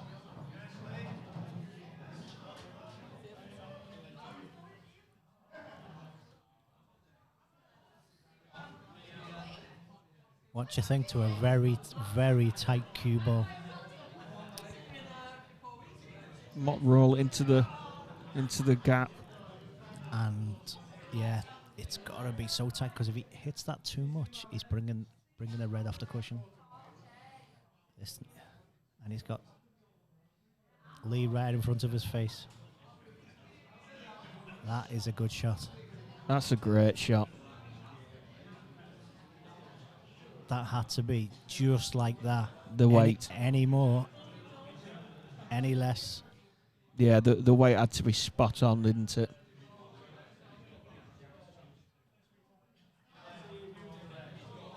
And to be honest, this is probably one of the only places on the table where you could leave it, where Glenn wouldn't have a good chance of getting out of it and knocking the black in.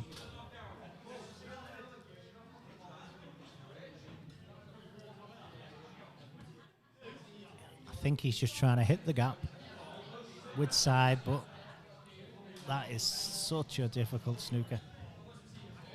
The angle that you've got there is just taking you in the total wrong direction that you need to go. I think it could be impossible. The only probability there is, I'm going to throw this one at you. Here we go, go on. Off the knuckle to create an angle. That's the middle knuckle. Or do this, what he's doing, hit it into the cushion to create an angle. Got to be careful of that double hit, though. Yeah, that's the only thing. But to be honest, what else is that? Lots of side. Rip the new cloth. Yeah. Hope the ball goes safe.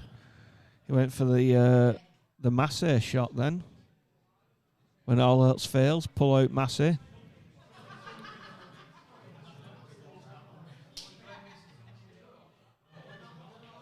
That was impossible, I think. I think he could have another 10 goals at that and get nowhere near. And that's not an indication of his skill. What's the snooker player that done it in the World Championship, was it? In the jaws, swerved it up, side off the cushion. Murphy, yeah. We needed Murphy on that one. Murphy's Law.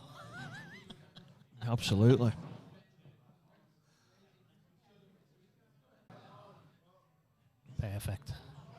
Yeah, with it being a free shot, no need to do anything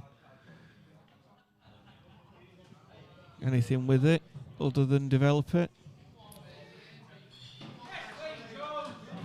Yeah, just middle pocket, middle pocket.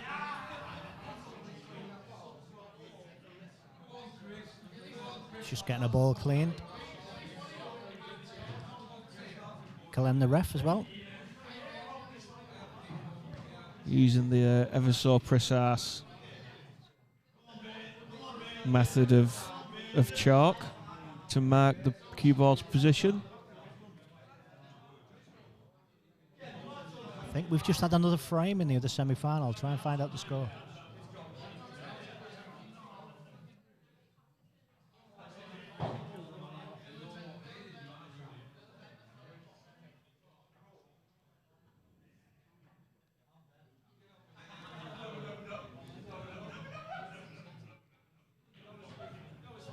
Rough guess with my mathematics. I'm guessing Liam. What has gone 4-2 ahead? One of them's got to be on 4, haven't they? So. Well, Liam was.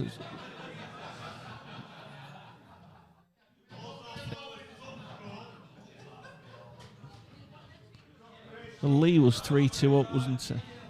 So it's either 3 apiece or 4-2 to Lee.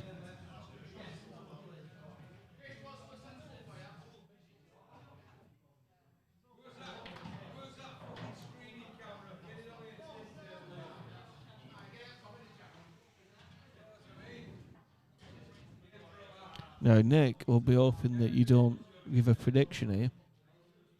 Saying nothing.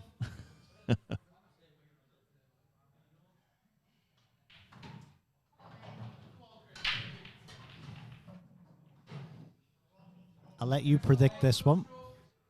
I think Nick will do this.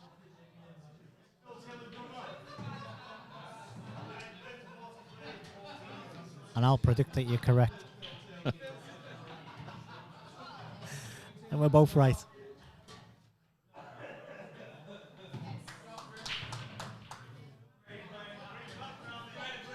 Neck and neck. Neck and neck, 3 apiece. And judging by the TV, I think Man City won the football. All right, that's good. Let's hope that no one is tuning in to watch the pool thinking that they'll catch the football later. And now they know the score. Just as long as nobody tells me what happened in the rugby.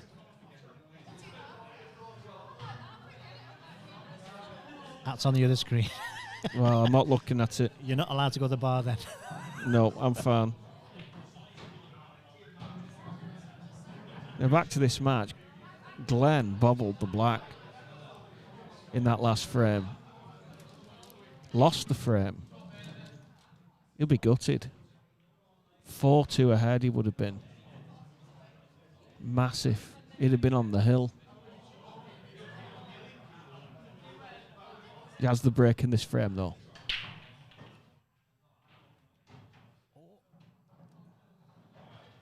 It's just got a little kiss that yellow before it went in the pocket. Otherwise that was a dry break.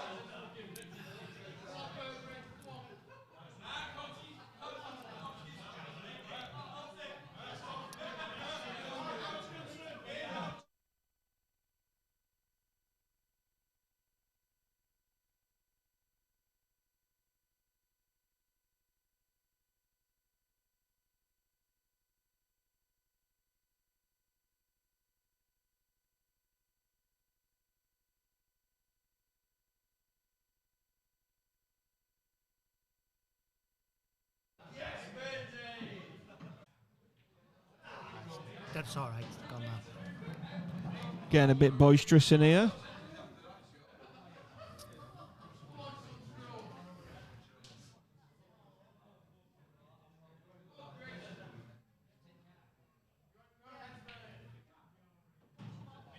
think it's the knockout pool on table 5 and 6. Okay.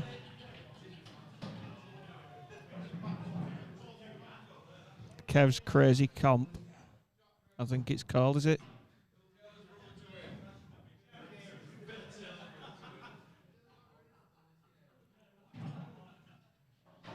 Has he come far enough? I don't think he has.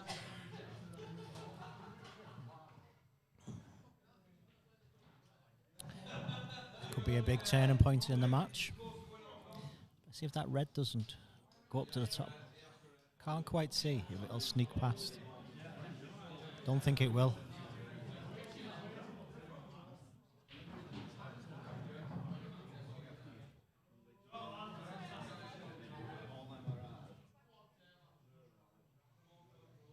Yeah, a bit of pressure on Glenn here, like we said. Potential to go 4-2 up. Bobbled the black. Could go 4-3 down if he loses this one. Sorry, go on, mate. I think this is a little containing shot. He's just looking where... Unless he can get through to that, not sure.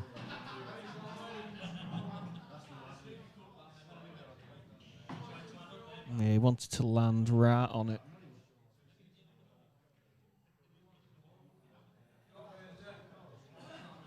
Good shot, but I think he's going to get a containing shot right back at him. Yeah, I think he wanted to try and land really square in the middle of those yellows. Yeah, roll at the back of them, yeah. Yeah. I think he'll be putting this cue ball in the left corner.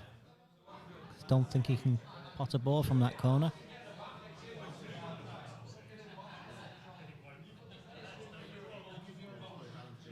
I think this is advantage Nick, this. Just depends on this one shot. Yeah.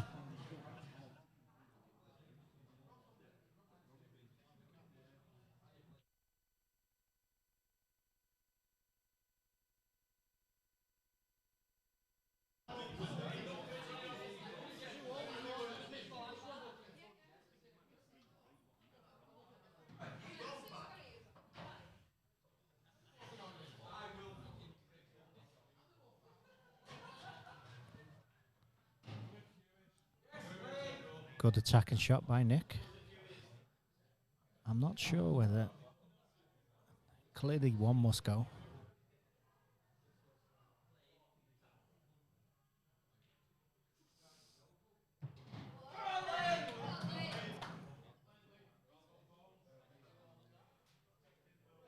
And our first finalist, Lee Jones.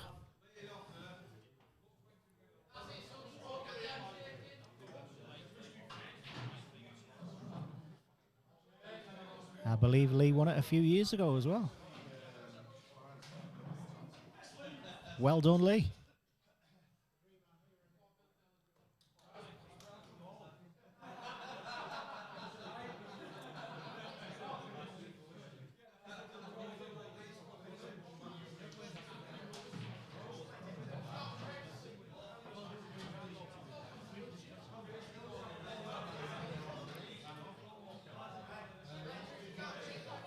He's got to find the gap on this next shot. Going away from his work.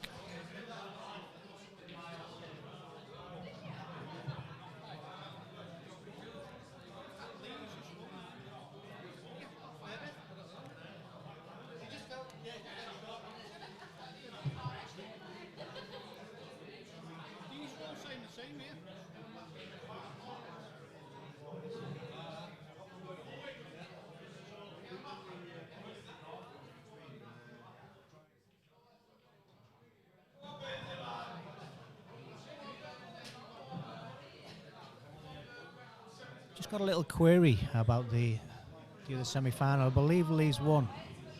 Oh, okay. I'm just going to add a little query.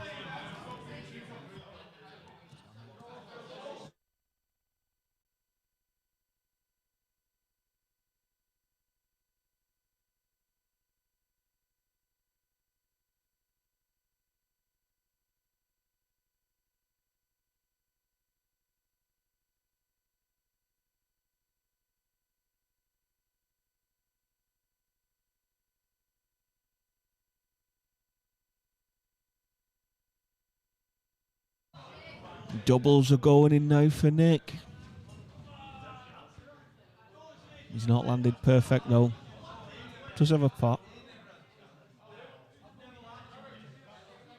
The top yellow into the bottom right hand corner.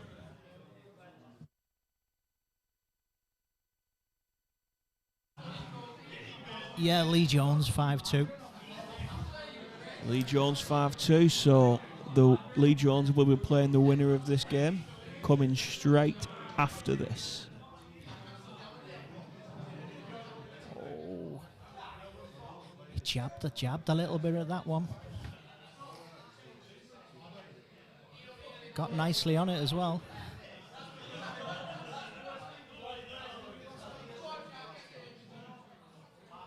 And it swings back to Glenn. This is a great chance now. Yeah, just pull a good pot out here and he'll be in prime position, I think. I think Nick will be kicking himself with that one because they were all on there.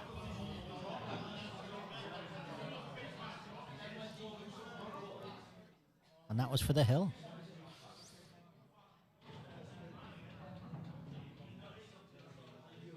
It's always nice to see a hill. Hill. Absolutely.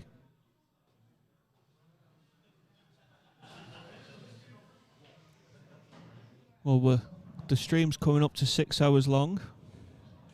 It's a long day. Hope you're enjoying it at home or wherever you are watching it. Good pot there by Glenn.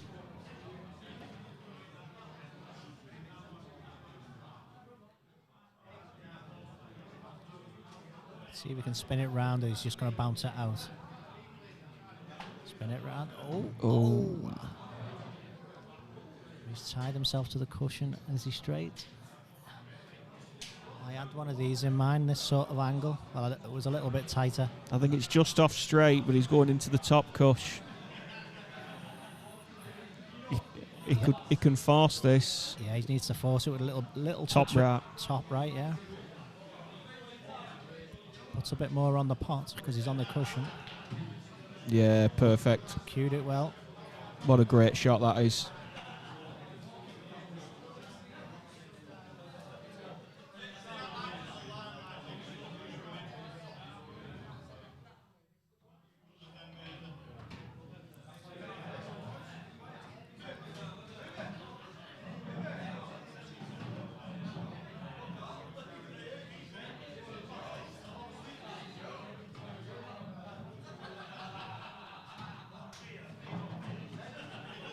Well, through bit and nail.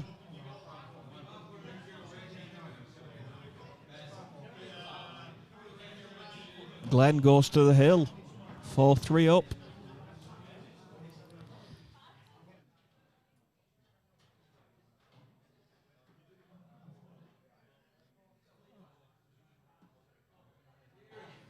I think going into this last one, I don't think Nick will be the happier out of the two.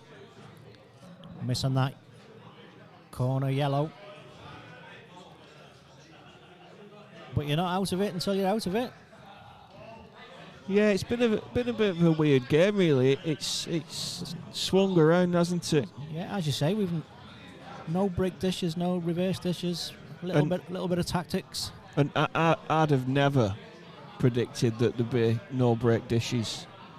7 frames in, this is frame 8 now.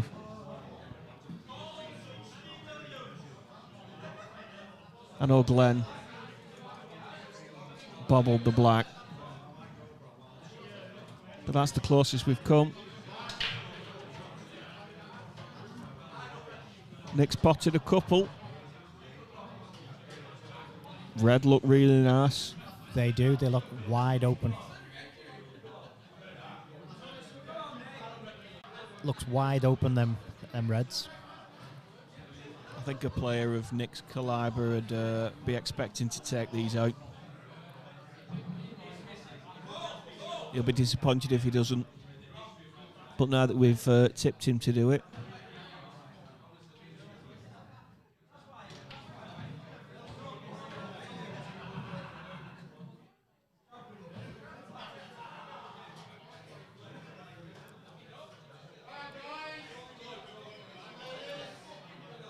think you might be leaving this red for his black. Bottom one.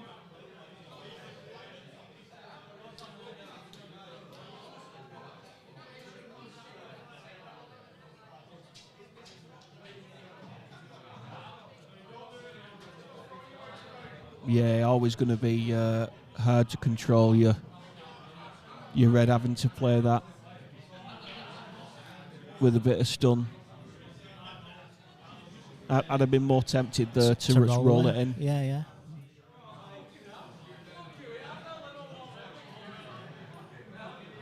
He's actually got an angle off this middle pocket to run it round. And if he goes too far, he's on his other red. So it's sort of like second chance there. Yeah, the perfect angle to run it round. Gets it for nothing for short, everything for long.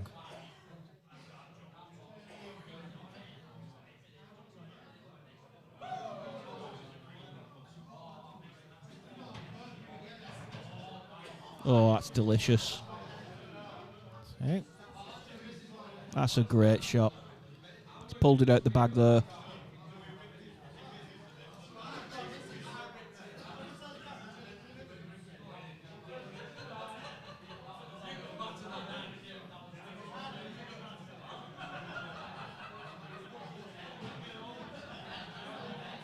Here's the birthday boy. And he won. Was it the doubles?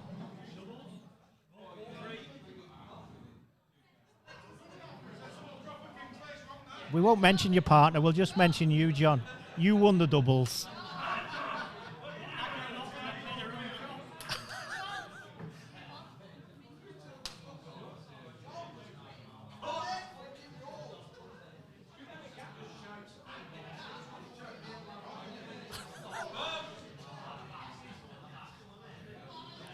It's a nice birthday present, wasn't it? Yeah, John getting dragged away in the way of this final, semi-final.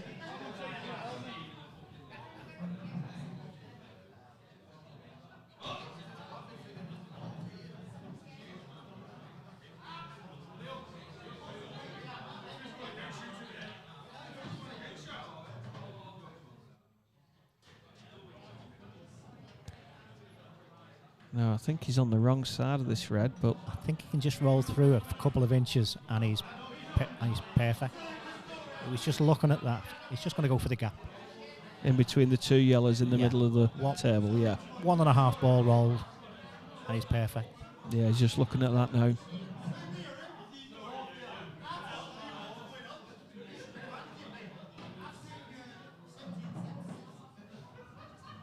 All you need to do is make sure the white ball rolls further than that red.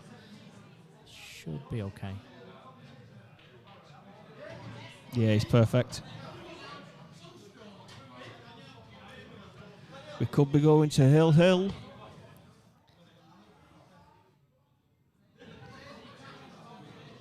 Now, depending on how straight this is, he might just drop her in black in the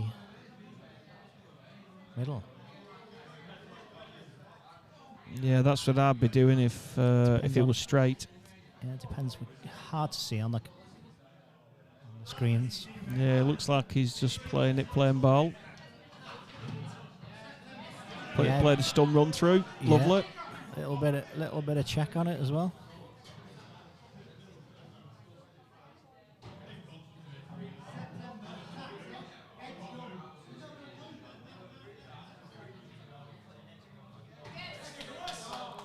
And we got a hill.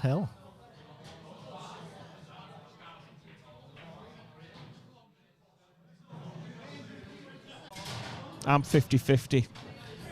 I think it all depends on how the break goes. Glenn breaking off has a massive advantage. I think Glenn's potted on most of the breaks he's had. Yeah. So this. Yeah, we're looking for a sledgehammer break here. Yeah, they're just having a little toilet break.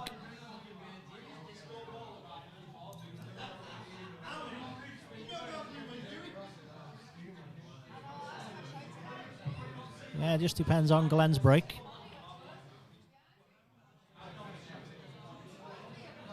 You know, always get down on these sort of frames, and you just wish for a break dish on these very important hills. To be honest, I just wish for a break where the white doesn't go in half.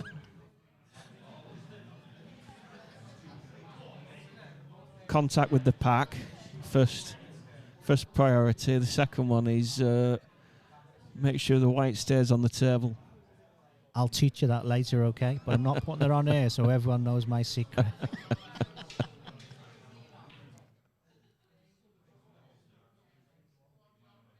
It's called a side break. Yeah, I've tried that before and the white went flying off the table. Yeah, same myself. Many years used to front break, sledgehammer. 5 out of 10 of them in off. Well, I've noticed today there is a lot of players adopting the side pack break rather than the front on head ball type break. Gives you a bit more control, I think.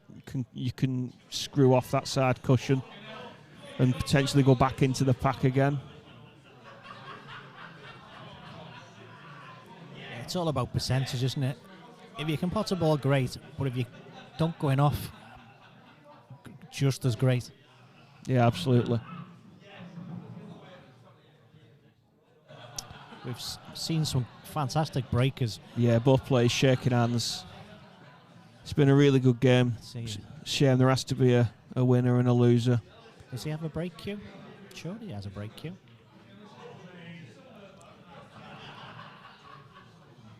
See what break he's going for. Going side. Side break. He's not hit it well. Sticking. It was heading up to the top pocket and it got a kiss.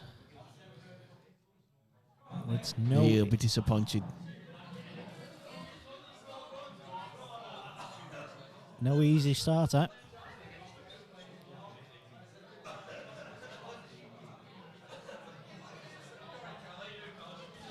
The final frame deciders normally tend to be an edgy, tactical affair.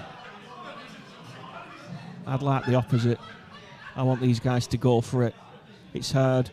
It's hard when you're the actual players, though, to do that. There's a lot on the line. I think he's going to go for this nearest red into the middle.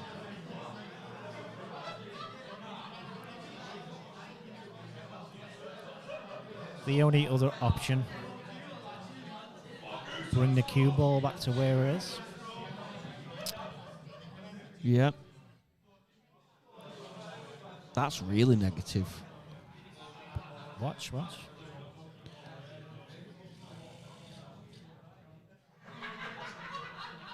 That's what he's gone for.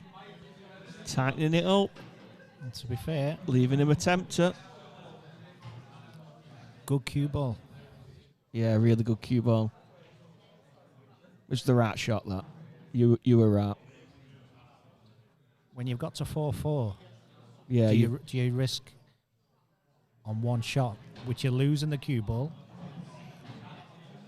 and it's a 70-30 shot to get in regularly? Well, we talked about it earlier, didn't we? You know, shots that you go for when it's 2 apiece, and shots that you don't go for when it's 4 apiece, 4 all, with 1 frame to go.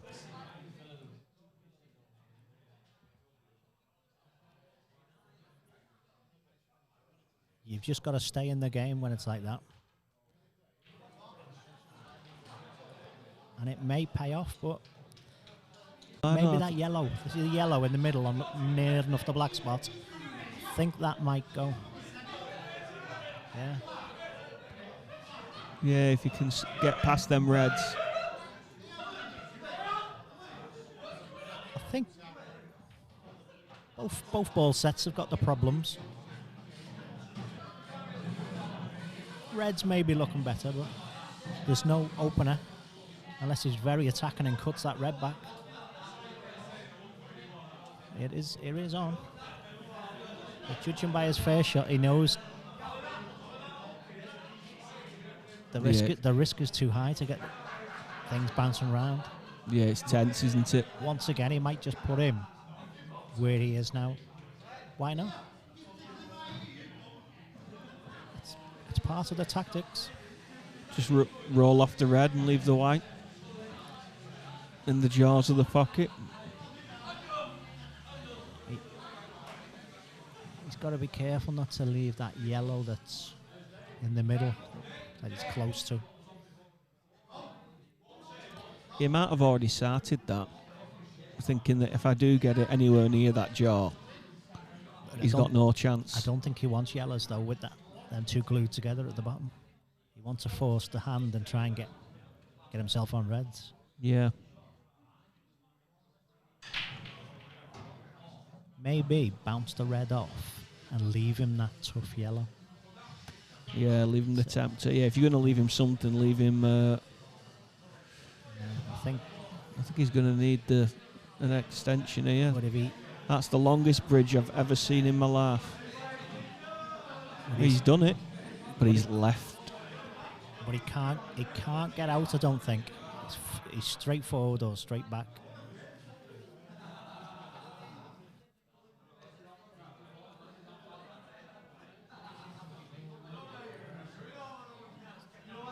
Does Glenn do the same? Just roll onto the red or roll onto the yellow?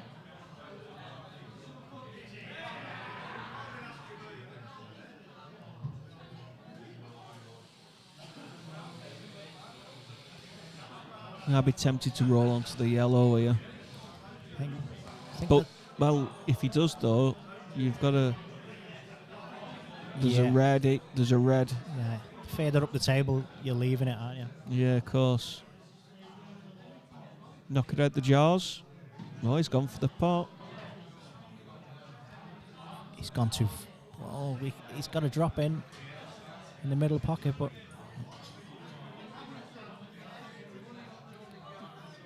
It's a match winner.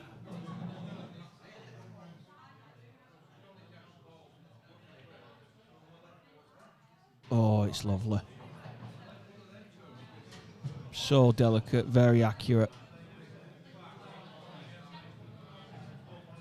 Prime position now.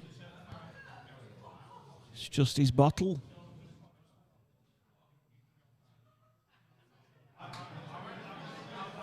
Can he hold it together to take himself to the Orrell District Blackball Pool League Individuals Final to play Lee Jones? He's got a few awkward shots. Because he's got that red, he's going away from his work. If he's got the other one, he's going into his balls. So if he does this one, he's got to come back down the table for his lower red. So it's not straightforward.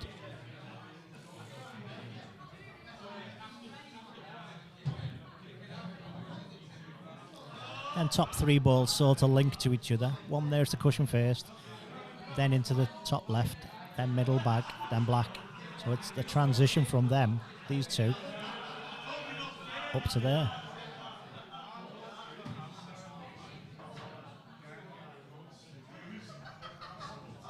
Now that's okay. If he gets low on this ball, he can float up to the middle pocket and do the same pattern I was talking about before.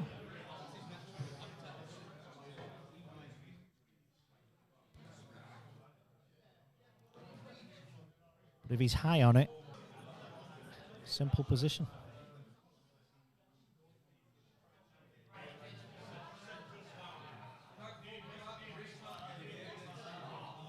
We've got the three-man team final just started.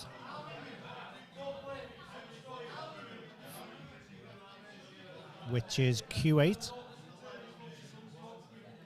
versus Bisping.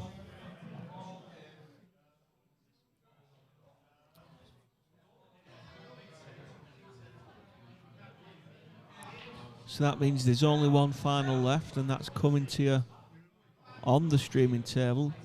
That's the individuals final following the result of this semi-final. I think he's got too much of an angle to hold it. I think he has to bounce it off the cushion.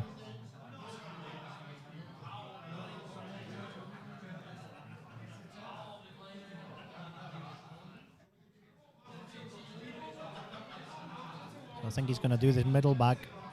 Just bounce it off the cushion.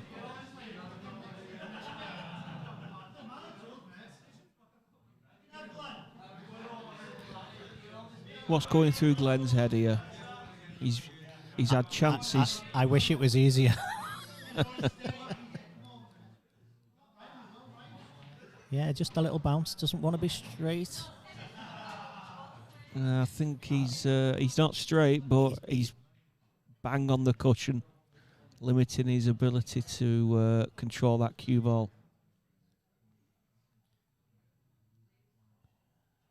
Might end up leaving himself a long pot down. He's going to stun it round. It's just to give him. I think to give himself a shot. There you go. Yeah. Yep. See, that's where it makes it a little bit more difficult. Well, this could win him a trip into the final. I think he might try and use the yellow as a stopper here. Screw into it. He has got a little bit of insurance with these two yellows together. Is it that absolutely sweet? And he knows it. Little fist pump there. Little bit of top, round two cushions, maybe even one.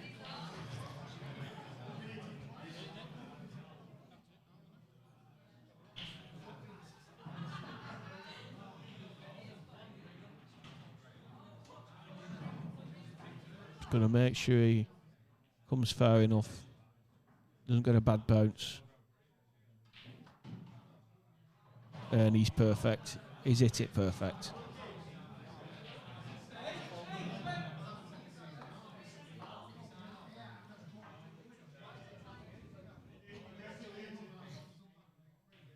There it is. Glenker here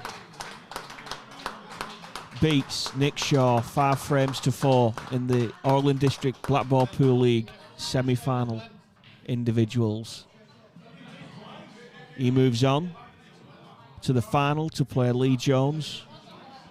That'll be coming up next. Thank you.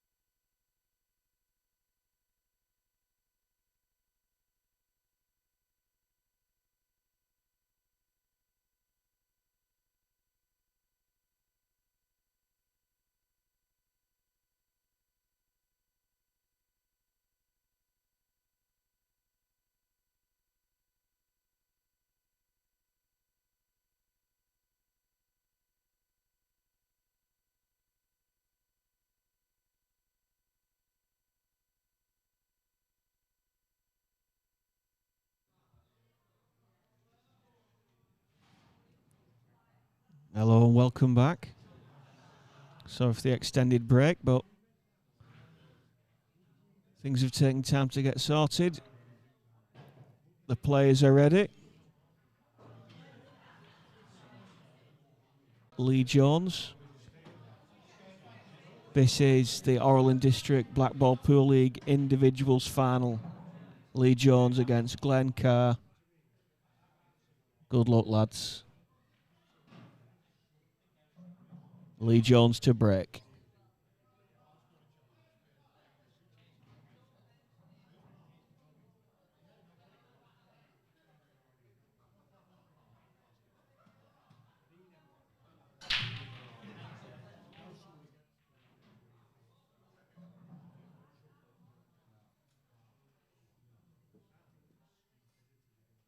I'm joined again by Johnny 8-Ball. I'm just having a quick look, see if there's any clusters of it in the first rack. There is a few one cluster there. I don't know whether that red will pass. You see the two yellows in the red? Yep. That might be a little saviour in this frame, but I'm not sure. Yeah, I think that red does go into the left corner as we see it now.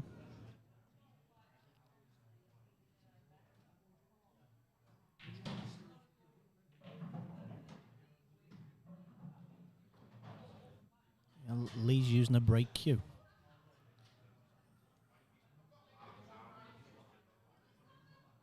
Now, you don't need a break cue when you've got you're doing a side break. But you give him a good old whack.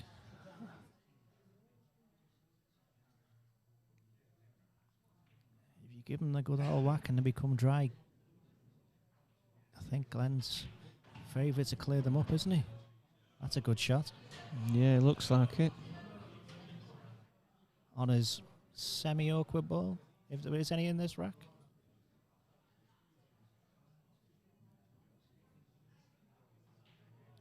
And he's even got a big pocket for the black.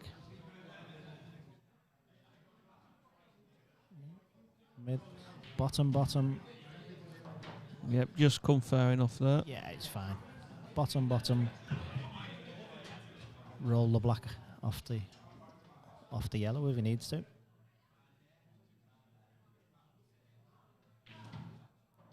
Oh, got a big bounce. It's okay though. I think he can just drift in the gap.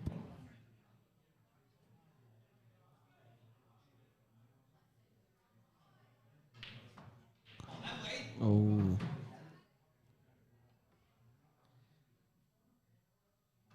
He done a similar shot in the semi-final, didn't he? Where he just lost it on the last ball.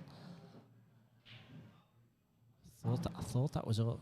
That was the first frame gone. To be fair. Well, he threatened a few times in the semi-final to do exactly that, but the end seemed to come to the same outcome. Chance here though for Lee. He'll be happy that he's come back to the table after coming up dry on that sledgehammer break. Gonna try and pick his way through these. Just has to make sure of the pot because he's leaving the red.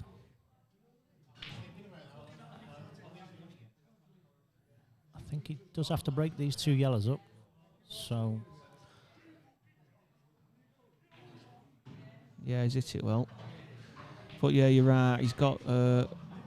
He's going to have to play a cannon at some point into these yellows at the bottom of the table. It's a free go. This it, just breaking them up.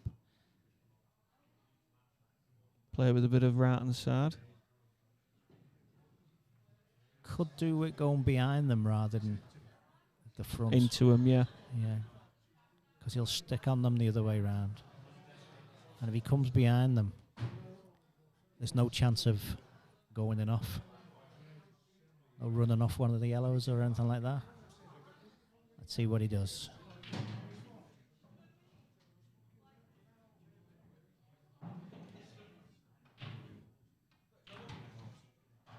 Aye. It's plan B now. Is that a plant? Into the top bag. I don't know. I can't see. No, I don't think it's a safety. I don't think that'll go.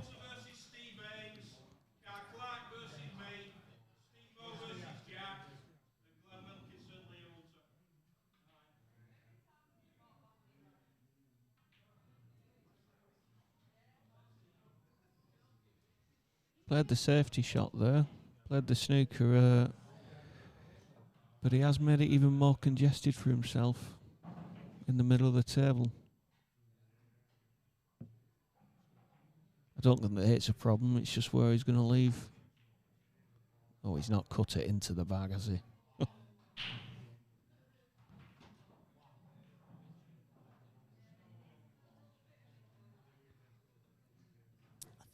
think they might have liked that to go.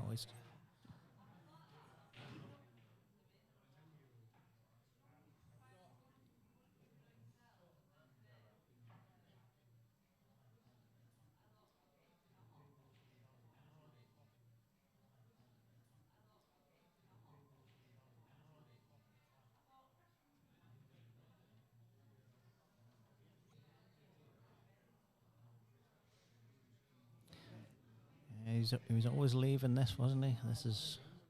Well, if he makes contact. Oh, Oh. It's a funny bounce off the cushion. I think he's pointing at. Doesn't normally get his angles wrong. As that was inches out. That was middle of the cushion, top cushion. Yeah.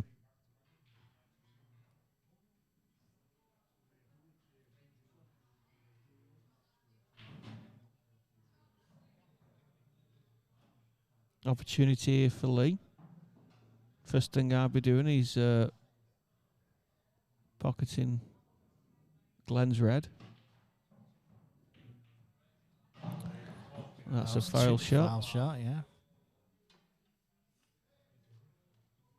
I think Lee just needs to calm down a little bit, settle into the match.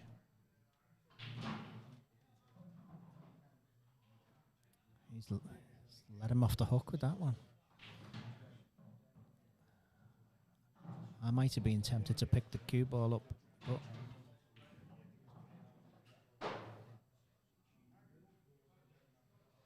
Oh, I'd have picked it up and potted Glenn's red.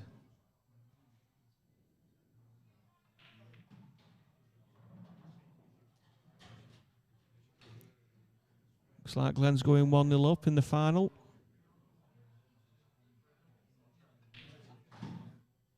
There he goes.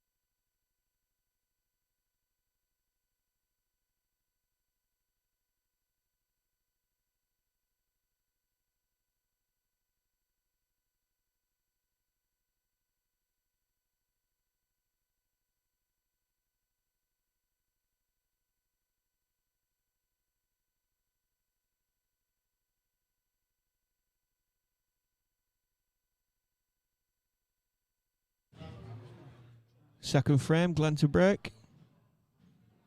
Glenn 1-0 up.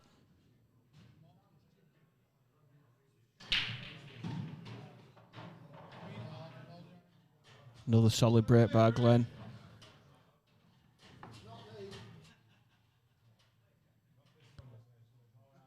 The red's gone near the black though.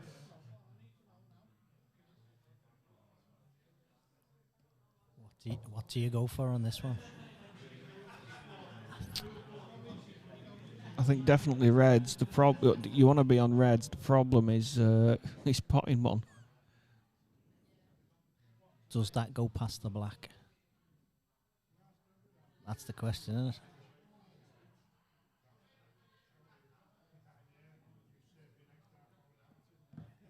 And it's open in red.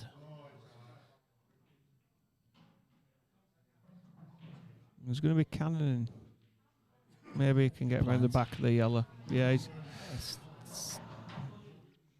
he's played a bit of a skill shot there, so it's still an open table.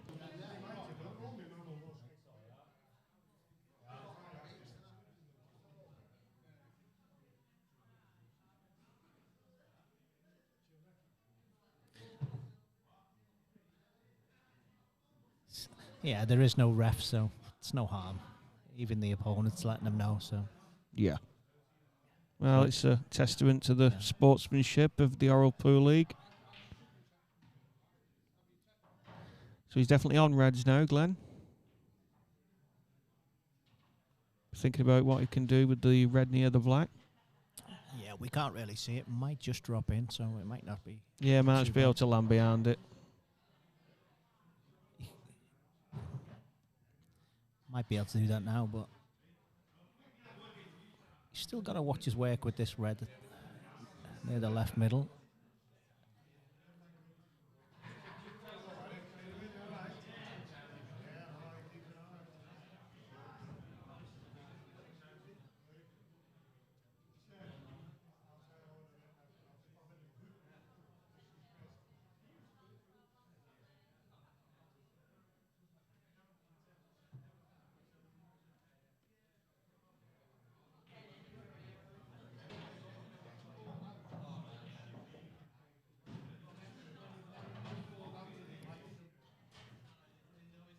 This will tell you whether it goes. Yep. Yeah, it must. He's going away from his work, but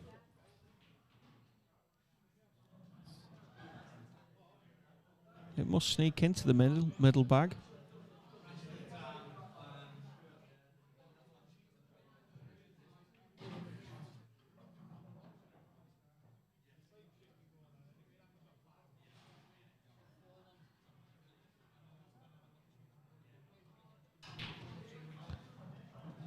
Tried to do a lot with the cue ball there. yeah, I think He doesn't go into the middle of that red. He must have had to have got on the left-hand side of it. Yeah, it's still hard to tell. He was running away with the cue ball, wasn't he? That if it does go into that middle.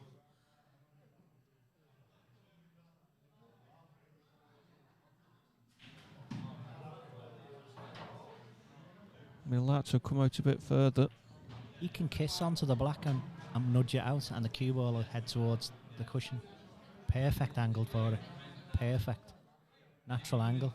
Yeah, he's just got to make sure he doesn't hit the black full ball and stick behind the red. Yeah, you can hit the red or the black side on the side. You'd rather hit this medium pace so it doesn't do that. Yeah. But he doesn't want to hit, as you say, straight in, because that red's heading towards that pocket, isn't it? But it is there. Yeah, you sort of pinch the middle pocket, you sort of overcut it, and just screw into it, and it should be. I think it's perfect for it.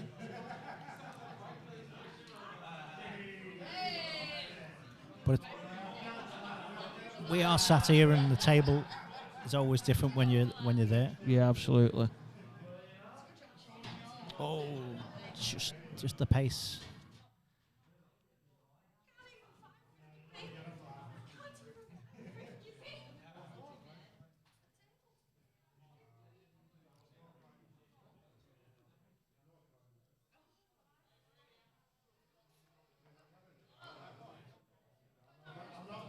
If he can back double this yellow and somehow keep the cue ball on the left-hand side of the table, he's protecting the pocket with the yellow. Well, you'd be playing it with a lot of left-hand side to help the double, and that would keep it down this left-hand side. Yeah, it's too much of an angle. Looking from where I'm sitting, it's too much of an angle to do that, but just needs to pick a place where he wants the cue ball. He wants it to land behind the black. I don't think he's come far enough. Fortunate thing is that these aren't an already made double. He's going to have to make it.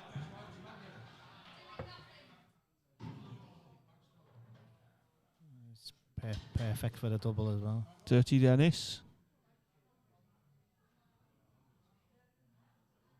Left corner pocket, left middle pocket. Yeah, perfect. Looks like it's 2-0 to Glenn in the final. That was close to staying out, that it went off the back of the pocket.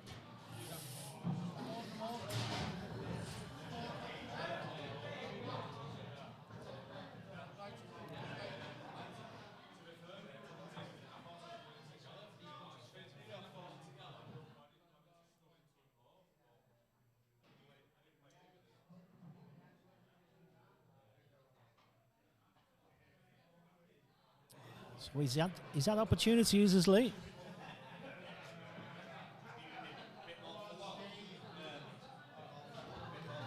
With that last frame, he only had 3 yellows to pot because Glenn had potted the rest. But he just couldn't land right. He had that thin snick into the left middle pocket, and it just caught the red a bit too hard and overran. It was always going to be difficult to control that.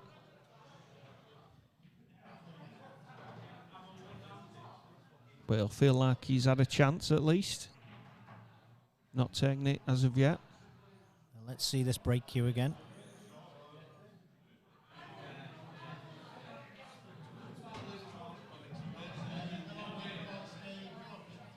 I think he's gone from his break cue. He's going straight down the line.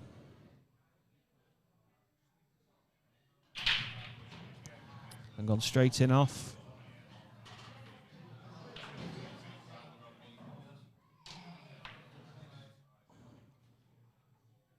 Glenn will be rubbing his hands together.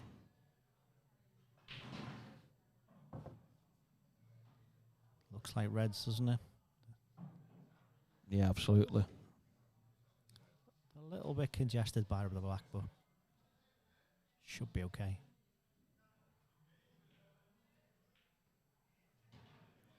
You can always sort that out on your first shot. He does have ball in hand.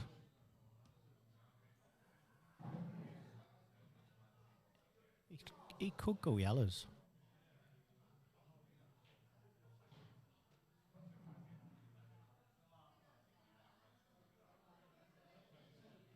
Nope. First choice.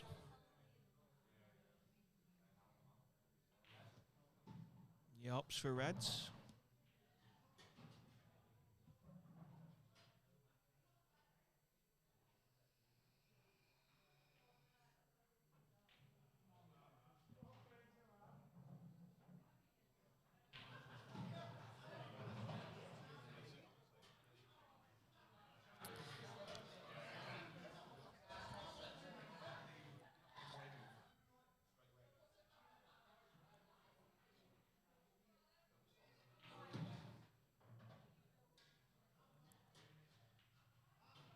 Might leave a plant this next shot.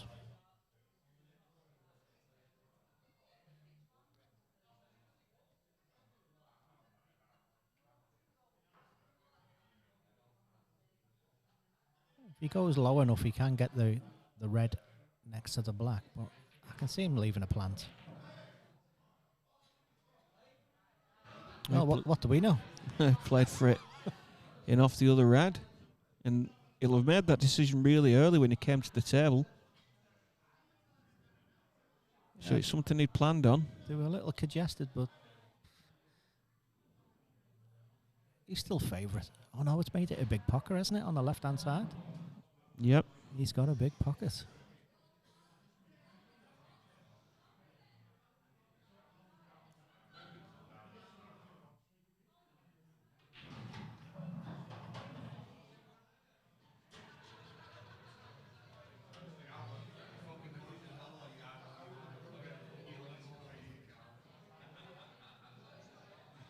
I think he just needs to just relax a little bit. He got a little bit wound up with the first 2 frames, the way a couple of shots he played.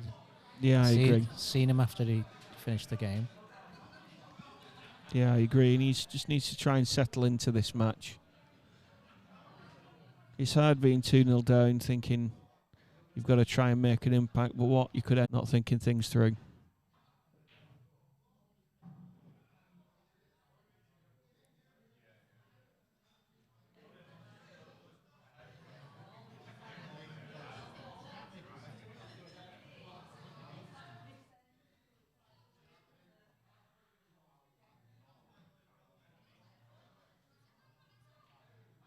The Reds are still a little awkward for each other, though.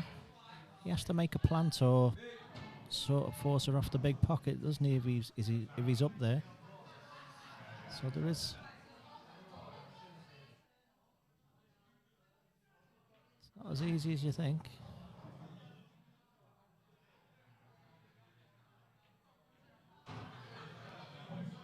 I think he's left the one over the hole, straight pot. Makes it easier for Glenn. Yeah, I'm encouraged though by that shot by Lee. It wasn't aggressive. It was a stroked shot. I think a lot of the shots that he's played have been quite punchy. See this?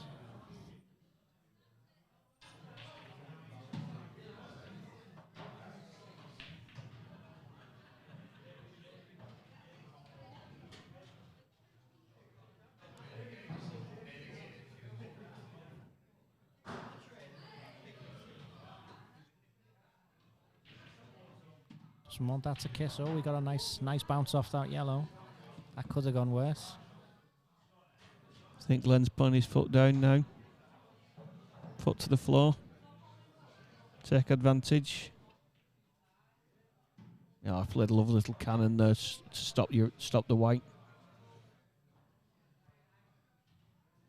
Looks odds on to go 3-0 up.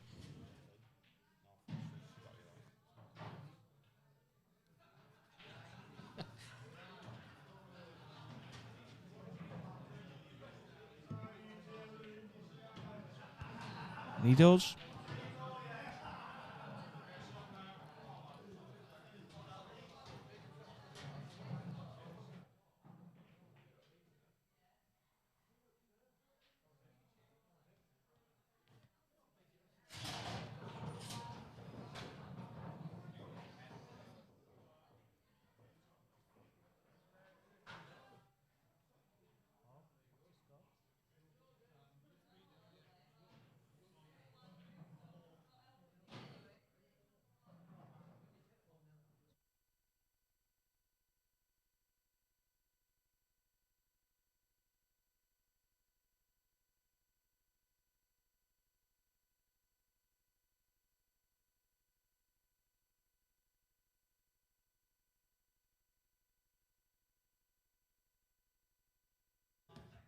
We got another score for you, the three-man team, 4-1. Bispin. They're playing Q8. So, bit of a comeback for the boys there. Black Geordie out of the middle pocket there. But they've split well again, haven't they? Look at them Reds.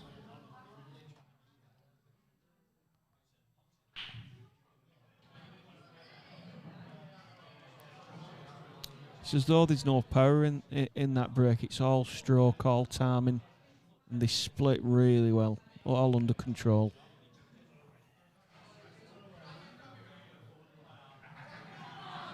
To be fair, Glenn has had a match on this table, and where did he play? He played on the green one as well, yeah. And he was breaking well all day, really. Yeah. From what I've seen, all day breaking well. I think if he's going to go Reds, he's got to leave that plant, hasn't he, down the rail. And the rest of them they're there. One good positional shot here.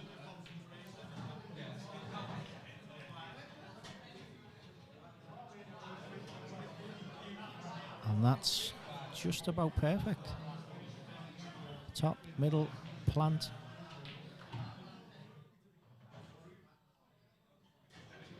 Nice to avoid.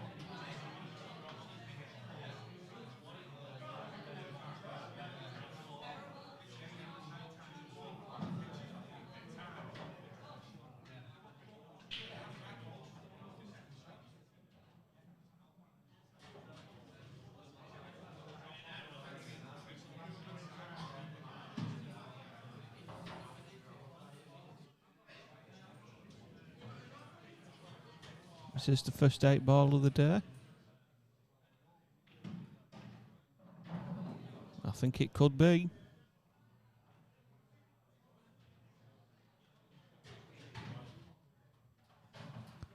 It is. Glencargo's 4-0 up in the individuals final. Lee Jones to break.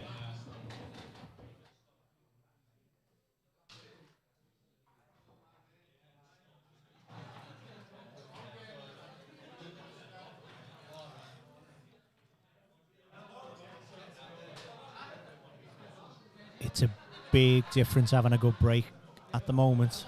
Lee's break's not been working for him. He's been in off once. I do remember a dry break. And that's just 2 of the 4. Let's see how this break gets for him. Has he got the break cue again? No.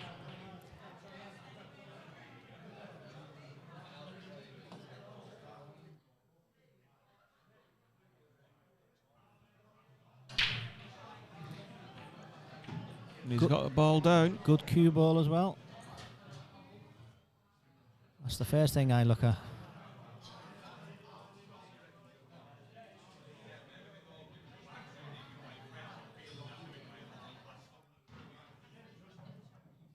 He'll be a little exasperated with that, though. He's struck him well, and he's greeted with a rack that's got problems with both sets of balls. I think he's going to go middle first, because if he goes that corner ball, he's opening up a yellow straight away. But each to their own. He might be just going for it. Yeah, he's trying to move his bad ball straight away. That's a shot.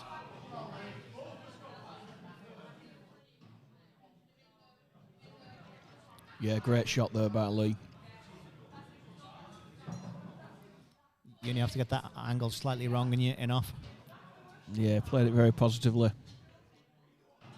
It's nice to see he hasn't gone negative, he's gone positive. Oh.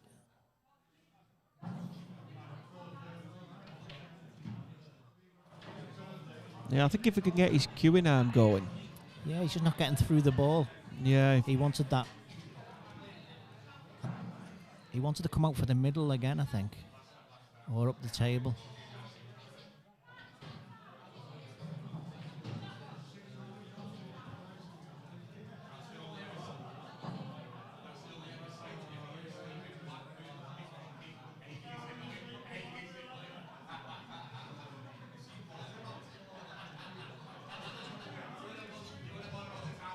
Yeah, you get the feeling he's chasing this this break a little bit. It's a tough one, this, because the red's drifting away from us into a no zone, isn't it, really? Let's see. He's having a look. Might be having a rethink. Because me personally, I'd go for the top one. Left-hand side. Yeah, I agree. That's what I'm thinking. Because if you miss it and you rattle it, it's over the hole. Yep. Glenn needs that pocket. Yeah, I think this is just opening the frame up for Glenn, really. If he doesn't get this. It's a great effort. Yeah.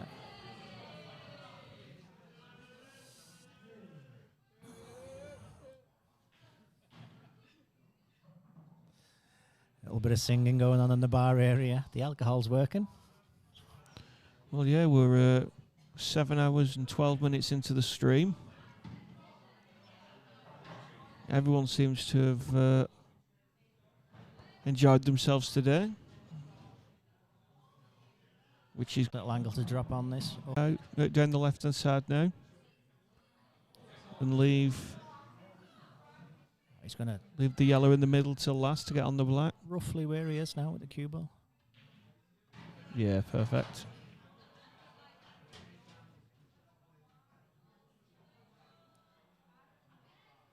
Long bridge. This will show you how good he's cueing. Didn't touch the sides, did it? No. And the perfect angle for the black. He's overcut it. chance you feel he must take. Will that pass the red? Is he forced into a plant? Or a long red?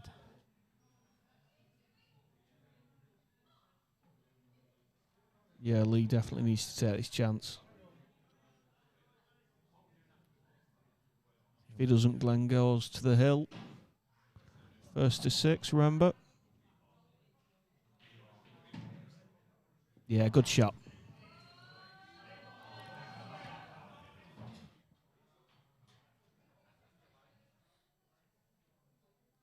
He's in the middle of balls here because he's got to play this confidently, not to avoid the red.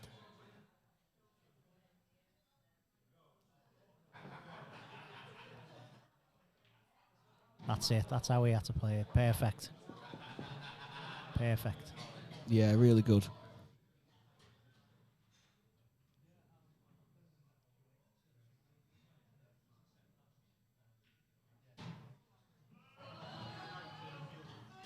Right, let's have a think where you putting that black.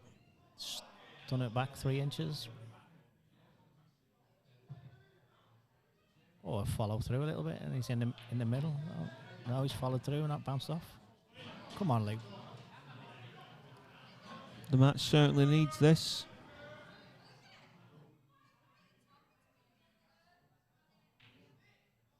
Yes. Straight in the eye of the pocket.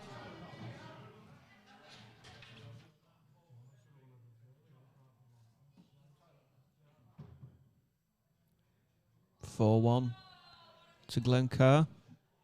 But Lee has his first frame on the board. Little toilet break.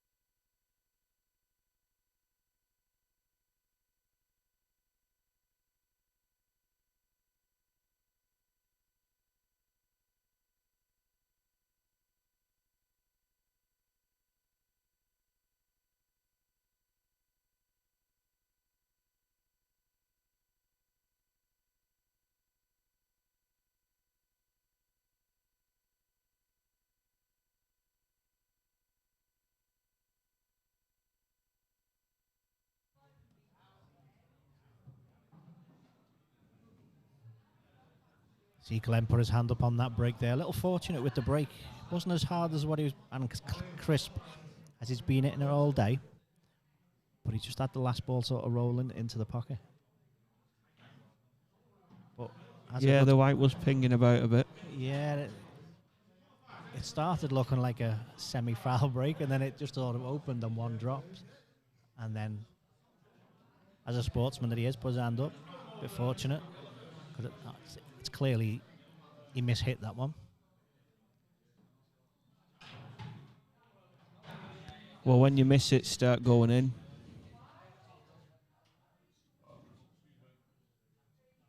Gotta be happy. Well, if he doesn't have to hit it too hard and the cue ball doesn't have to bounce around the table, but he's still getting balls, it's working, isn't it? Keep that formula. Yeah, Glenn doesn't need to do anything different. Just carry on playing as he's been playing. He's been really solid. Cueing really well.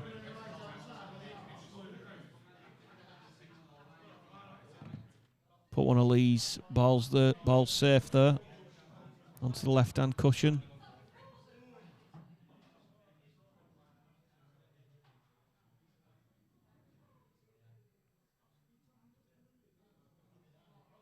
Lee's just got to take his time a little bit, I think. Don't rush in. Have a think. You got your frame on the board now. You're into the match.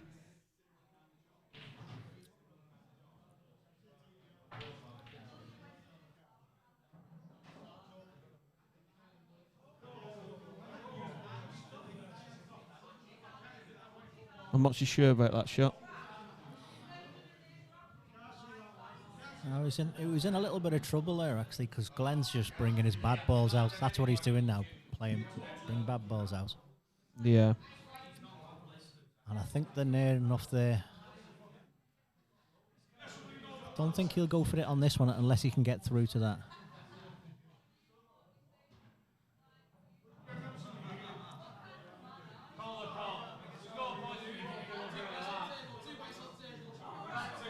Unless he's thinking of doubling this, no. Doubling it back.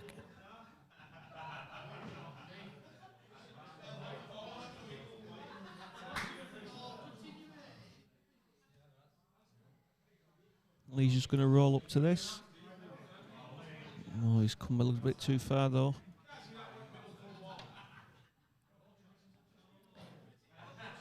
I don't know if he can get through to... No, he's not got the pot and angle.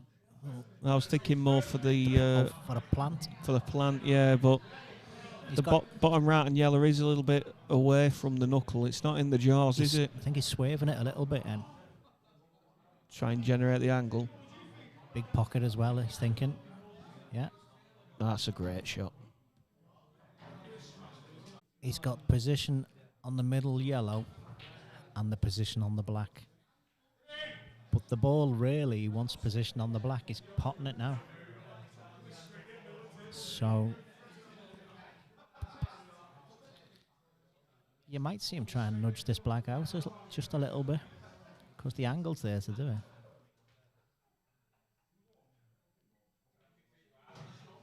Yeah, he's spinning it around. Yeah. And when it's... That turned out right. Wow. You'll be happy with how that turned out.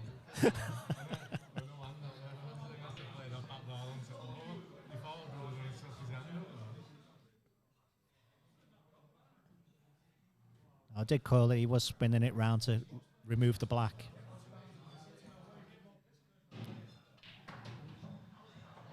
He needs a bounce. Needs a big bounce, and he's got it. Now, they are playing well the tables as well, aren't they? So yeah, they're lovely. Running nice and smooth. And what a difference a bit of cloth makes, eh?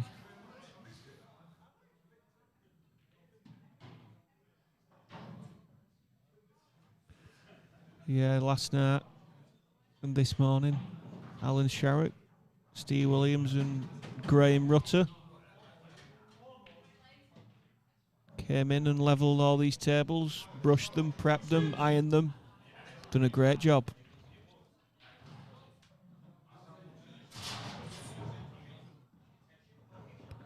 Glenn Kerr goes 5-1 up against Lee Jones.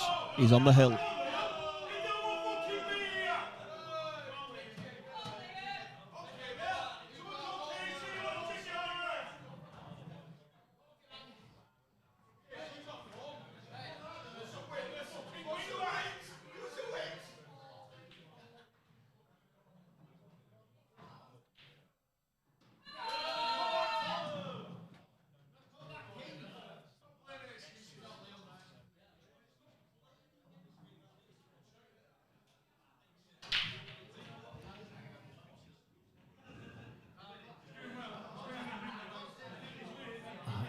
He can't buy a good break, can he, at the moment? No.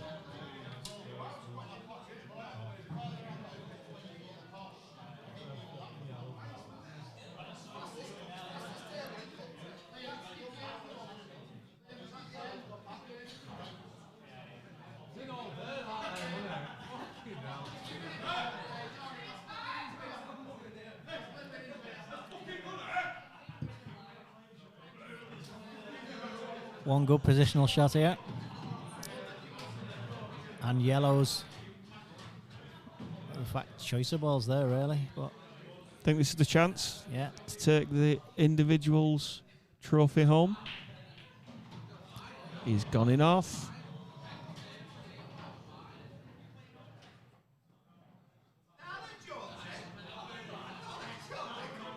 I'm in shock on that one. I'm in shock. Obviously, he is himself. The three-a-side must be quite close because they were 4-1 in front, and it's not over yet.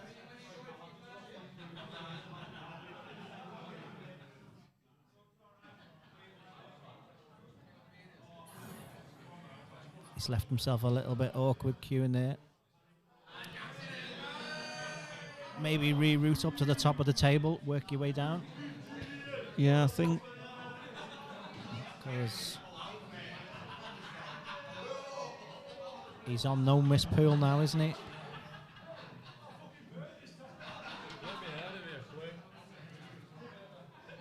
Yeah, I think he might be concerned to lose in this match.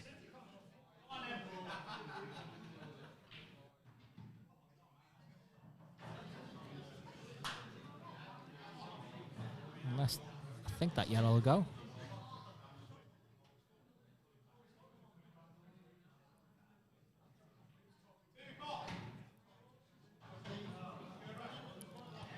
And Glenn's come unstuck again.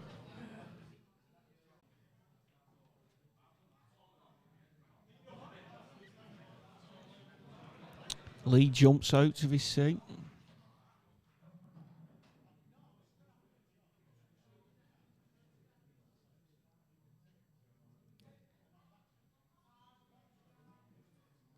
I think he's got to just leave himself a long shot here.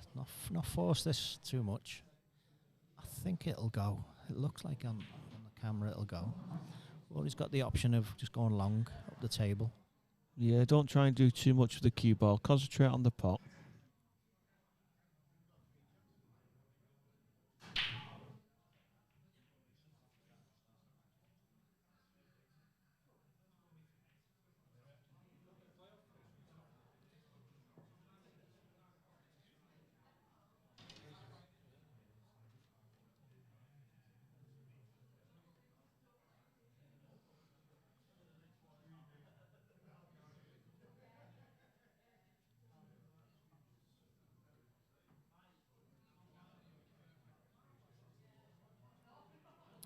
I think he's just trying to work out the cannon.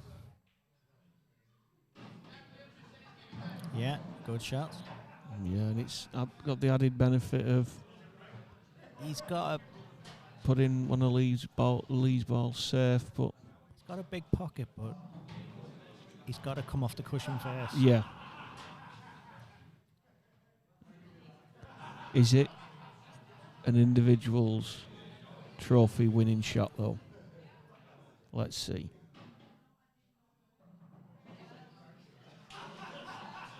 It's a great shot. And the black does fly into the right corner pocket. Glencar, the Orland District Blackball Pool League Individuals Champion 2023. Congratulations. Unlucky to Lee Jones. I think today just wasn't his day. But very well played from Glenn. Everything seemed to go well. Everything seemed to land. He's very happy.